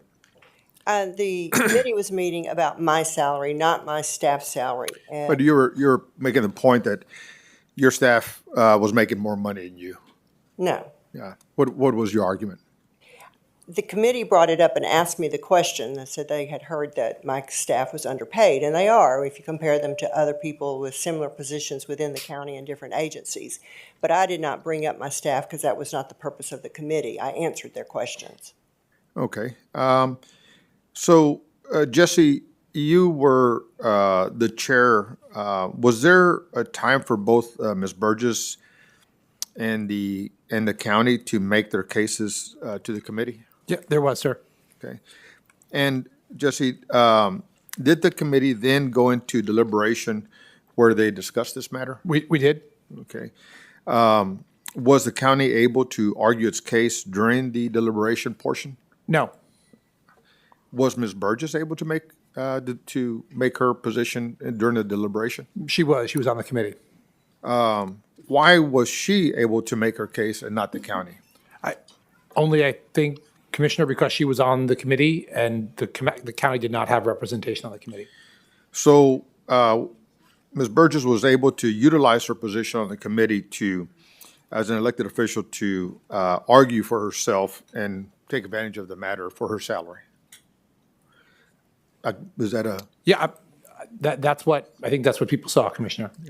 And then who made the motion for Ms. Burgess's salary increase? I believe she did, Commissioner. So she made her own motion? Yes. Okay. Can I address that? Sure. So my initial request had been for $295, which was the same as what the constables were asking for. When this committee, this court agreed to give the constables a raise, but give it to them at $260, I made the motion to reduce my request to match theirs as opposed to standing at the higher level. But you still made a motion to increase your salary. Yes, but And to you're making decrease it a from what I motion had to, you're making a originally motion to asked. increase to about 81,000, I think. To match the constables, yes. So you were making a motion to increase your salary by 81,000. Well, at that point, it was a motion to decrease it from the original request down to what the constables were. But it still would have been an It increase still of would have been an 81,000. increase. Yes, Okay, and you made that motion. yes. And I've been in this arena for a bit, and it normally was a third rail for an elected official to stand here and say, pay me more money. So I'm not sure whether to respect you or to think otherwise, that you would argue for your own salary. I don't even know if it's legal to have done this, but according, you said you had a conversation with the county attorney's office. And I guess, Jay, was that the conclusion that it was legal for her to make a vote for herself or make a motion for herself? John, are you on?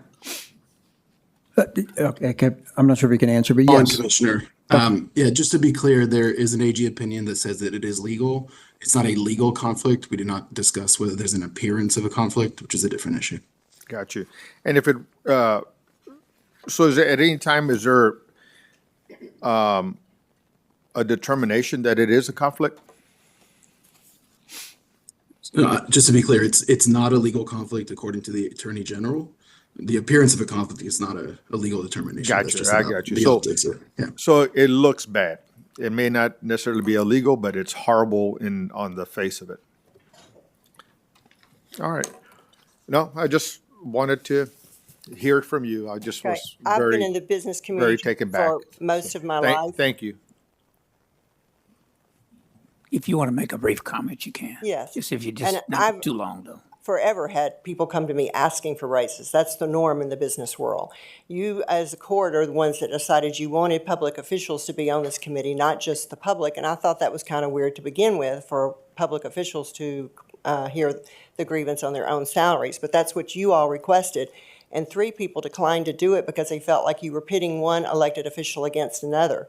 2 agreed to do it, and I thought I was doing what y'all wanted when you said you wanted elected officials on the committee.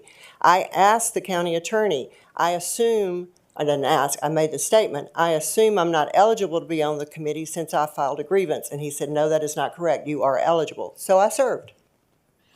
So, Real quickly, Commissioner, who selects the civilian members to serve on that panel? They come out of a randomized list of people that served as grand jurors in the previous calendar year. Who selects that list? The computer. But who pulls that list? My IT administrator, Tracy Hopper. So that same list comes out of your office. It does, because So we have the grand jury list. The only you had people that the opportunity to see who was going to serve on that committee. I did, but I didn't know any of them. But so you did look at the list. I prepared the list and gave it to the county clerk. Okay, thank you. Any other questions? So just a brief comment. I don't want to belabor the point. Ms. Feinbaum, may recall that I was one of those who said that I thought elected officials should be on the list. And I would have volunteered, think I did. But the statute spells out which offices have to be on the list.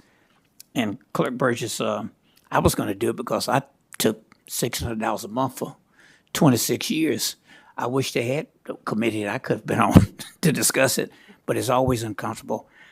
I do remember, John, telling you that if the court was going to give a pay raise to any elected officials, the constables and the sheriff in this case, and if others appealed the decision not to give them one, I want to put an item on the agenda so they all would get the same amount, the same increase that was going to the constables, I think, in that case. And you persuaded me otherwise, because then if we put elected officials on it, we figured it was going to cost $5 million, right, Mr. Ramos?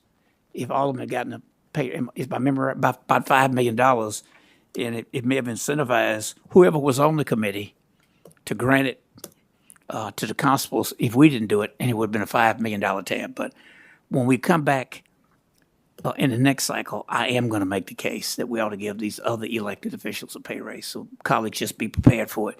It does create tension. And of course, the constables did come in uniform, might I add, fully equipped, and ask for their pay raise. So I won't criticize you for that, but I'm going to leave us out of it and hope that somebody's bold enough to come back and say how we do it, because obviously we make a little less than our colleagues in Tarrant County, by the way. But when it's a budget deficit we're dealing with, it's uncomfortable in my judgment to give anybody one. But anyway, thank you. We're going to go to the next item. Real quickly, I'd like to ask IGA. I'm not sure, Tammy, if you're online, or Francis. IGA? If IGA is not on, if I could just give the county administrator direction to visit with, oh, there you are, Tammy. Commissioner, can you see me? No, ma'am. Not yet. Yeah. It might be winding. Though. No worries. I'll just work through Mr. Dickerman and you guys can connect. I'd like to see this get put on our legislative agenda. This has got to be changed. This is just, it just strikes me very raw. Oh, there she is. There you are. Man, it's a big desk. I think you just heard the question to Mr. Dickerman. If we could work to get this on the legislative agenda. Patrick, we can see you. Hi, so- Francis. You can't hide, Francis. I wasn't trying to. I was caught on the other side.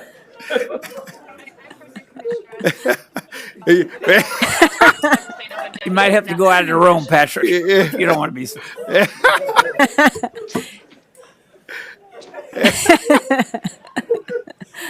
Comedic relief. Yeah. Bye, Francis. One more time, Ms. Narvaez, thank you for coming on. If we could work to get this on the legislative agenda for a change, it just strikes me as highly inappropriate in spite of it being legal. Okay, Yeah, Commissioner Briones. we will take note of it and put it on the agenda for next session. Thank you. Thank you. Our next special, huh? Commissioner Briones. So in addition to legislative changes from an internal local policy perspective, in terms of process for next cycle, when future grievances may be filed, I think there needs to be a rule that disallows any actual perceived conflicts of interest. If one is grieving their own salary, they should not serve on the committee. So I would like also a local policy change. But just to confirm and level set, not only for Clerk Burgess, but for all elected and for all county employees, I'm looking at Director Sakita Douglas. Just to confirm, our Gallagher pay equity study will be coming back to court in October, correct? And this will include all Harris County employees, including elected officials, correct? Okay, so this pay equity data that we've been long awaiting for multiple years will be arriving October 2025, correct? Okay, thank you. Mr. Ramos, I do want to stress that that money that I advocated for was going to be for people at the bottom. So I wasn't talking about pay equity for those of us at the top, including you and other department heads. So I do think it would be in some ways unfortunate if we talk about pay. We know what the inequities are. I agree, and I want to prioritize those Yeah. on the lower income scale, absolutely. But I'm just saying to level set for all Harris County employees, that data will be coming. So we'll know what the numbers are, what it would be, right, Commissioner Briones, for everybody? And- Even and- because we only have $50 million, right? And Commissioner Ellis, we did make that adjustment based on your feedback, and also So that just 50 to is still there. We didn't go pull out. correct. That Correct. it's a full 50 million, and then What we have just to be clear, the next time we would be able to take action on elected official salaries would be this time next year. Yeah, it's too late for that now, other than those who filed Correct. So that agreements. it would, so any elected official salaries would impact the fiscal year 27 budget. All right, thank you. Thank you for being here. And I want to say thank you for the motion that you put forward to review all elected officials, and I think that should include the 5 of you as well. Thank you. Thank you. I'd like to include us, but I don't have the nerve to do it. One of my colleagues, the numbers will come out. When do you all do it? I won't make that one, no. Okay, next item is item 120. Commissioner, I'm sorry. Is No there action. going to be a no action? Okay. Yes, ma'am. Next, Commissioner Ramsey, you pull 125. Yeah, flood this is control a P card. I'll not go into reasons why I think P cards are really bad. I think they are. They're just not the accounting that I think we need. We just need to vote. Okay, I'll move it. Yeah, Commissioner. Garcia. Question, I think, Mr. Dickerman, I think I passed a motion to require MWB purchases through the P card. Have we moved anywhere with that? Let me come back to you on that, Commissioner. And I think the motion was to find a way, if there's a way to do it. Yeah. Legally, to do it, we would do it. Okay, I'll make the motion. Is there a second? On this item? Second. Motion made by Ellis, second by Briones. All in favor, vote aye. Aye. All opposed, vote no. 3 ayes and 1 nay. Commissioner Ramsey votes no. It does pass. Next is item 140, economic equity and opportunity in a local. Yeah, Port of Houston. just a question here. We are bringing, Director, thank you for coming. We're offering, we're the experts in wage rates, and we're consulting with the port on wage rates. Oh, good afternoon, Commissioners. The work that we do is work that transferred over to DEO from engineering and HCD. So we have been doing this work for the county for a long time, and that staff transferred over. So this is a continuation of that work. They pay us to do the work for them. This staff transferred over from where? From HCD, at that time it was CSD, Housing Community Development, and Engineering. The prevailing wage staff transferred over when DEO first started. Okay, we just need to vote. Okay, So move. Thank you. moved by Commissioner Garcia, second by Commissioner Ramsey. All in favor, vote aye. Aye. Aye. 4 ayes, no nays. Item passes. No. Right? 3 ayes and 1 nay. So Ramsey did not second it. Commissioner Briones, you seconded it? I second it. Oh, she did. Yeah, he made it, you seconded it. Okay? Yes. Passes That's 3-1. Garcia Briones. Yeah, Garcia Briones. Commissioner Ramsey voted no. And the next one is 141. Just need to vote. So move. Second. Commissioner Garcia, second by Commissioner Briones. All those in favor vote aye. Aye. All Aye. opposed vote no. 3 ayes, 1 nay. Commissioner Ramsey votes no. May I please Item make passes. one quick comment, yeah, I'm Commissioner sorry. Ellis? Sure. On the Essential Workers Board, Director Gonzalez, thank you. I know many of our teams go to each of the meetings, and what I look for in all these commissions is actionable recommendations that the county can take to continue to advancing justice and opportunity. And so at the next Essential Workers Board, I kindly request, please, that you encourage them to come back with actionable potential ideas for us to consider so that we can continue to advance worker protection, safety, wages, et cetera. Absolutely. And I also want to share, a lot of their work has to do with reviewing policies. Correct. So they did provide input into the revisions to the contractor safety policy Perfect. And that will be coming back. in October. Good. I'm very excited about that. Thank you. 2.0, improved version. Thank you, Director Commissioner Gonzalez. Garcia. Yes, Commissioner, Yes, sir. I'm not sure if we were supposed to, or I'd like to move to suspend the rules so that we can go to resolutions, because a few of our guests are here, one of Oh, my okay. mayors No, it's- in yeah. particular, if that would be okay with the court? Commissioner, if you wanted, you want to just go ahead and, we're about 20 minutes from having to stop for resolutions anyway, so is it okay to wait till 4, or do you want to just go ahead and go through them all now? Mayor, can you spare 20 minutes? Wonderful, thank you. Thank you, Mayor. Great. Okay, the next item is item 143. 143. Commissioner Ramsey. Yeah, just are we going into debt to pay salaries with this item? There are certain, we can pay salaries if they're working on these capital projects, and that's been the practice of the county for the last few years. It happens in engineering as well. Well, and I know there's circumstances, particularly in capital projects, but I think you got to be real careful when you do that. I just, the basic concept of borrowing money to pay salaries is not sustainable, not really a good idea. Understood. Is that a motion? So I'm moved. sorry, Commissioner And Briones. I'll be happy to support it, but just to level set for the community, Mr. Dickerman, can you just say what this asset management program is? Which one was that? That was Oh, it's a ZTAM. Yeah, this is a program where we are buying laptops and outfitting the county with technology that they need, and so it's also paying for the staff that's managing that program. And just as a reminder, this program saved us $4.5 million this year. Yes. Thank you. Okay, motion by Commissioner Garcia, second by Commissioner Briones. All those in favor vote aye. Aye. All opposed vote no. 4 ayes and no nays. Item passes. The next one, the judge held it, so let's just hold it till the end in case she's able to come back. Next one is 183, Commissioner Ramsey. Fire Marshal. Just vote. So move. I'll second it. All those in favor vote aye. Aye. All opposed vote no. No. 3 ayes, 1 no. Commissioner Ramsey votes no. Item passes. Next is 191. Commissioner Ramsey, EPA. We just need a vote. So move. Second. Motion made by Commissioner Garcia, second by Commissioner Briones. All those in favor vote aye. Aye. All opposed vote no. 3 ayes, 1 nay. Item passes. Commissioner Ramsey votes no. Next is Commissioner Ramsey, 198. Supplies various county meetings. Just need a vote. So move. Commissioner Second. Garcia makes a motion. Commissioner Briones seconds it. All those in favor vote aye. Aye. Aye. All opposed vote no. No. 3 ayes, 1 nay. Item passes. Commissioner Ramsey votes no. Next is travel and training. Commissioner Ramsey. Just need to vote. So move. Commissioner Garcia makes a Second. motion. Commissioner I'm Briones. sorry, I need two different motions. One to approve all those travel, out of Texas travel. You want to vote against all of it? Commissioner Ramsey, just want to vote against some.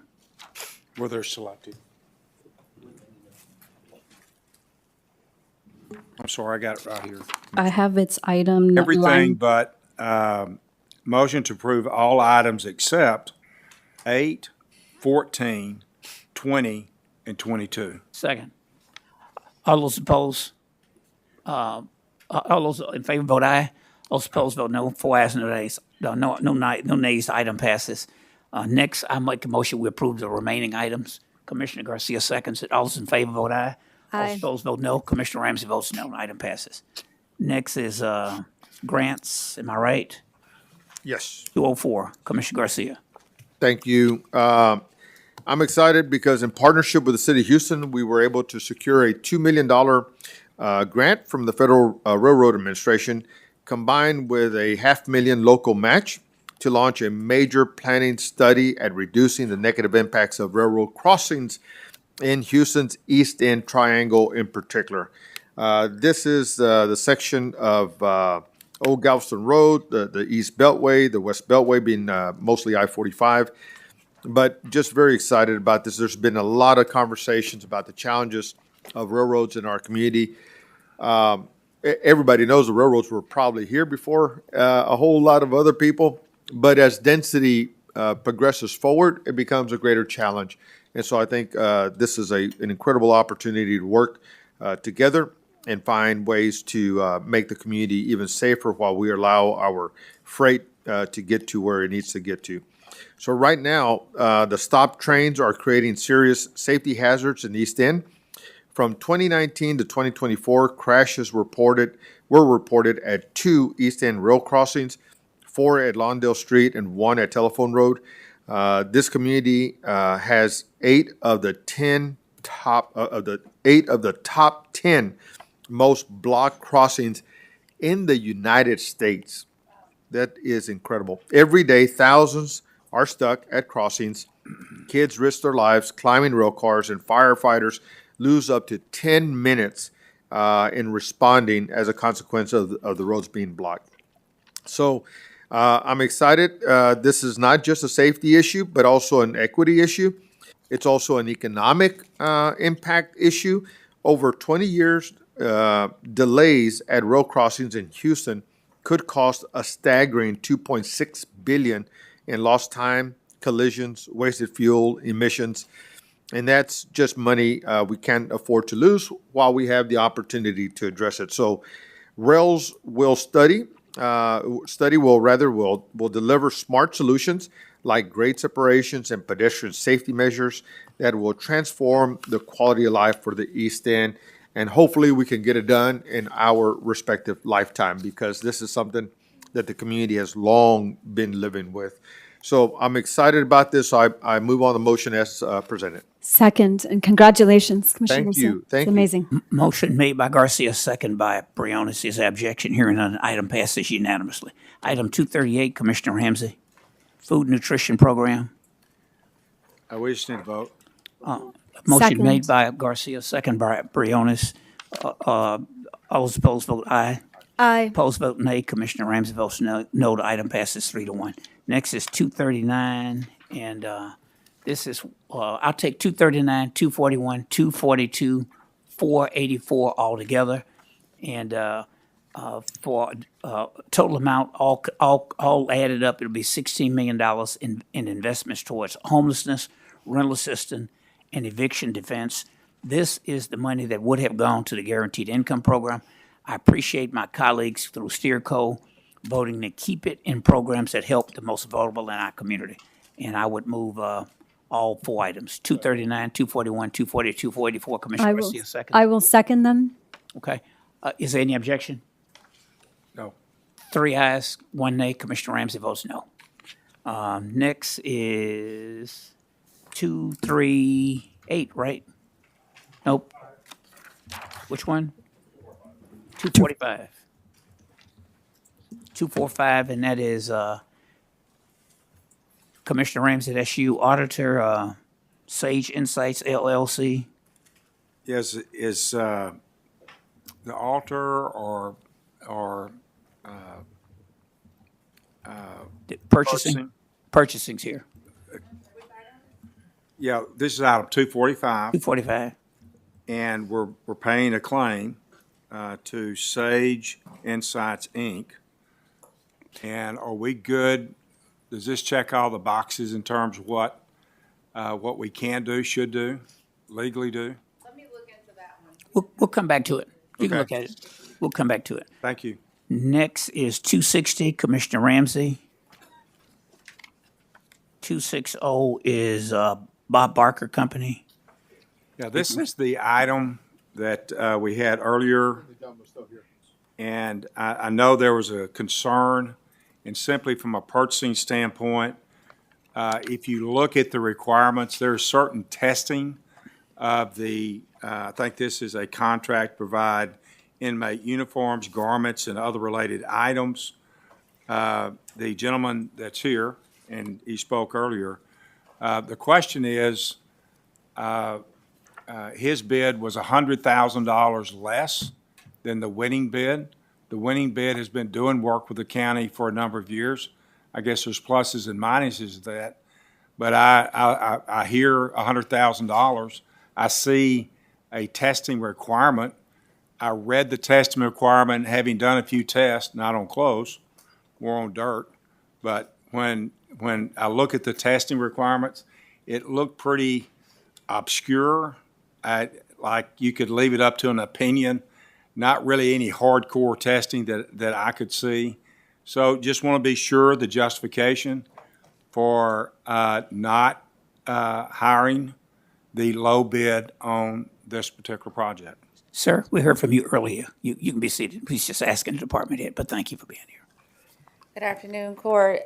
So to your point about the testing, so the Sheriff's Office did conduct a test of the 3 vendors, and that test involved taking the garments through a series of wash cycles. And this was the one product that had some compromise in the material, and so that's why it was not selected. And we'd be happy to sit down and do a debrief and explain and walk through that. They did take some pictures of the materials, and you can see in the testing that they did on this particular product that there were some tears in it. So although it's lowest bid, if you were continuing to have defective materials, that would require potentially increased costs because you have to keep replacing the garments that you have. And it also interrupts business operations because you would have to take the inmate in and out. So to change. you've reviewed the details and you support the I support it. recommendation? I would recommend that you sit with the vendor Okay. and give him a complete debrief on those details. Absolutely. And I will note, we had not received a bid protest on this or not had a request for a debrief, but we're happy to do so. And I want to make sure that vendors know that they do have that option to request a debrief if they feel that there's something we need to look at again. And quick point, the Sheriff's Office agrees with this assessment. Yes. Okay, And we looked at the documentation that they provided, okay. so. And sir, they'll meet with you, not today, obviously we're in court, but they'll give you a debrief, okay? Absolutely. But thank you. Appreciate it. Is there a motion? Commissioner Garcia makes a motion, is there a second? Second. Commissioner Briano seconds it. All in favor, vote aye. Aye. All opposed, vote no. No. 3 ayes and 1 nay, the item passes. Next, Commissioner Ramsey, item 282, Energy Edge Consulting LLC. Is this I know this is a grant, and my question is, there's a question whether or not these dollars for Solar to All is going to be there This one, Commissioner, Energy Edge is not a grant. They help us on like energy procurement. So this one, 282, is not related to Solar for All. So this is strictly to consulting, Yes. and we just need to vote. Motion made by Commissioner Garcia, second by Commissioner Briones. All in favor, vote aye. All opposed, vote no. 3 ayes and 1 No. no. The item passes. Next, Commissioner Ramsey, 284. TFC Energy Solutions. Just need to vote. Right, Commissioner Ramsey? Is this the same kind of contract? Just similar, yes. Just a similar contract, different? Yes, also not Solar for All, not a grant-funded contract. Just vote. Motion made by Commissioner Garcia, I'll second. All in favor, vote aye. All opposed, vote no. Aye. 3 ayes and No. 1 nay. Commissioner Ramsey? No. The item passes. Next is item 322, Commissioner Ramsey. Solar for all again. Just need to vote. That's my question, do we have dollars here for this project? So this one, Commissioner, there's an item now in executive session talking about our legal strategy. I think this is no cost at the moment. We want to continue to keep our options open. Well, in the 50 cities and 20 counties I've worked for, before you bid something, you need to have the money in the bank. So I just want to be sure, is this legal, Jay? Commissioner, we can talk, I know the companion item is in exec session. So why don't we just hold it about and we that. can talk You about it? want to hold then? this one? Yeah. Until then? Yeah, yes, we can do that. Hold. Okay, Commissioner, Ramsey, Commissioner Ramsey, you held the next one. Memo for county fleet acquisition, 98K. Just need to vote. This is to acquire a vehicle capable of safely deploying a large donated mobile generator. My simple question is, who is going to be responsible for using this new truck with a donated generator and trailer? Whose group is this in? Emergency management, or do we I know? think there's precincts 2, 3, and 4 would probably volunteer. Sure. Do we know? I think my guess is it's emergency management. Give me 1 second, Commissioner. Apologies. Let's go to the next one. Come back. Commissioner Garcia, transmittal on complaint tracking directive, 311 homeless encampment, 382. I'm sorry. Thank you. Back in May, I brought a motion directing Universal Services to update the 311 system to align with our encampment closure policy, because public safety and accountability got to go hand in hand and work well together.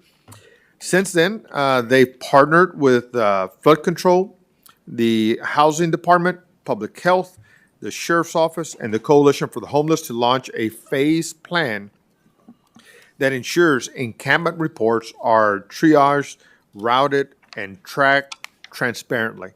They are already tracking over 250 encampment-related cases using expanded filters. The new 311 form will include map pinning, addresses, and photo uploads. This is a part of the Revive to Thrive strategy in Precinct 2. It's being strategic, responsive, safety-first, government-oriented, and it's urgently needed.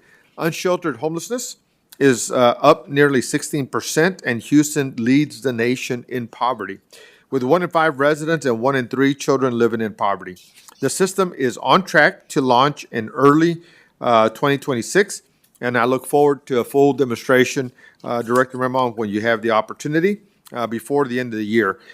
Before we move forward, I have a few quick questions for the director, if you may approach the mic.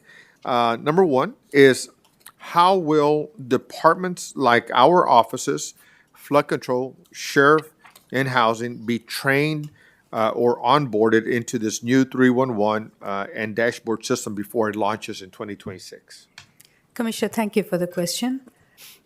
Good afternoon. Sindhu Menon, Executive Director, Universal Services. Commissioner, this is a collaboration, so there will be a lot of discussions that will be happening with all the departments, and through those discussions, we'll be onboarding the various precincts as well as the departments. Good, good. And so can you clarify how the county plans to manage and update encampment data once the dashboard does go live? And will that be automated or depend on department input? It depends upon the department input. Some of it can be automated, while some of it depends on the integration between various systems and the departments, the systems that reside within the departments. So there might be some that is automated while others would be Good manual. deal. Any effort to try to make it as fully automated as possible would be obviously ideal. And then beyond the current agencies involved, is there a plan to expand routing logic or dashboard access to include other partner cities like LaPorte, nonprofits, or other jurisdictions in the future? That would be great. We would like to do that. Right now, that's not in the scope for phase 2, but definitely noted, Commissioner. Wonderful. Well, Director, thank you for your work on this, and I appreciate the quick turnaround on this item. So thank you so very much, and looking forward to moving it along. So anything you need, please let us know. Okay, that's Thank you, Commissioner. That's a transmittal, no action. Thank you very much. Next is item 410. Who pulled that one? It doesn't That's show. no action, Commissioner Ellis. We'll bring it back on 924. Okay, 411, Commissioner Garcia. Yes. On this one, Mr. Ramos, I think we were getting our briefing on Monday, and I'd asked for a copy of the investment policy, and I got it yesterday. So thank you for the quick turnaround.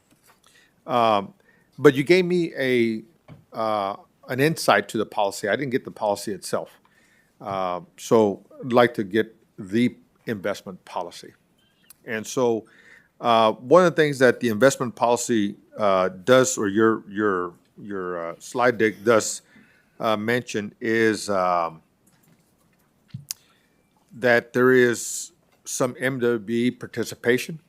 And I haven't seen any reports on this, so I'd like to see the performance of our investment policy for the last 3 years. You want to hold it? We Yes. can provide that. Okay, so we'll hold that item.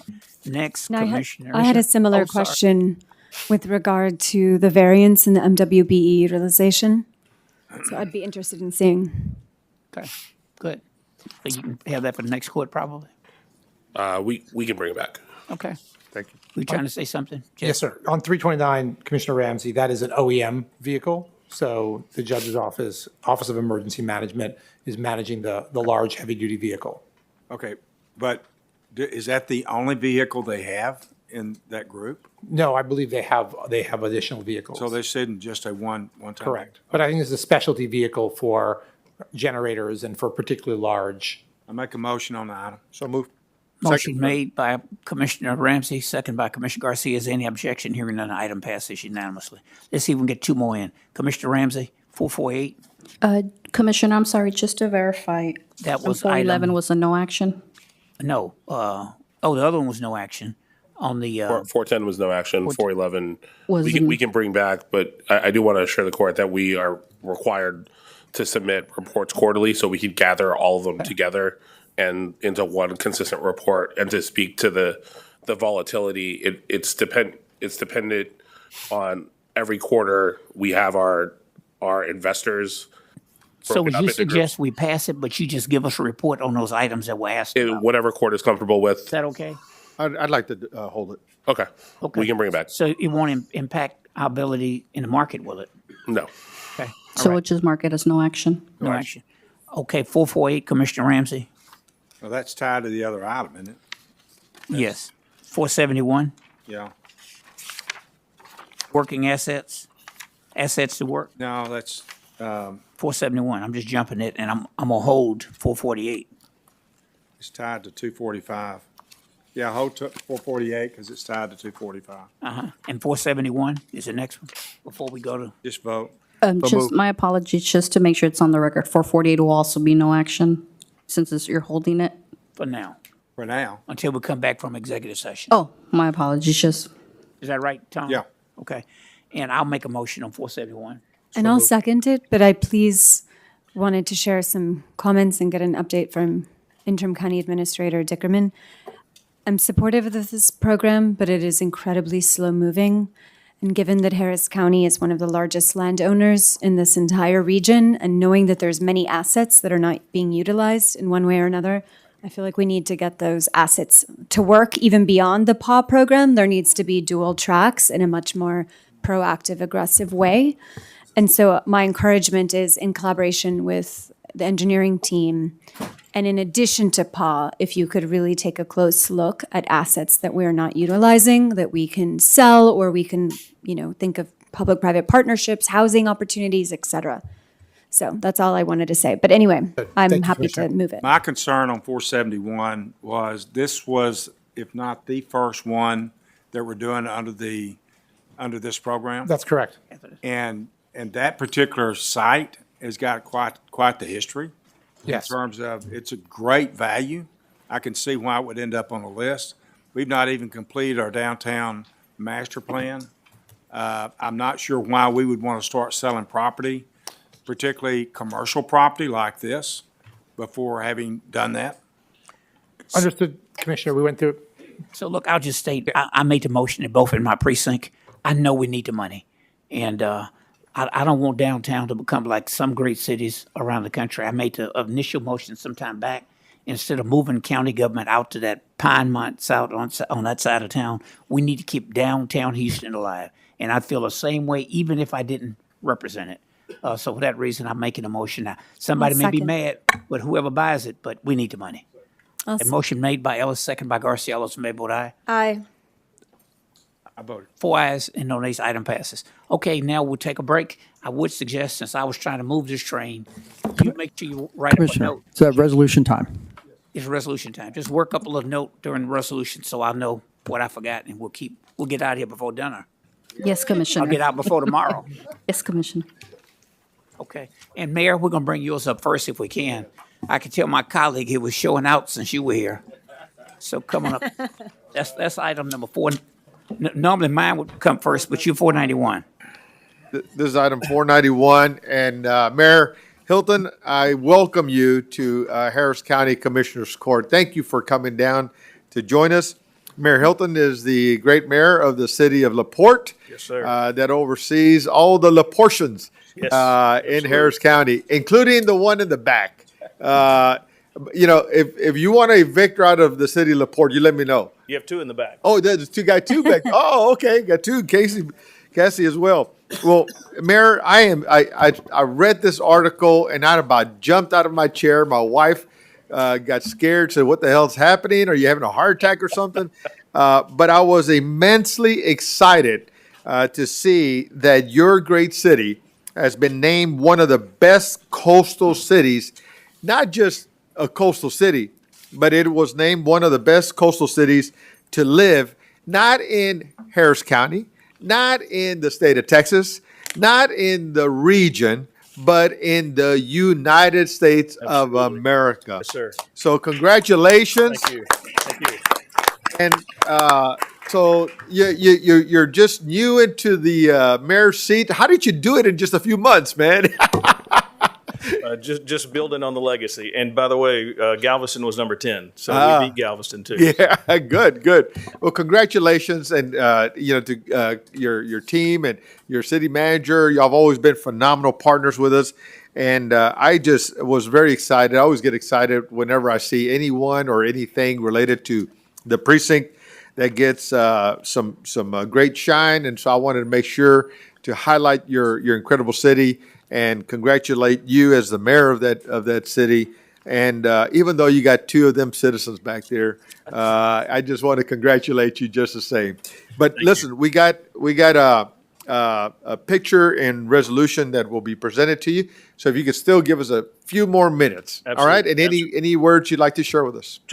Thank you for the honor. We appreciate it. Mayor, congratulations. Thank you. LaPorte's one of my favorite cities. I tell Commissioner Garcia I visited often. My daughter-in-law grew up there. Oh, fantastic. Her father was coach of, that's Forrest Wiggin. That's her father-in-law. Okay. All right. And so, of course, I know you're city manager for 100 years. Does a great job. Just well done. I too jumped out of a chair, maybe not as high as Commissioner Garcia, but we are proud of LaPorte. We're proud of the East Side. It's one of the best kept secrets in this county, and we agree. It's all because of y'all, your leadership, and what you do. And thank you. Yes, congratulations. Thank you Well very much. deserved. Let me introduce, this is our city manager, Corby Alexander. We've got our assistant city manager, Matt Dahmer, and then the gentleman who keeps us safe, he's head of our emergency management. This is Johnny Morales. So I'm sure everybody up here has probably talked to him at least once. So, Well, welcome and congratulations. thank you. Thank you. Appreciate it. Thank you. Thank you. Commissioner Garcia is the only one you have. You got another one. I got several more. I'll just knock mine out if you might. So colleagues, the next one is 479. This is the a resolution honoring the Hilton workers, the Unite resolution. And I want to say that I'm pleased that a couple of my colleagues agreed to join me on this resolution, Judge Hidalgo, Commissioner Garcia, Commissioner Briones. And we stand in solidarity with the workers at the Hilton of America's Hotel. These workers are demanding wages that can live on, that so that they can live safely and with dignity in the workplace. Is something that everybody deserves. We've done it for our workers to the extent we can, and we're encouraging it for people who contract to do business with the county as well. The Hilton workers are leading the way with the first modern-day hospitality strike in the history of Texas. And I know it's not easy for them to do that. We commend you all and a good number of us have gone out there. I've seen my colleagues on social media in the heat to join you. Some stayed longer than others. I must admit, I was about to fall out, but I was glad to stand with you. Unite here helped us create the fight for living wages when this commissioner's court adopted living wages for county employees and workers on county projects, setting a floor of $20 and $21.61 per hour, respectively. I made the comment when I went out and spoke to them. I'd like to think that they were following our lead, but in reality, we were following their lead because they were one of the groups that came to us and pushed us to get that done here. And I appreciate my colleagues working with me, all of you all, on getting that done. We stood with you then, and we stand with you now. And now we call on Houston First to negotiate in good faith to reach an agreement that has fair wages with dignity and respect for everybody on the job. The county charted the path a little bit with your work, with your help, when we paved the way to give a livable wage to our employees and folks who do business with us. And we tied it to the MIT index so we don't have to fight about it every time. But let me not add stuff that you all may want to put on the table. I hope it comes to a swift resolution. And I'll make this last comment before I turn to my colleagues. I see Ramsey Garcia and Briones. I was on the city council when that convention center construction started. I was not on the city council when they voted to put it on the ballot. It was on the ballot with me. And then they wanted to pay for it. They wanted to build a hotel using housing and community development money. And I got a lot of my colleagues angry back then because I killed it. And I figured it was such a good idea. They were going to create a housing trust so you could go take affordable housing money for working class and poor people and use it to build a hotel. And the trust was not going to generate that much money. So I killed it. And I had a lot of people downtown mad at me because we didn't have a convention center hotel for about, maybe, Adrian Garcia, a good decade. Yep. Before they came up with a way to do it. So that Hilton had substantial public subsidies from the hot tax, from the city's coffers, not money that came to us from the federal government. So you all should be well within your rights to have stood up and fought to get a livable wage. This contract came up first for you Hilton workers who I know you're suffering because your contract was up first.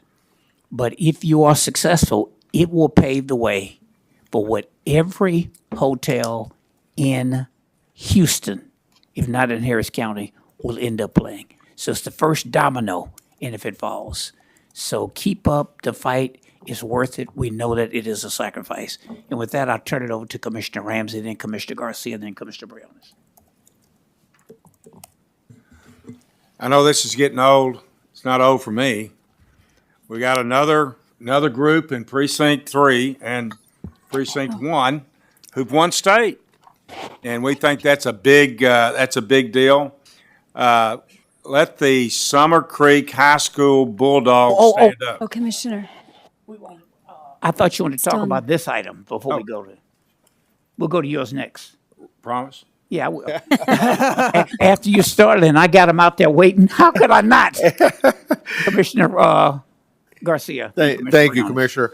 I too want to congratulate Unite here and just to say that it's good to see you. Good to see you working to make sure that you and your members get a livable wage. I've been with you since I joined Houston City Council in '04 when SEIU first came to see me. And while they were yakking away as to why this was important, why they needed my help, I was just like, stop. You had me at hello. Because there's a lot of things that one remembers as one grows up. But I remember my mother being a janitor. And I remember how she used to work in the evening hours, and then she'd have to get up early because she also drove the school bus that got me to school on every morning. And I remember my dad, who had his own automotive shop, his own mechanic shop, how he would work hard to try to finish his work so that he could come downtown to help my mom, to help her clean the offices so he could get her back home so she could get just a little bit more rest. So this, for me, is more about the family. And the livable wage will always be a conversation. But you are reflective of my mother. I am so blessed that I still have her. She is 101. And so things like this always remind me of what she did for me, the sacrifices she made for my brothers and I, and my sister. And so this isn't for me so much a labor or a pay issue. It's a family issue. And so I just want to thank you for all you do. You do an incredible, humble job.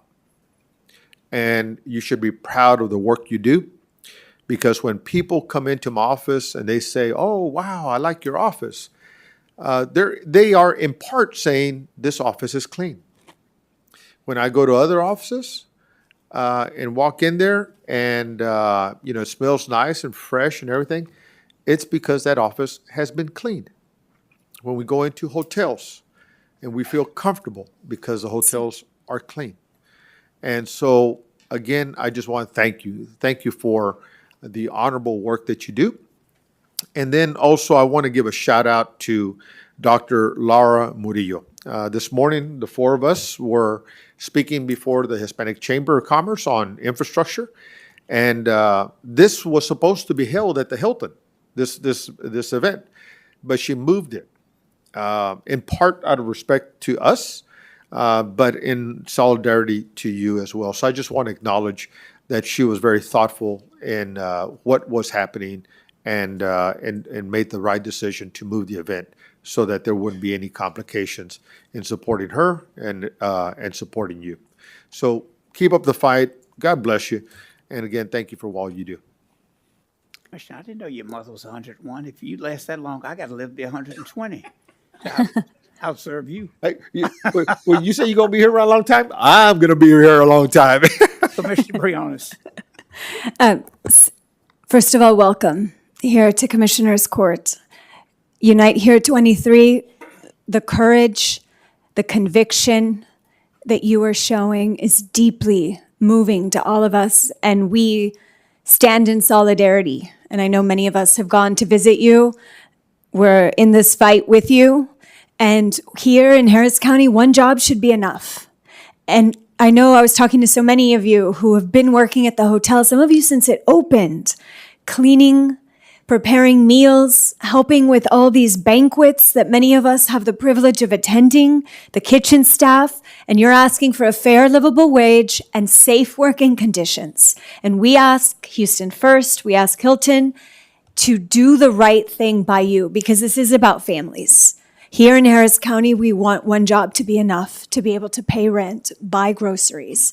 And this is more than just words. I hope you know, to Commissioner Garcia's point, our Hispanic Chamber of Commerce, we did not hold the event at the Hilton to stand in solidarity. The Harris County Democratic Party, we're supposed to have our annual event at the Hilton.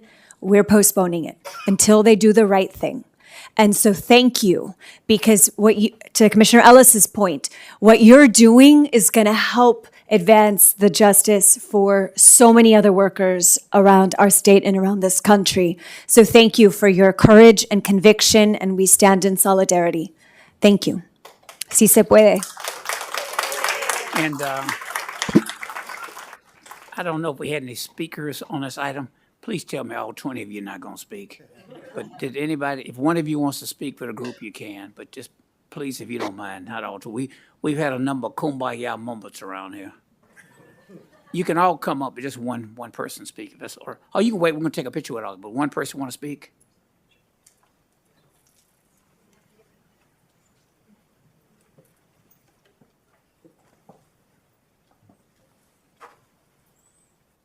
And just say your Buenas name tardes. correctly. I'll be translating for her. Okay. She practiced Spanish. Buenas tardes, mi nombre es Niurka Pérez. Trabajo para el Hilton America por 21 años en el restaurante 1600. Mi salario por hora es $12, pero hace 5 meses tuvieron la gran ayuda de aumentarnos 25 centavos más. Ahora ganamos $12.25 la hora. Yo tengo una condición médica que yo ocupo 3 especialistas, test médicos primarios, dieta, que gracias a la donación de la iglesia donde voy, puedo mantenerme lo más saludable que puedo, porque lo que yo necesito comer para que mi cuerpo se mantenga saludable, no lo puedo pagar con lo que yo gano, aparte de lo que todos los seres humanos pagamos, la renta, los biles. Por favor, las manos en el corazón de alguien que nos ayude a que nos paguen un salario digno. Porque estamos pidiendo, yo al menos y muchos de mis compañeros, $1 y algo por año de trabajo. Es solamente $1 y algo por años de trabajo, son 21 años. Por favor, ayúdenos. Good afternoon. My name is Niurka Perez. I am a server assistant at the Hilton Americas. I've worked there for 21 years. As a server assistant, I only make $12.25 an hour. Right now, everything's a struggle. I have serious health issues that I can't afford to deal with. I have to see 3 different specialists. I also have diabetes. With the salary I'm earning, I can't afford to buy the special foods I need to make sure I'm eating the right way with all my conditions. Thanks to the church, they help me, feed me right, but I shouldn't have to ask for help to the church. I should be able to make enough money to support my own self, and I'm asking you from the bottom of my heart for you guys, please help us. Thank you so much. Thank you. Thank you all for being here. Thank you. I'll make a motion to approve that item. And Commissioner Garcia will second. All those in favor vote aye. Aye. All opposed vote no. 3 ayes and 1 nay. The item does pass. Next, Commissioner Ramsey, since you have that item on behalf of both of us, I'm proud. If you don't mind, we'll go to 496. Since I cut you off, I started to let you go. I got that face from Commissioner Brown. I was about to say, I'm about to get a vote. Okay. Go ahead. Thank you. Well, I will take a minute and we'll try this one more time. The Summer Creek High School Bulldogs basketball team, if y'all could stand up. We're going to get a picture in a minute, but if y'all could stand up.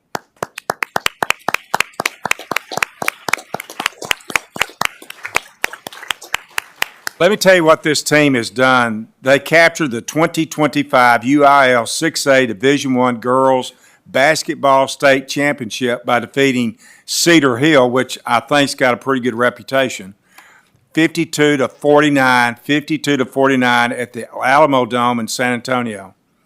The Bulldogs, under the direction of head coach Kyra Marshall. Kyra, raise your hand. What a coach. Finished the season with a stellar 29-11 record. The team finished the season with a 10-game winning streak. And the tremendous accomplishment of Summer Creek Bulldogs marks the first state basketball championship in the history of this program. Senior Kennedy Simpson's outstanding 21-point performance led the team to overcome an 18-point second-half deficit and earned her the Most Valuable Player award for the championship game. They represented themselves great. They represented Humble Independent School District, and they represent Harris County in an extraordinary way. Would y'all help me congratulate the Summer Creek Bulldogs. Congratulations.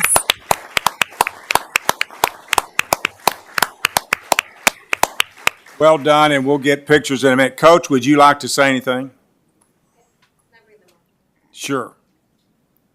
Commissioner Ramsey, while she comes down, I did not know that they let high school students coach basketball teams in high school.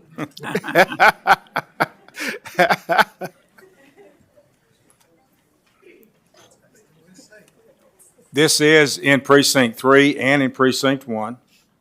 Thank you for bringing this forward, Commissioner. So proud of them. And Coach, just say your name for the record, and we're glad you're here. To move this down a little bit.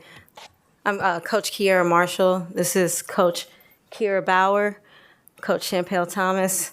Also, some of our players are here today to represent. I would, first of all, thank you guys so much for this amazing honor. We're truly fortunate and blessed to be here amongst your presence. We understand that you guys did not have to invite us down here, but we are extremely honored to be here. So thank you so much. While we're here, I do want to give an opportunity so I can introduce you to these amazing athletes that we have here. I'm happy they were able to make it because they are phenomenal young women, and they represent not only Harris County well, but the state of Houston well. So I want to make sure that we all put a face with a name. So if you just let me brag on them a little bit, we really would appreciate it. She's a freshman for us, playing on the varsity level. Did a great job contributing to our success. This is Tayaja Young, our amazing student coach who kept us going, Soraya Tillman. This is Addison Martin. She was a sophomore last year, junior this year. Led us in scoring. She was phenomenal in that game. Got hurt in the championship game, but we were able to rally around her and make it a memorable moment. Another sophomore who's now a junior. Wow. Also, she's bilingual. So that's really awesome to hear. She speaks very fluently in Spanish and English. It's amazing. But this is Erin Newsom. She was also very pivotal in our success as well. Another sophomore. Yes, we were really young. Wow. Yes, we did. We were really young. This is Kaylin Alexander. She moved in from Louisiana, a big part of our success coming in this year. And she also can touch the rim, so she's exciting if you guys want to come watch her play. This is our lone junior, one of our juniors, Amaya Hall. Phenomenal player. As you can tell, she's quite tall, and she also was very pivotal to everything that our success last year. And this is our state MVP, Kennedy Simpson. She was, yes.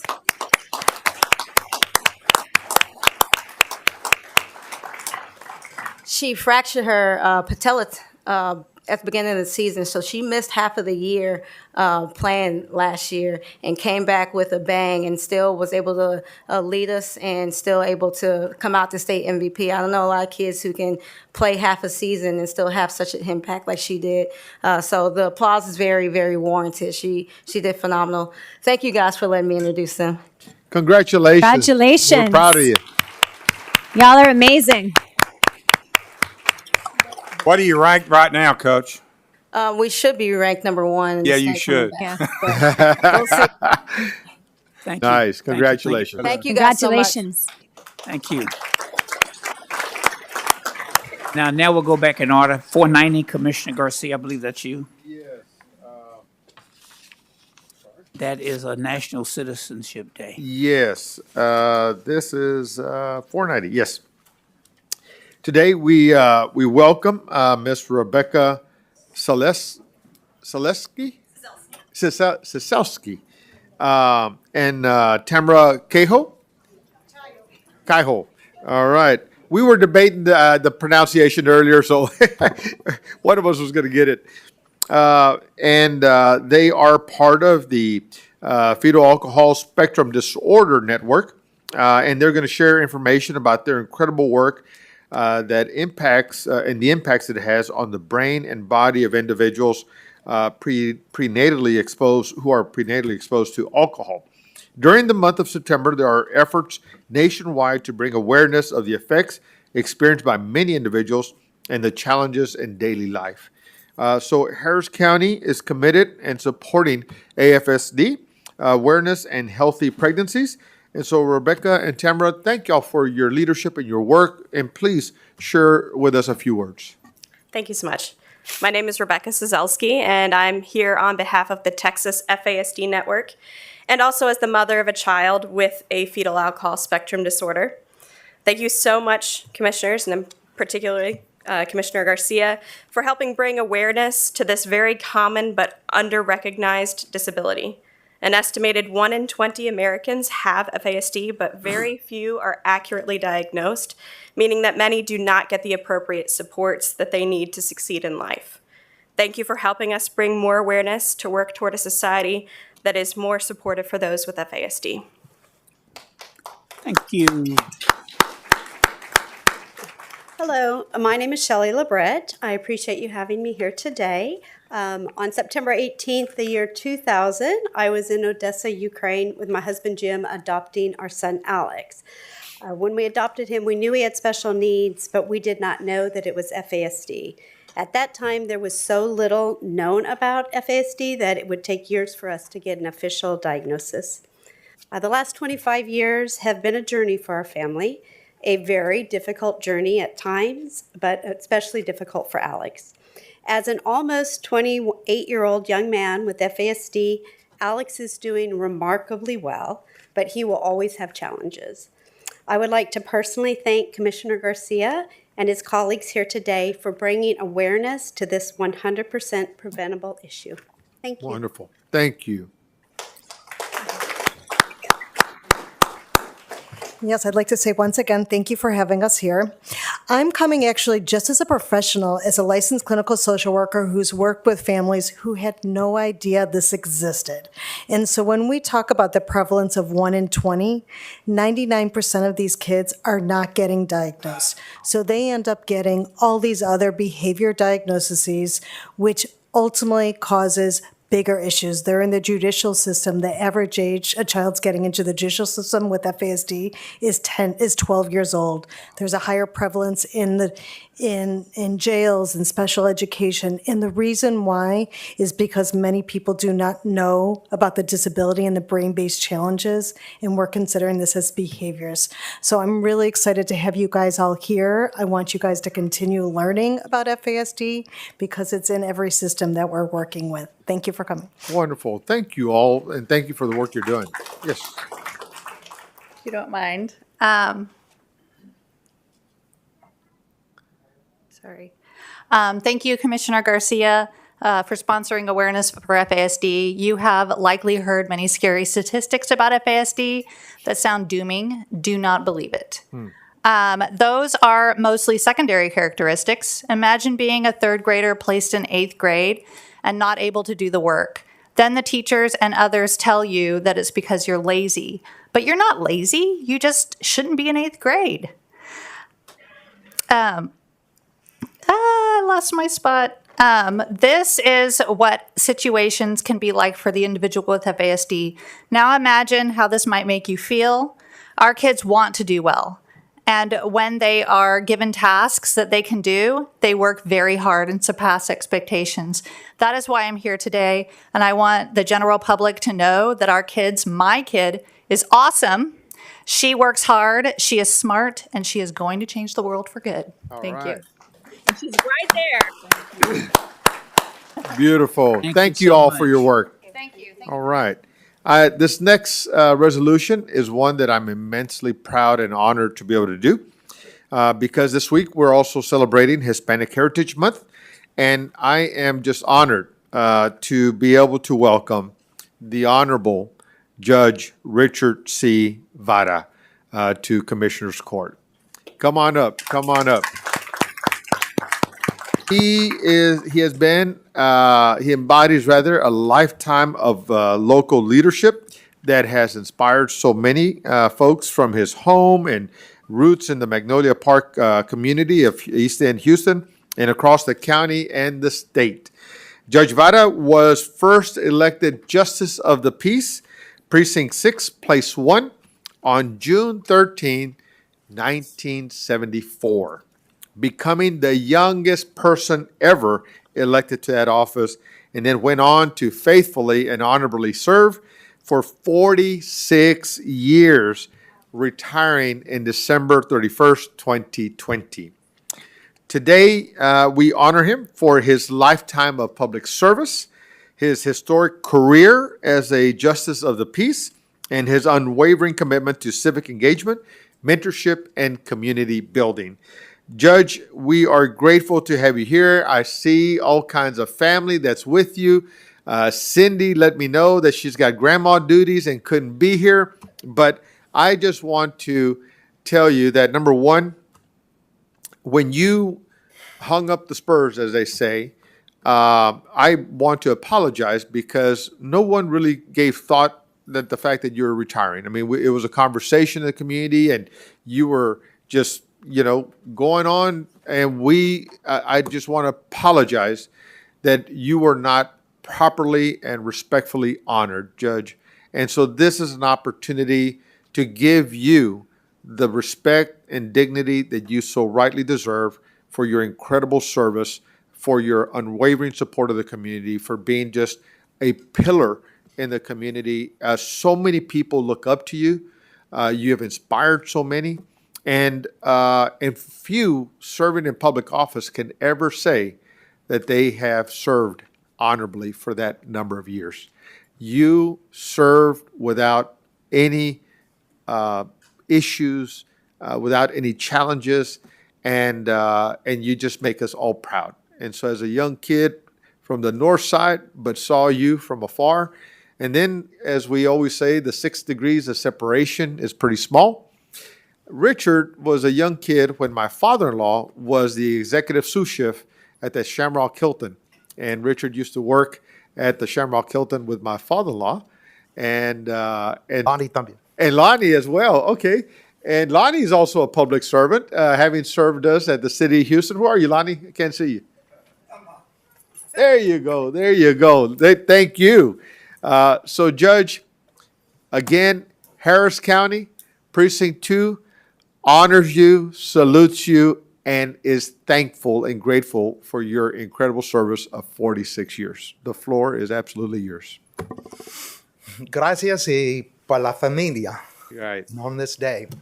And I'll go ahead and have my family members stand. One daughter's here, the other's a teacher, and her husband's a fireman. And he's working today.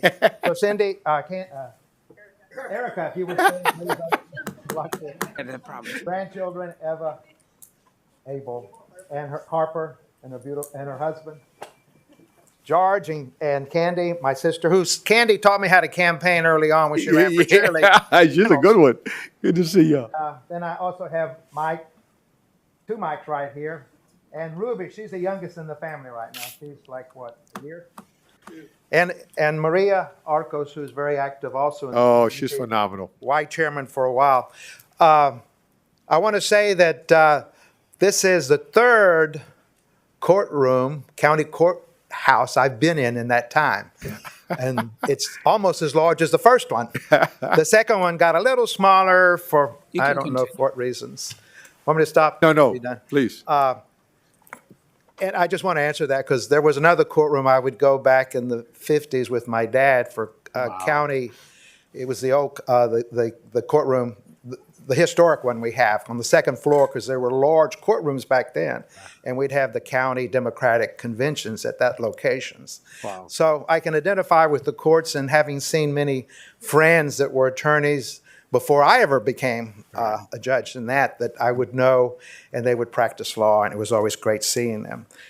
I will say thank you for this award, but because of my parents and grandparents, community people that helped me along the way, teachers, I have so many good teachers that I could talk a lot about them, friends and colleagues, but most is the voters in the community. And I will see Ellis here. I think of Mickey, because when we all started back then, we were just a group not knowing how do we do this, and we got together and made things happen. I owe everything to my mom and dad, simply because my dad was very active, a World War II veteran with Patton. He was very active with LULAC at the ground roots. And that's kind of what inspired me, because I would go with him everywhere. Met Senator Johnson when he was senator, and in awe of all these people. And my brother Lonnie also, we served in debate through junior high and high school. But anyway, so you see others and you kind of question, I don't know if I can do that. And sometimes I didn't want to be there. I want to be someplace else. But, you can do it. And so that's all I can say that my dad and mom inspired with us is if you want to accomplish something, you have to start working towards it and feel that you will make it. And along the way, you have friends that oftentimes will help you. County Judge Elliott was the first one to swear me in. And so when I look at the Harris County, because the old one had a hat on it, and as short as I was, that hat almost fit right on top of it. I want to, what else? Another great organization growing out of that was PASO, and with Leonel Castillo. Yeah. Those were groundbreaking times for Hispanics. Yeah. But again, this award is not necessary. You've given to me, but I owe it to a lot of people that brought me along. It absolutely is. It absolutely is. And this photographer I've seen him for years. I forgot his name. Well, Erica, any you want to roast and toast? Marie? Marie? All right.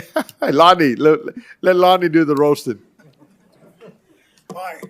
I can't really roast my brother because mom's up there.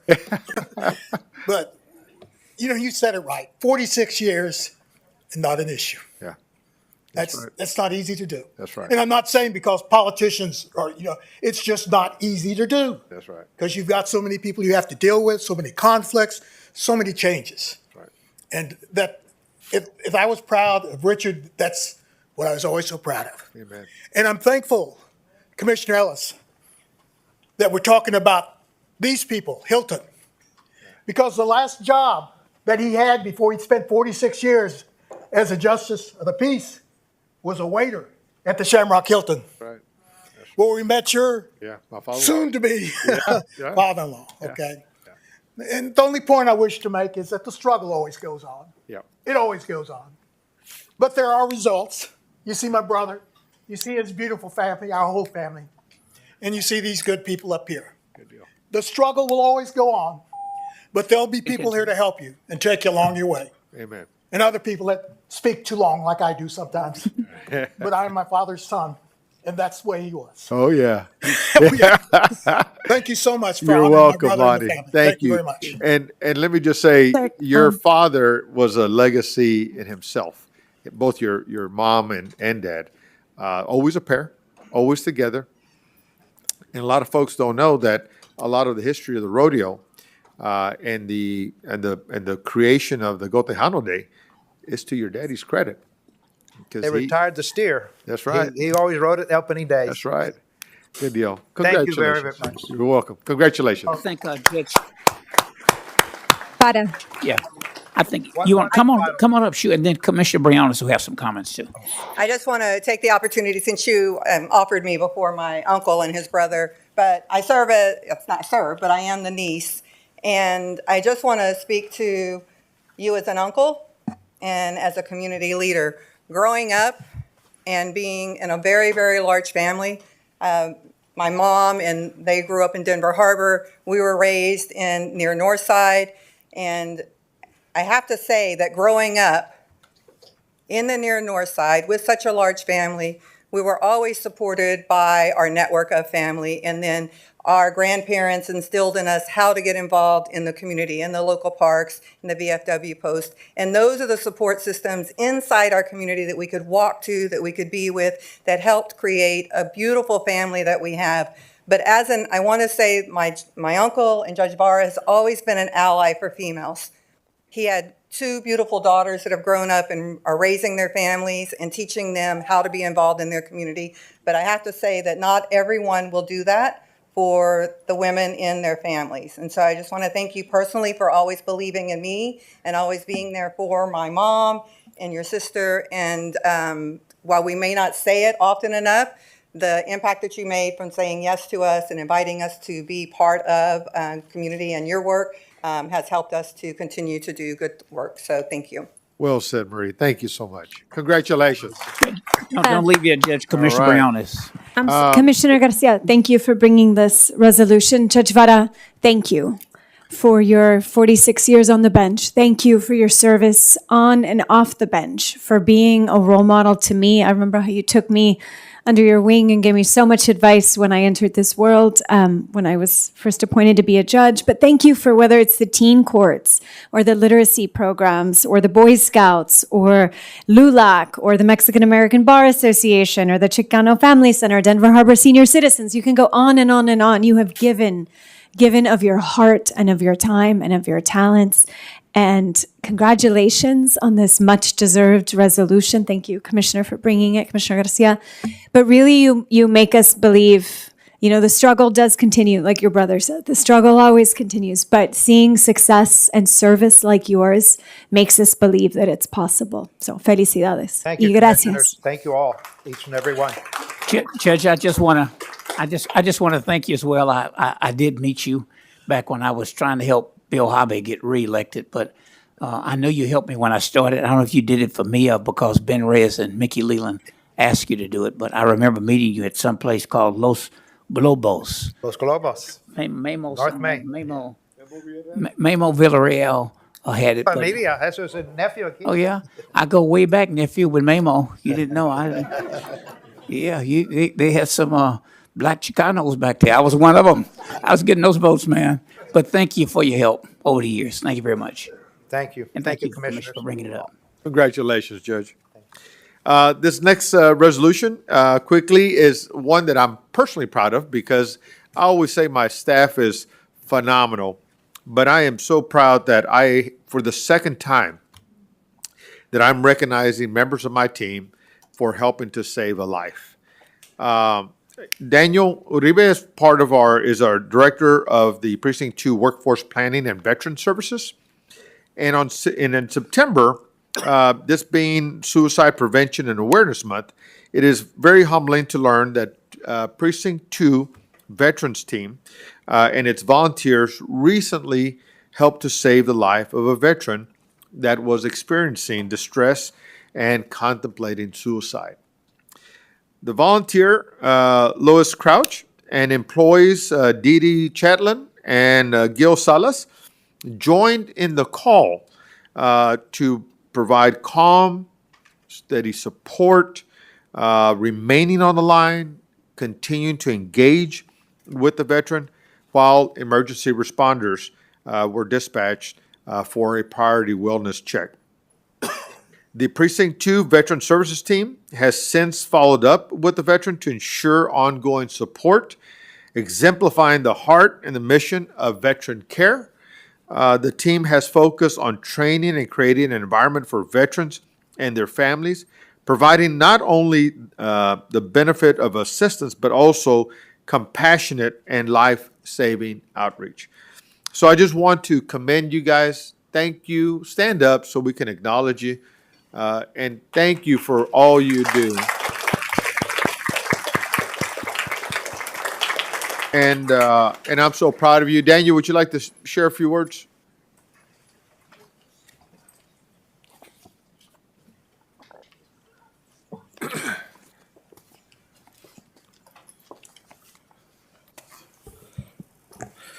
Good afternoon. Thanks so much, Commissioner. So honestly speaking, what happened does not surprise me because I know Ms. Lois, Ms. Dee Dee, who's not here with us, and Mr. Gil Salas. I know their hearts. It does inspire and it reminds me of why this work matters and who I have the honor of working with. September is National Suicide Prevention Month, a time to raise awareness about suicide, the importance of mental health support. This is especially significant as veterans face a higher risk of suicide compared to the general population. When a veteran in crisis needed help, Lois, Dee Dee, and Gil didn't hesitate. Together, they saved a life. That's not just professionalism, that's humanity. And it's an example of the quiet act of kindness that happens every day in our Veteran Service Office. Today, we simply take a moment to recognize and to say thank you, and to let their actions remind us of the impact that one team can have when they lead with the heart. I also want to thank Dr. Chris Holman, Ms. Cassie Gibson, Ms. Jasmine Hill, and the entire team for their unwavering dedication and compassion. Thank you so much. Wonderful. Congratulations, guys. Thank you, thank you, thank you, thank you. Thank you. Excuse me, sir, can you please state your name for the record? I'm sorry? Yes. Oh, Daniel Alexander Uribe. Thank you. Wonderful. Thank you, guys. Proud of y'all. This last one, just a quick acknowledgement. We have several members of the Sheriff's Office that are part of the Crime Analyst Division or unit of the Sheriff's Office. Where are you guys? Okay, stand up. There you go. Stand up. I just want to quickly acknowledge them because, you know, police work's it is an incredible career and area of work. Sometimes things just kind of fall together, and you know you're able to, you know, put pieces together and connect the dots and solve crimes. And but we never know whether we're preventing stuff. However, this young lady by the name of Isis Garcia helped to develop a methodology to identify microzones that have accounted for 80% of violent crimes within the patrol districts. Her analysis has enabled the Sheriff's Office to provide, number one, we have provided about over 2 million for the initiative, and it's resulted in a 15% reduction in violent crimes in those particular microzones. Isis, congratulations, and you go, girl. But to the entire crime analysis team, thank you for what you do, because you're sort of the scientist behind a lot of the initiatives that go out. In the old days, the sergeant would just say, hey, there's a problem down the street, go get it, boys, and we'd go out there and do our best. But today, you invoke and institute a great deal amount of science because the work is more complicated these days. The community is larger, the territory is larger, and so you have to be much more strategic and innovative in your approach. And so I'm so proud of your work in all that you do. The analysts within law enforcement agencies rarely get recognized, although there's a little talk about you guys on TV, but the forensic people try to take a lot of your light. But I just want to make sure that people don't forget that the crime analysts are some of the most important people within any law enforcement agency. So congratulations, guys. Thank you for all the work you do. All right. Thank you, Commissioner Ramsey. You have one more, if you want to do it. That is Kingwood Park High School cheer. I'm sorry, real quick, Commissioner, what item was that one that you were speaking on? 493? No, that was just, let's see, that was 494. And Commissioners, I apologize because I apparently didn't do a very good job of reminding everyone that we really are only supposed to do 2 per. Yeah, I did a point of personal privilege earlier. Yeah. Oh, okay. Oh, okay. Just I just want to let everyone, because I do tell people not to do that, so I just want to apologize. Anyway. Got you. Do you have any speakers on 495? I do not. Just a quick recognition of the Kingwood Park High School Cheer Squad. They captured 2025 UIL Spirit Co-Ed Cheer State Championship, again in the Alamo Dome in San Antonio, Texas. Again, just such a great, I'll not read the resolution, but it is an indication of what happens in public schools with proper direction and encouragement. These kids do wonderful and great things. Thank you. Thank you, sir. Thank you. Commissioner Briones, 497. Thank you. I have 2 resolutions. First, 497, recognizing September as Workforce Development Month, if our guests can please come down. But to just get it started and with our Unite Here workers, just further testament, a strong economy requires strong workers and strong support for workers. So we're proud in this month of September to recognize Workforce Development Month. We have so many strong partners here in Harris County. I'm just going to give a few examples of how Harris County has been continuing to develop workforce opportunities because we believe in creating good jobs and making Harris County a place where the American dream is still alive and well, and the American dream can become the American reality. So first, we proudly passed a $20 minimum wage for Harris County workers and $21.65 for our contract workers. Second, we were very proud to invest over $17 million in apprenticeships, the largest investment in Harris County history. And we have amazing partners such as our Texas Gulf Coast Area Labor Federation and Empower to train over 1,000 residents, especially in high need areas for high paying, high demand jobs. We've also started numerous programs to support small businesses.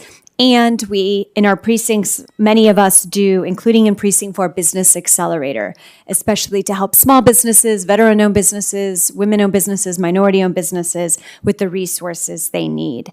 And I want to thank, there's so many amazing partners here, Juliet Stepech, who is not able to be with us today, but who leads our Gulf Coast Workforce Board. We have Goodwill Houston, the Women's Home, Baker Ripley, Texas Workforce Solutions, Career Gear of Greater Houston, and so many more. And the more we can come together so that Harris County is a place where everyone has a fair shot to thrive and provide for themselves and their families, the better off we will all be together. So with that, I would please like to welcome one of our dear partners from the AFL-CIO, Ms. Baker. All right. Hi. On behalf of the Gulf Coast AFL-CIO and our 11 Apprenticeship Advantage partners, thank you to Commissioner Briones for this recognition and to all the commissioners for making this program possible. Over the last 2 years, this program has helped 908 high school graduates in life-changing apprenticeship programs, exceeding our target goal of 798 with a 92% retention rate. The apprentices come from diverse communities all across Harris County. 2/3 come from low-income families, and 10% of our beneficiaries are women, higher than the 6% industry average in construction trades. We asked the apprentices resuming classes this month, how has this program impacted your life? We received responses such as, it has changed my life by me having a future I never would have thought was possible. It gives me a direction in time where I need it most, and I'm able to imagine a better future for my children. Partnerships like this between unions, local government, and community leaders show what is possible when you decide to prioritize the needs of working people and by offering clear pathways to the middle class and family-sustaining jobs.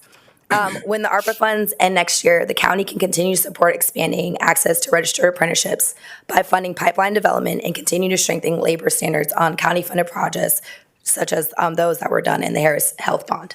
Thank you. Yes. Thank you so much. Can you please state your name for the record? Shelley Baker. Yes. Thank you Thank so you. much, Ms. Baker, for being here. You're very welcome. Good to see you. Thank you. Thank you.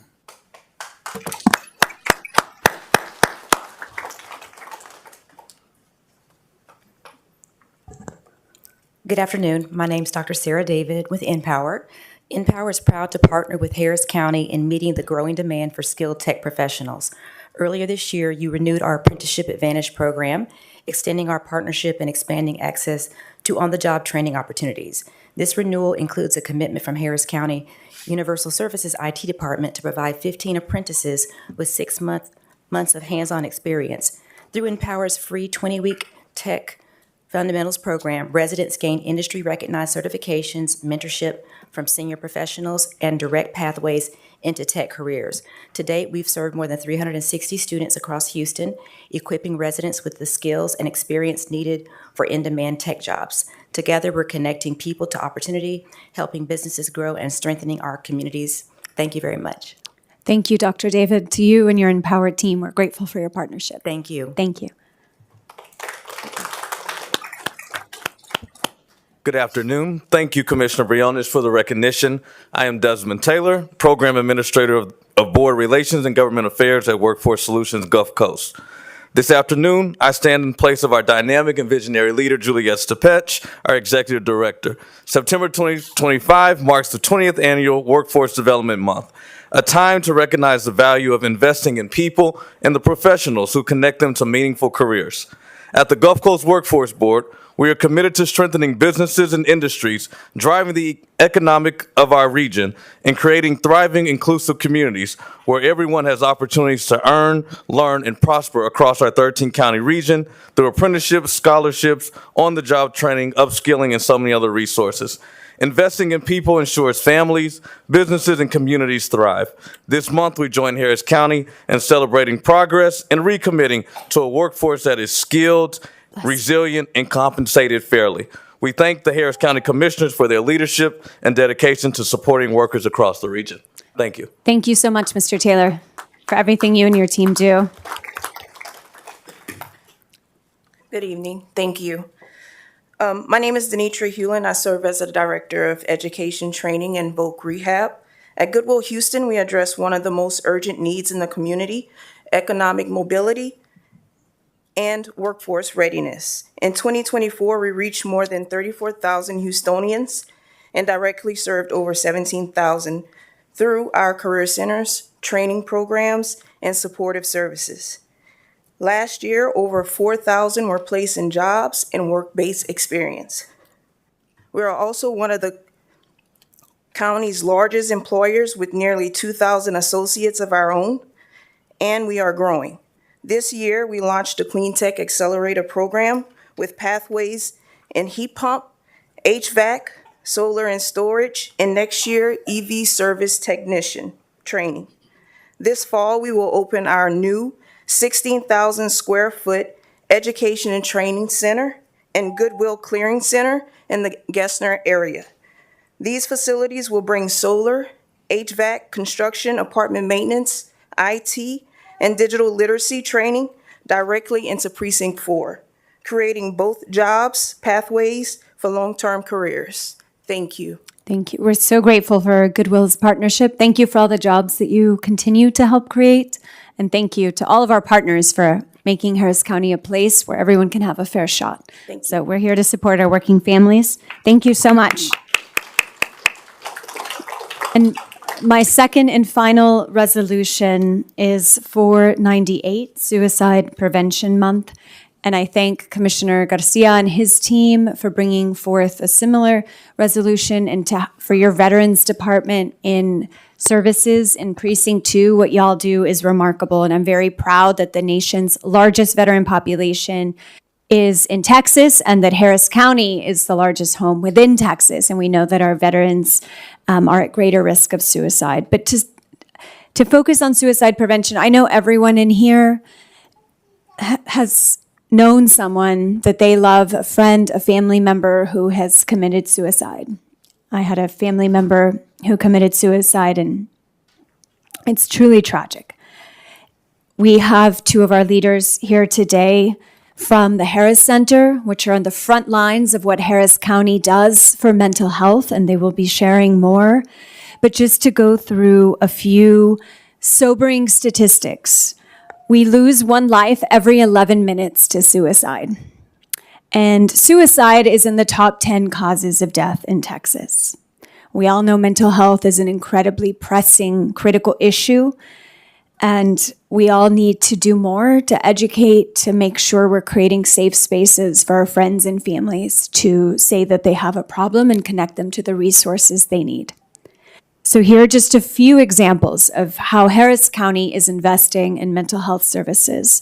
First, with regard to Harris Health, proudly fully funding Harris Health, and two of the things Harris Health does, of many, the Crisis Stabilization Unit, the Crisis Call Diversion.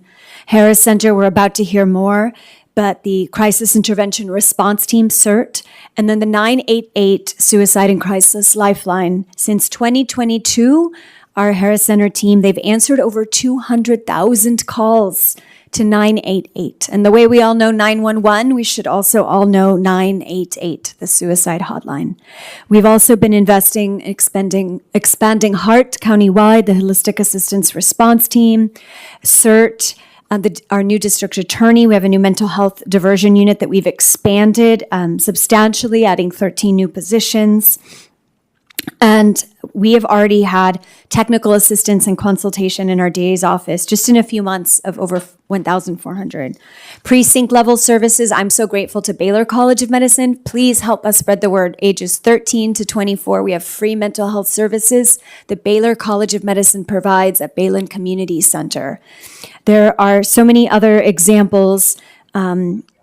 The CWAP assistance that we have as well, supporting mental health professionals in training with the network of behavioral health providers, and again, so many others. But we are here to partner and make sure that we're expanding awareness and support, and most importantly, connection to resources.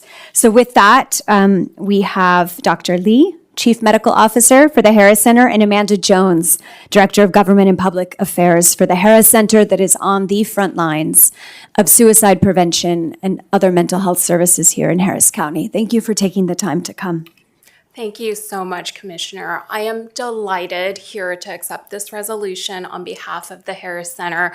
Wayne Young sends his regrets for not being able to make it today.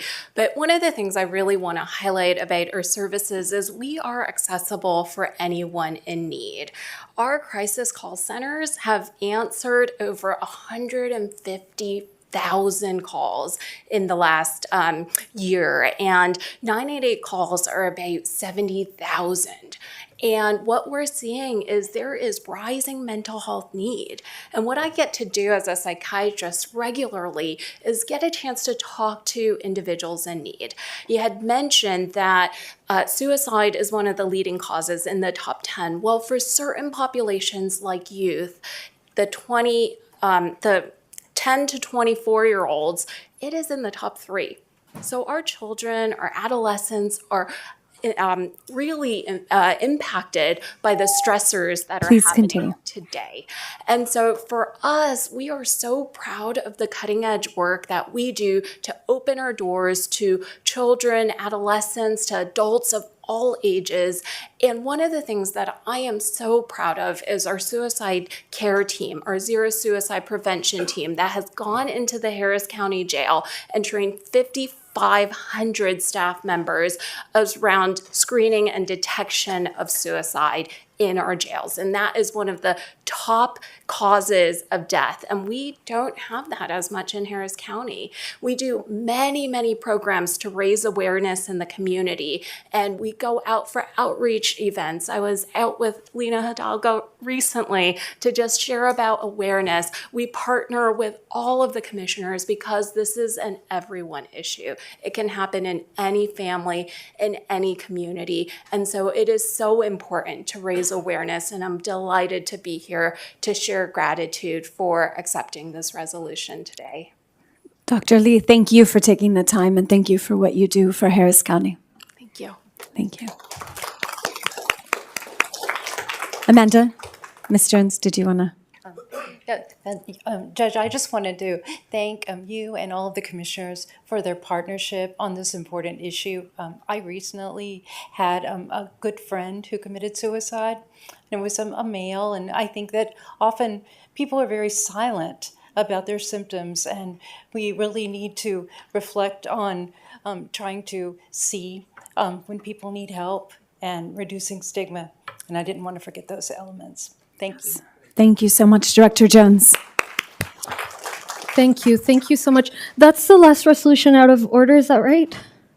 So I know we have pictures before we do that. Judge, Yes. I'm sorry, I know your resolution, item 489, was also still needing, in case you wanted to read it. Oh, okay, thank you. Let's see. So that's the joint resolution for National Citizenship Day.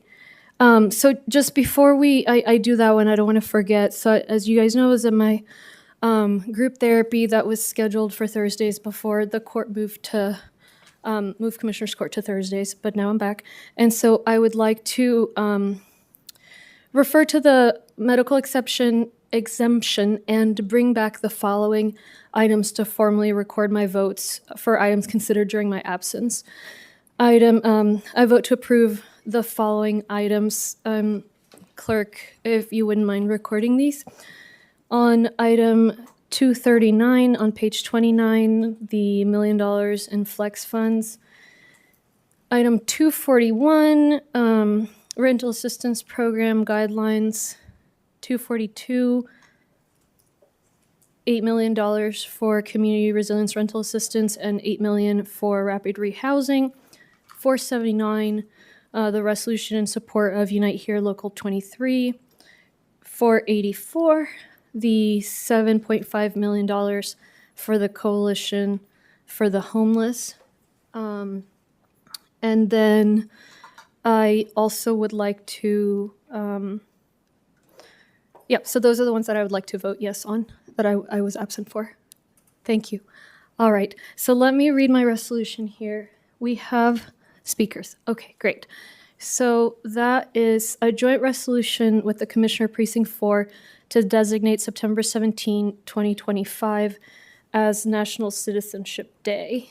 And let me see that I have the actual resolution here. Okay. Whereas Citizenship Day is an annual event observed in the United States and Harris County to commemorate and acknowledge the substantial contributions of citizens and the principles of citizenship to the county and the nation at large.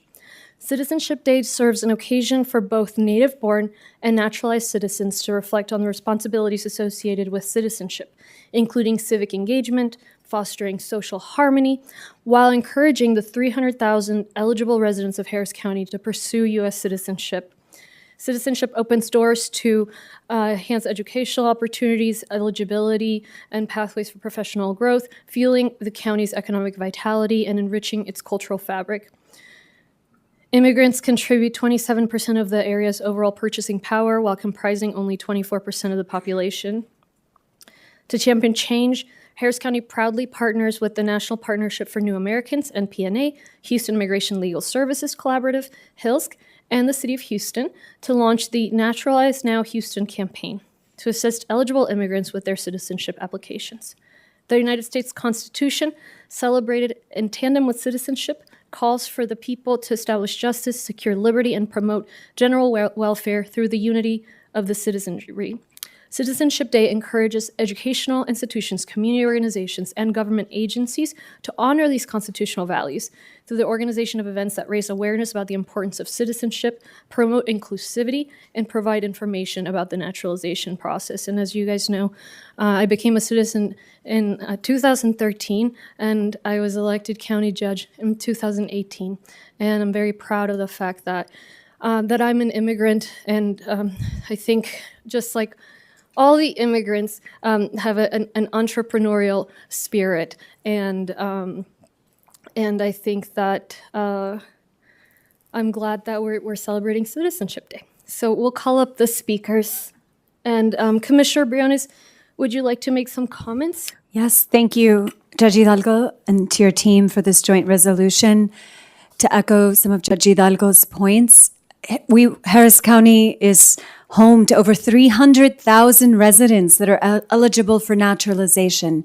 So to all those who are listening, please help us spread the word of all of these services that Harris County, in partnership with all of the partners she named, National Partnership for New Americans, Houston Immigration Legal Services Collaborative, City of Houston, Baker Ripley, Justice for All Immigrants, Galveston Houston Immigrant Representation Project. There's been over 700 classes. These are help folks get through this very complicated and often long process. They have done everything they need to do, and now it's just walking them through the process. And speaking at naturalization ceremonies have been some of the most moving moments to see thousands of people who believe deeply in the American dream and the promise of our democracy. And here in Harris County, we want to deliver on that promise so that this is a place where the American dream is alive and well. So with that, we are proud to recognize September 17th, 2025 as National Citizenship Day in Harris County. Yay!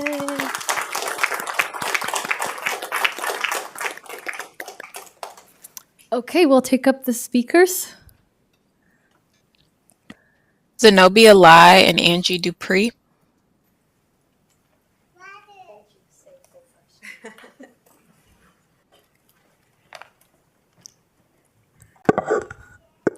Hello, everybody. My name is Angie Dupree. I'm the Citizenship Manager for National Partnership for New Americans. We're a multi-ethnic, multiracial coalition of 82 immigrant and refugee rights organizations across the country and the anchoring organization of Naturalize Now Houston initiative. Over the past 2 years, NPNA's Naturalize Now Houston initiative has worked closely with local government and community partners to reach the nearly 300,000 eligible to naturalize residents across Greater Houston. Since launching this initiative together with Harris County and our partner organizations, we have collectively reached over 118,000 residents with citizenship information. Also, we are proud to share that over the past 2 years, Houston has been the highest number of citizenship applications submitted to USCIS nearly every quarter, reaching our goal of becoming the citizenship capital of the country.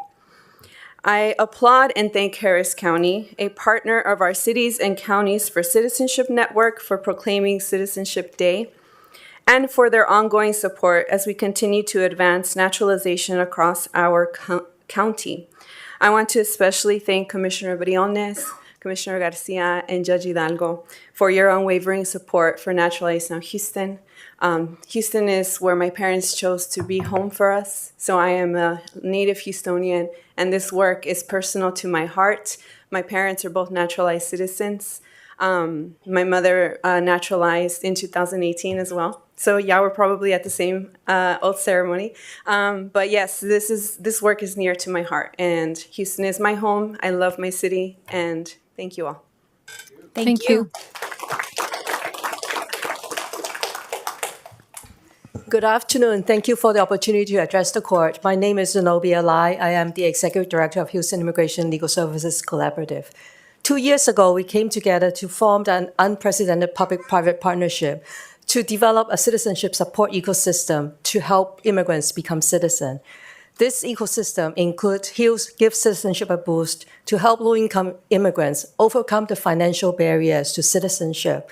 During the first 18 months of this project, we have provided more than $400,000 to help pay application fee for 700 low-income immigrants so that they can save the money to provide for their families and continue to contribute to the local economy. NPNA, as you just hear from Angie, is an important partner to provide community outreach and education to help hundreds of thousands of eligible immigrants to learn the process and connect them with support services. More importantly, the county-funded Immigration Naturalization Services Fund, INSF, helped 8,000 individuals get legal assistance about citizenship, enabling 1,250 immigrants to become American citizens as of August of this year. Hundreds more are in the pipeline to finish the 6 to 8 month process. Because of this ecosystem, the parents of one of Hill's staff member who lived in our community for years under temporary protected status became citizens just this past June and August. Because of this ecosystem, the parents of Hill's banker who lived in our communities for more than 3 decades, building businesses, raising a family, sending children to college, finally became citizens just last month. And because of this ecosystem, a 101-year-old Chinese lady who has been a lawful permanent resident for more than 2 decades feels confident to apply for citizenship. Thank you for recognizing the contributions of immigrants who made up a quarter of Harris County's population. Thank you for celebrating our arrival to the destination of our long immigration journey to become American citizens and full members of this country's political economy. Thank you very much for celebrating citizens and honoring the National Citizenship Day. Thank you. Thank you, Ms. Lai. Okay, with that, we'll take pictures. We will take the Unite Here pictures first so they can return to the picture.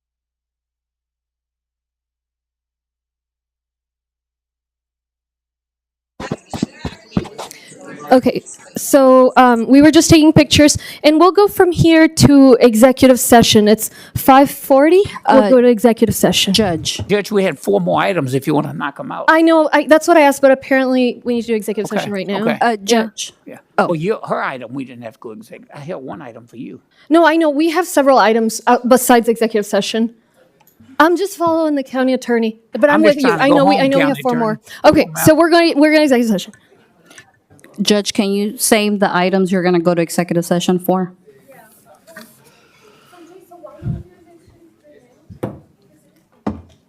I'm sorry, Judge, what was that? So why is it that we have to go to executive session right now? Well, we've got 6 items, and then I think there's only 3 others that when we come back, and I think some of the ones coming back were supposed to be after we do executive session. That was the only reason. Okay, let me see if there's any we can knock out just that are Okay. not executive session related. My apologies, Judge. Would y'all want to make a vote on the resolutions that were not previously voted on? Sure. Sure. Okay, so does anybody have a motion on resolutions not previously voted on? Commissioner, do you want to make a motion on the resolutions not previously voted on? And we approve all the resolutions. That was one that we voted on earlier. All the Okay. remaining resolutions. Commissioner Ellis makes the motion. Is there a second? Second. Second by Commissioner Ramsey. All in favor? Aye. Any opposed? Motion carries 4-1, and we'll let Commissioner Garcia record his vote later if he needs to. Yeah. It was 4-1. Excuse me, 4 to 0. 0. 4 to 0. That's what I meant. Yes. Okay, and then so we still need to discuss. Well, there was item 170. So I know they had a concern about a contract. So that's an executive session one. Yes, if you want to have a conversation about it, we probably need to take it there. Yeah, I mean, I don't just you don't have to answer. If you can't answer this, then we'll just go to executive session. But the question is legally, could we pause it? That's just the question. No, I mean, we can't do anything with it. We have to move forward. We have to approve it. There's no legal. If we did not approve it, would we be sued or something? Is that Yeah, what's up? we can take an executive session if we want to have that conversation. Okay. All right. So we'll put that in executive session. Then the other non-executive session is Go back because Commissioner Ramsey had some concerns. Am I right? It was item 472, Judge. and then 245 still needs to be discussed. That's Commissioner Ramsey. 245 and 248, 245 and 448 are tied. Okay. I've gotten information on that, and we can just vote now. I'll move 245. Can you move both of them? I'll move both of them. Tom, is that all right? That's all right. Okay. And 245, and what was the other one? 448. 448, I'll move them both. Okay, motion by Commissioner Ellis, second by Commissioner Garcia. All in favor? Aye. Any opposed? No. Motion passes 4-1. And then we have 411. Did we still need to discuss that one, Commissioner Garcia? It's coming back. He's coming back. He held it, yeah. So we're no action that one? Okay. And then what about 472? Did we already vote on that one? Excuse me? I didn't hear what you said. Have we voted on that one or No, not? no, ma'am, that's where we Okay, are. so do we need to discuss that one, Commissioner Ramsey? That's a renewal option. 472. Correct, on page 57. Just vote. I'll move it. Motion by Commissioner Ellis, second by Commissioner Garcia. All in favor? Aye. Any opposed? No. Motion carries 4-1. Then there's 481. Did we already vote on that one? No. Commissioner Ramsey? Would you like to discuss that one? I believe you pulled it. That's about no press conferences before Commissioner's Court in the lobby on Commissioner Court Day. Yeah, that was put on here, and again, I think it's something that would be helpful. And the reason I put it on court, I think press conferences are fine, particularly on the day of Commissioner's Court. I don't know why we have to have them in Commissioner's Court. We've got a lot of other rooms in the building. And I can tell you it does delay starting the meetings. It does impact us coming back in terms of if you choose to have a press conference in the room that we're coming back into. So my only point here is if we're going to have press conferences, have press conferences, but they shouldn't interfere with the regularly called meeting. And in my opinion, when you call for one at 9 o'clock and you reserve and you do impact people getting in the building, there were a couple, 3 times recently where the line went around the building trying to get into the building. So that's my pragmatic civil engineer request. So, Commissioner, Is that a motion? That's a motion. Second. So the motion is for what exactly? Is there a certain, like, No press time, no conferences? later than X, or it needs to be in the? I don't think we should have any press conferences later than 9 o'clock in the morning to allow people getting in to the courtroom and out of the courtroom. I accept that as an amendment. what's that amendment? No later than 9 o'clock. Press conferences be held no later than 9 o'clock. So let me make this suggestion. How about press conferences have to end by 9:30? I'll accept that. Okay. How about this one? How about we start our meetings at 9, then the press conference has got to end by 8:30? I'll even agree with that. Hell yeah. No, I withdraw Move my second. second. Kumbaya All in favor? continues. I withdraw my second.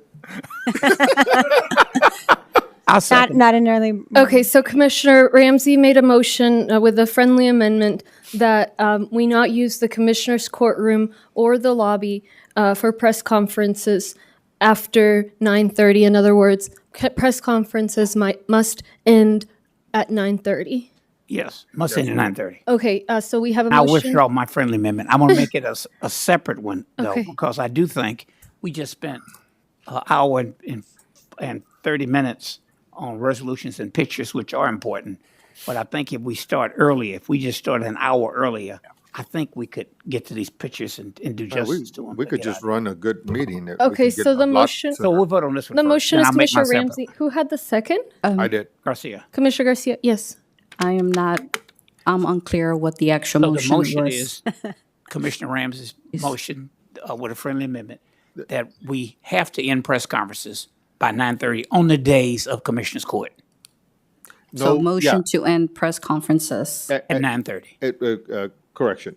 No press conferences in the lobby or in Commissioners Court. And if they're held on Commissioners Court day, they need to end by 9:30. So, Commissioner, now if it's not Commissioners Court Day, you can still have them here or there. Yeah. But on Commissioners It's Court just Day, Commissioners if Court. there's a press conference in the lobby or in this chamber, not the other chamber, in this chamber, they have to end at 9:30 so we can start the court meeting at 10 o'clock. Promptly. So did you get it?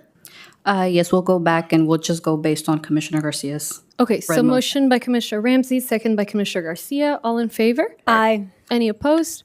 I'll be opposed. I know who this is aimed at. So motion carries 4-1. Judge? Yeah.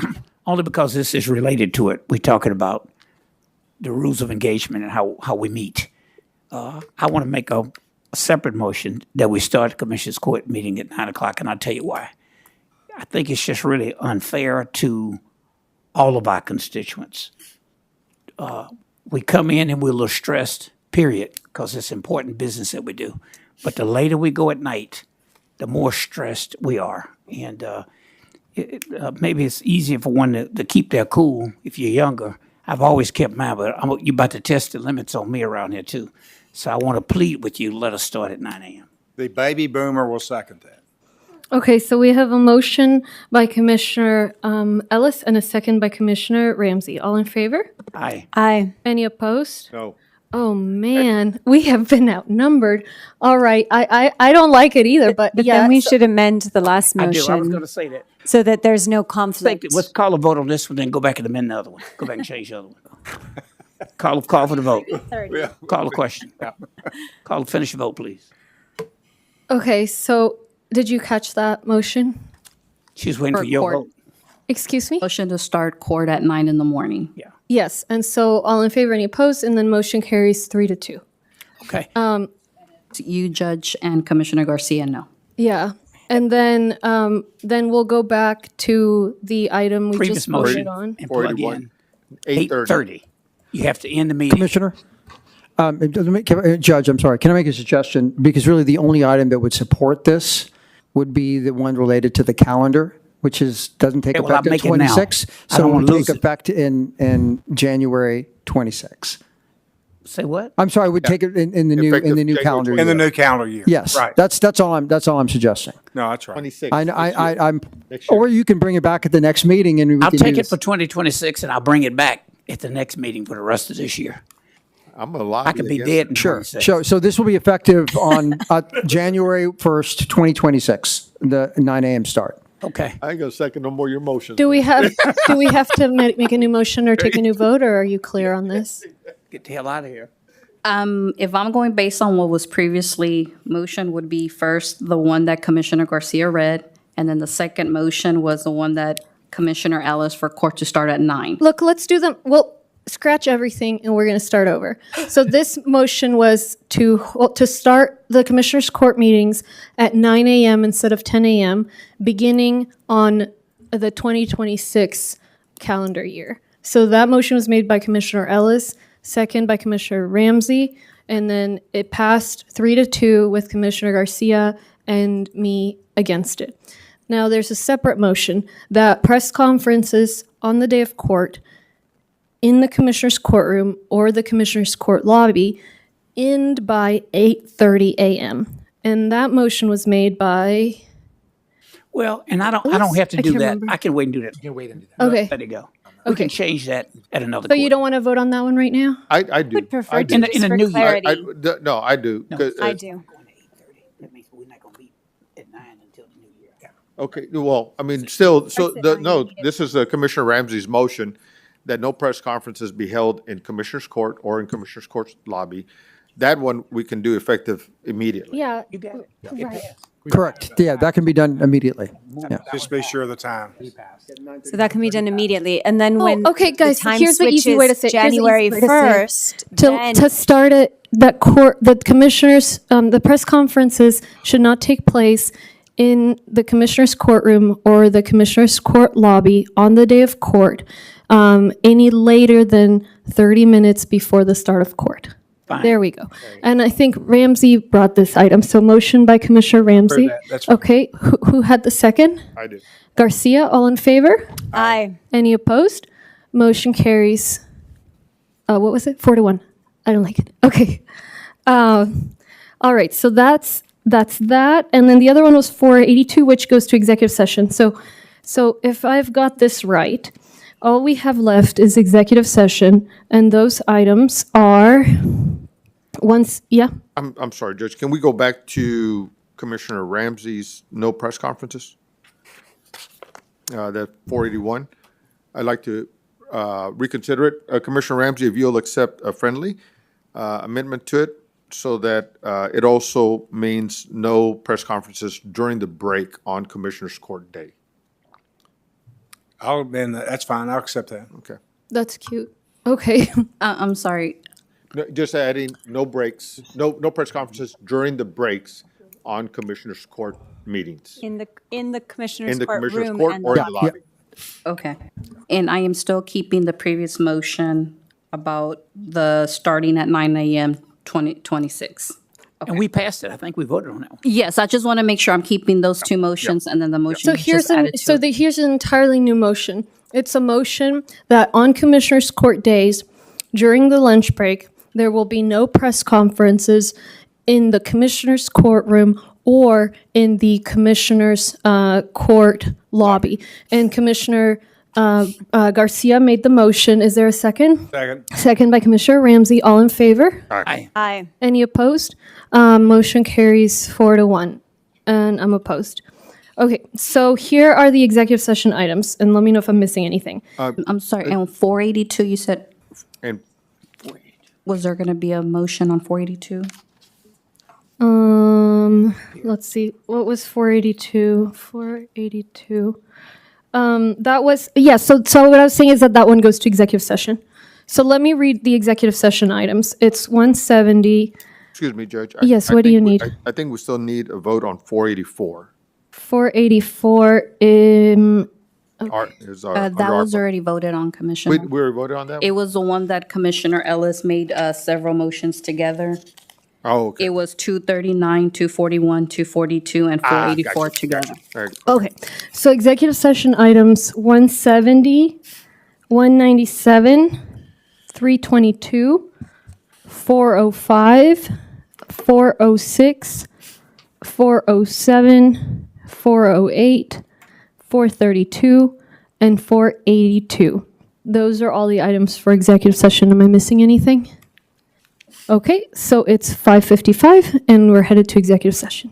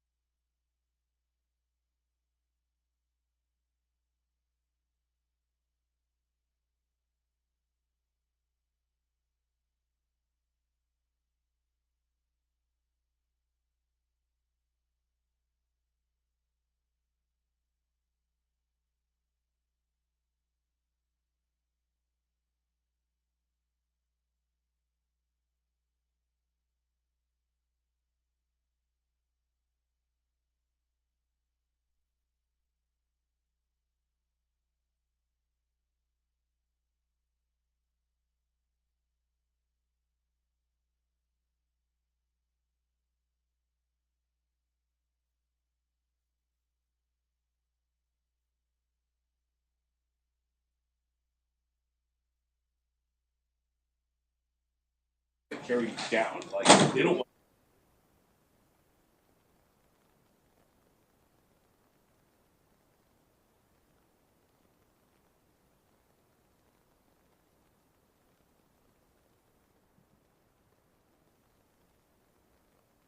All right.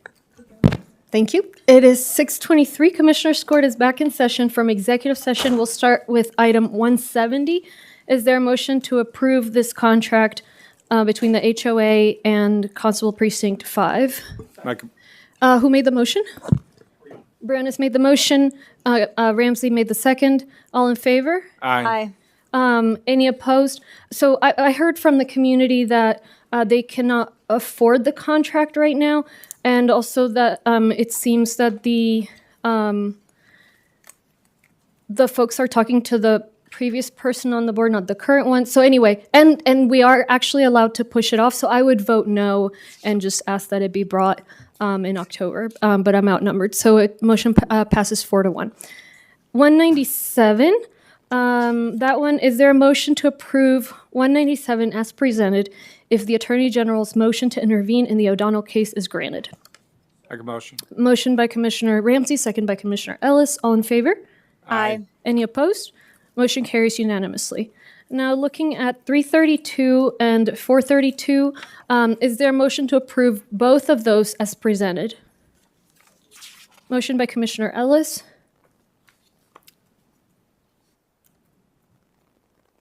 332. Yes, so those are the Solar for All litigation. Second. All right, second by Commissioner Briones. All in favor? Aye. Any opposed? No. Motion carries 4-1. Item 405, is there a motion to recommend Tracy Jones from both the Flood Control District and the Harris County for the Board of Directors of the Harris Central Appraisal District? Motion by Commissioner Briones, second by Commissioner Ellis. All in favor? Aye. Any opposed? Motion carries unanimously. 406, we request that this item be brought back on the 24th, in other words, next week, and we request that the MAC board please do whatever due diligence they need to do ahead of the 24th, because we don't want the position to remain vacant for so long, and it's going to be vacant as of today.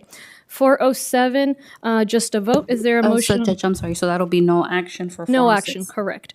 407, is there a motion on 407? Motion by Commissioner Garcia. Second by Commissioner Ellis. All in favor? Aye. Any opposed? Motion carries unanimously. 408, this is a request to approve, do I have to say what it is, or, Jay? I'm sorry. What's Judge, the motion for 408? For item Or 408? to approve the recommended course of action by the county attorney, does that work? Yes, that should work, Judge. All right, so was there a motion on that one? Motion by Commissioner Ellis. Second. Second by Commissioner Garcia. All in favor? Aye. Any opposed? Motion carries unanimously. Judge, real quick, I'm sorry. Item 407 and 408 will be approved as presented, correct? Yes, well, that's right. And 408 is in executive session, so 408 is about approving the recommendation that the county attorney provided in executive session. 432, we already voted on. And then there's 482. Is there a motion for 482? Those are the legal fees of Alex T., whose case was, of course, also dismissed by the Attorney General. Motion by Commissioner Ellis. Is there a second? Second. Second by Commissioner Briones. All in favor? Aye. Any opposed? No. I'm in favor. Motion carries 4-1, and I'm glad this is finally over. This being those legal fees and Kim Ogg's big prosecutions. Yes, Commissioner Garcia. Yeah. I just want to thank Alex for his patience, and just want to acknowledge his family and what they must have gone through. I had hoped that all the employees would have been taken care of before their supervisor would have been taken care of, but that didn't happen. I thought it would be best to let the employees get reimbursed first. But I just want to acknowledge Alex for his work and that this is behind him. Thank you, and I want to acknowledge the fact that my colleague who just spoke actually does what Alex was accused of doing and does not do. All right, it's 6:28 and yes. Judge? Yes. I think there was an issue with, is it item 117? 117, the bond. Yeah, I think there was some, Which one? The bond, the bond, I believe precinct one's office had sent us some corrections. yeah, there were some revisions. I think there was some, let me see, I'm happy to reread it, but I think you may have it Reread already. it, if you would. Okay, my least favorite thing to do here. Okay.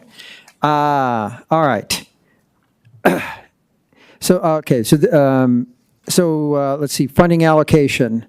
It's a motion to approve the allocation of the 2018 flood bond funds for each bond ID and all associated projects as presented in the updated bond package and as directed by Commissioners Court, funding current and future needs for all projects in quartile 1 of the 2022 prioritization framework and projects with secured partnerships. I believe the dashboard was correct. I think in working group, motion to direct flood control to convene the 2018 flood bond working group composed of staff from the court offices at least quarterly in advance of court updates.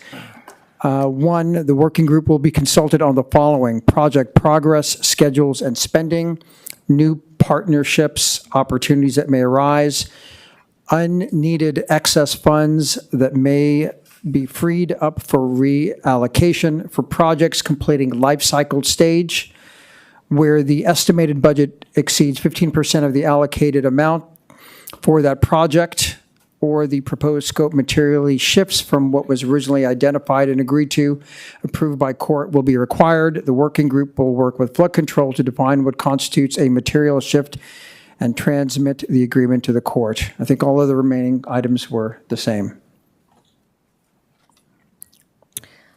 Does that sound about right, Commissioner Ellis? It does. They were cleaning up grammatical errors. Correct, yes. Yeah, there was some slight technical errors and removal of a sentence that I think all your offices had agreed upon. Yes. Okay, so we have that new motion. You guys have it. Commissioner Ellis is making the motion. Is there a second? Second. Commissioner Briones has the second. All in favor? Aye. Any opposed? Motion carries unanimously. All right. Jay, that's why I wanted you to read it to begin with. Thank you, Jay. All right. Oh, sure. So it is 6:30 and Commissioners Court is now adjourned. Thank you. Thank you all so much. See you next week.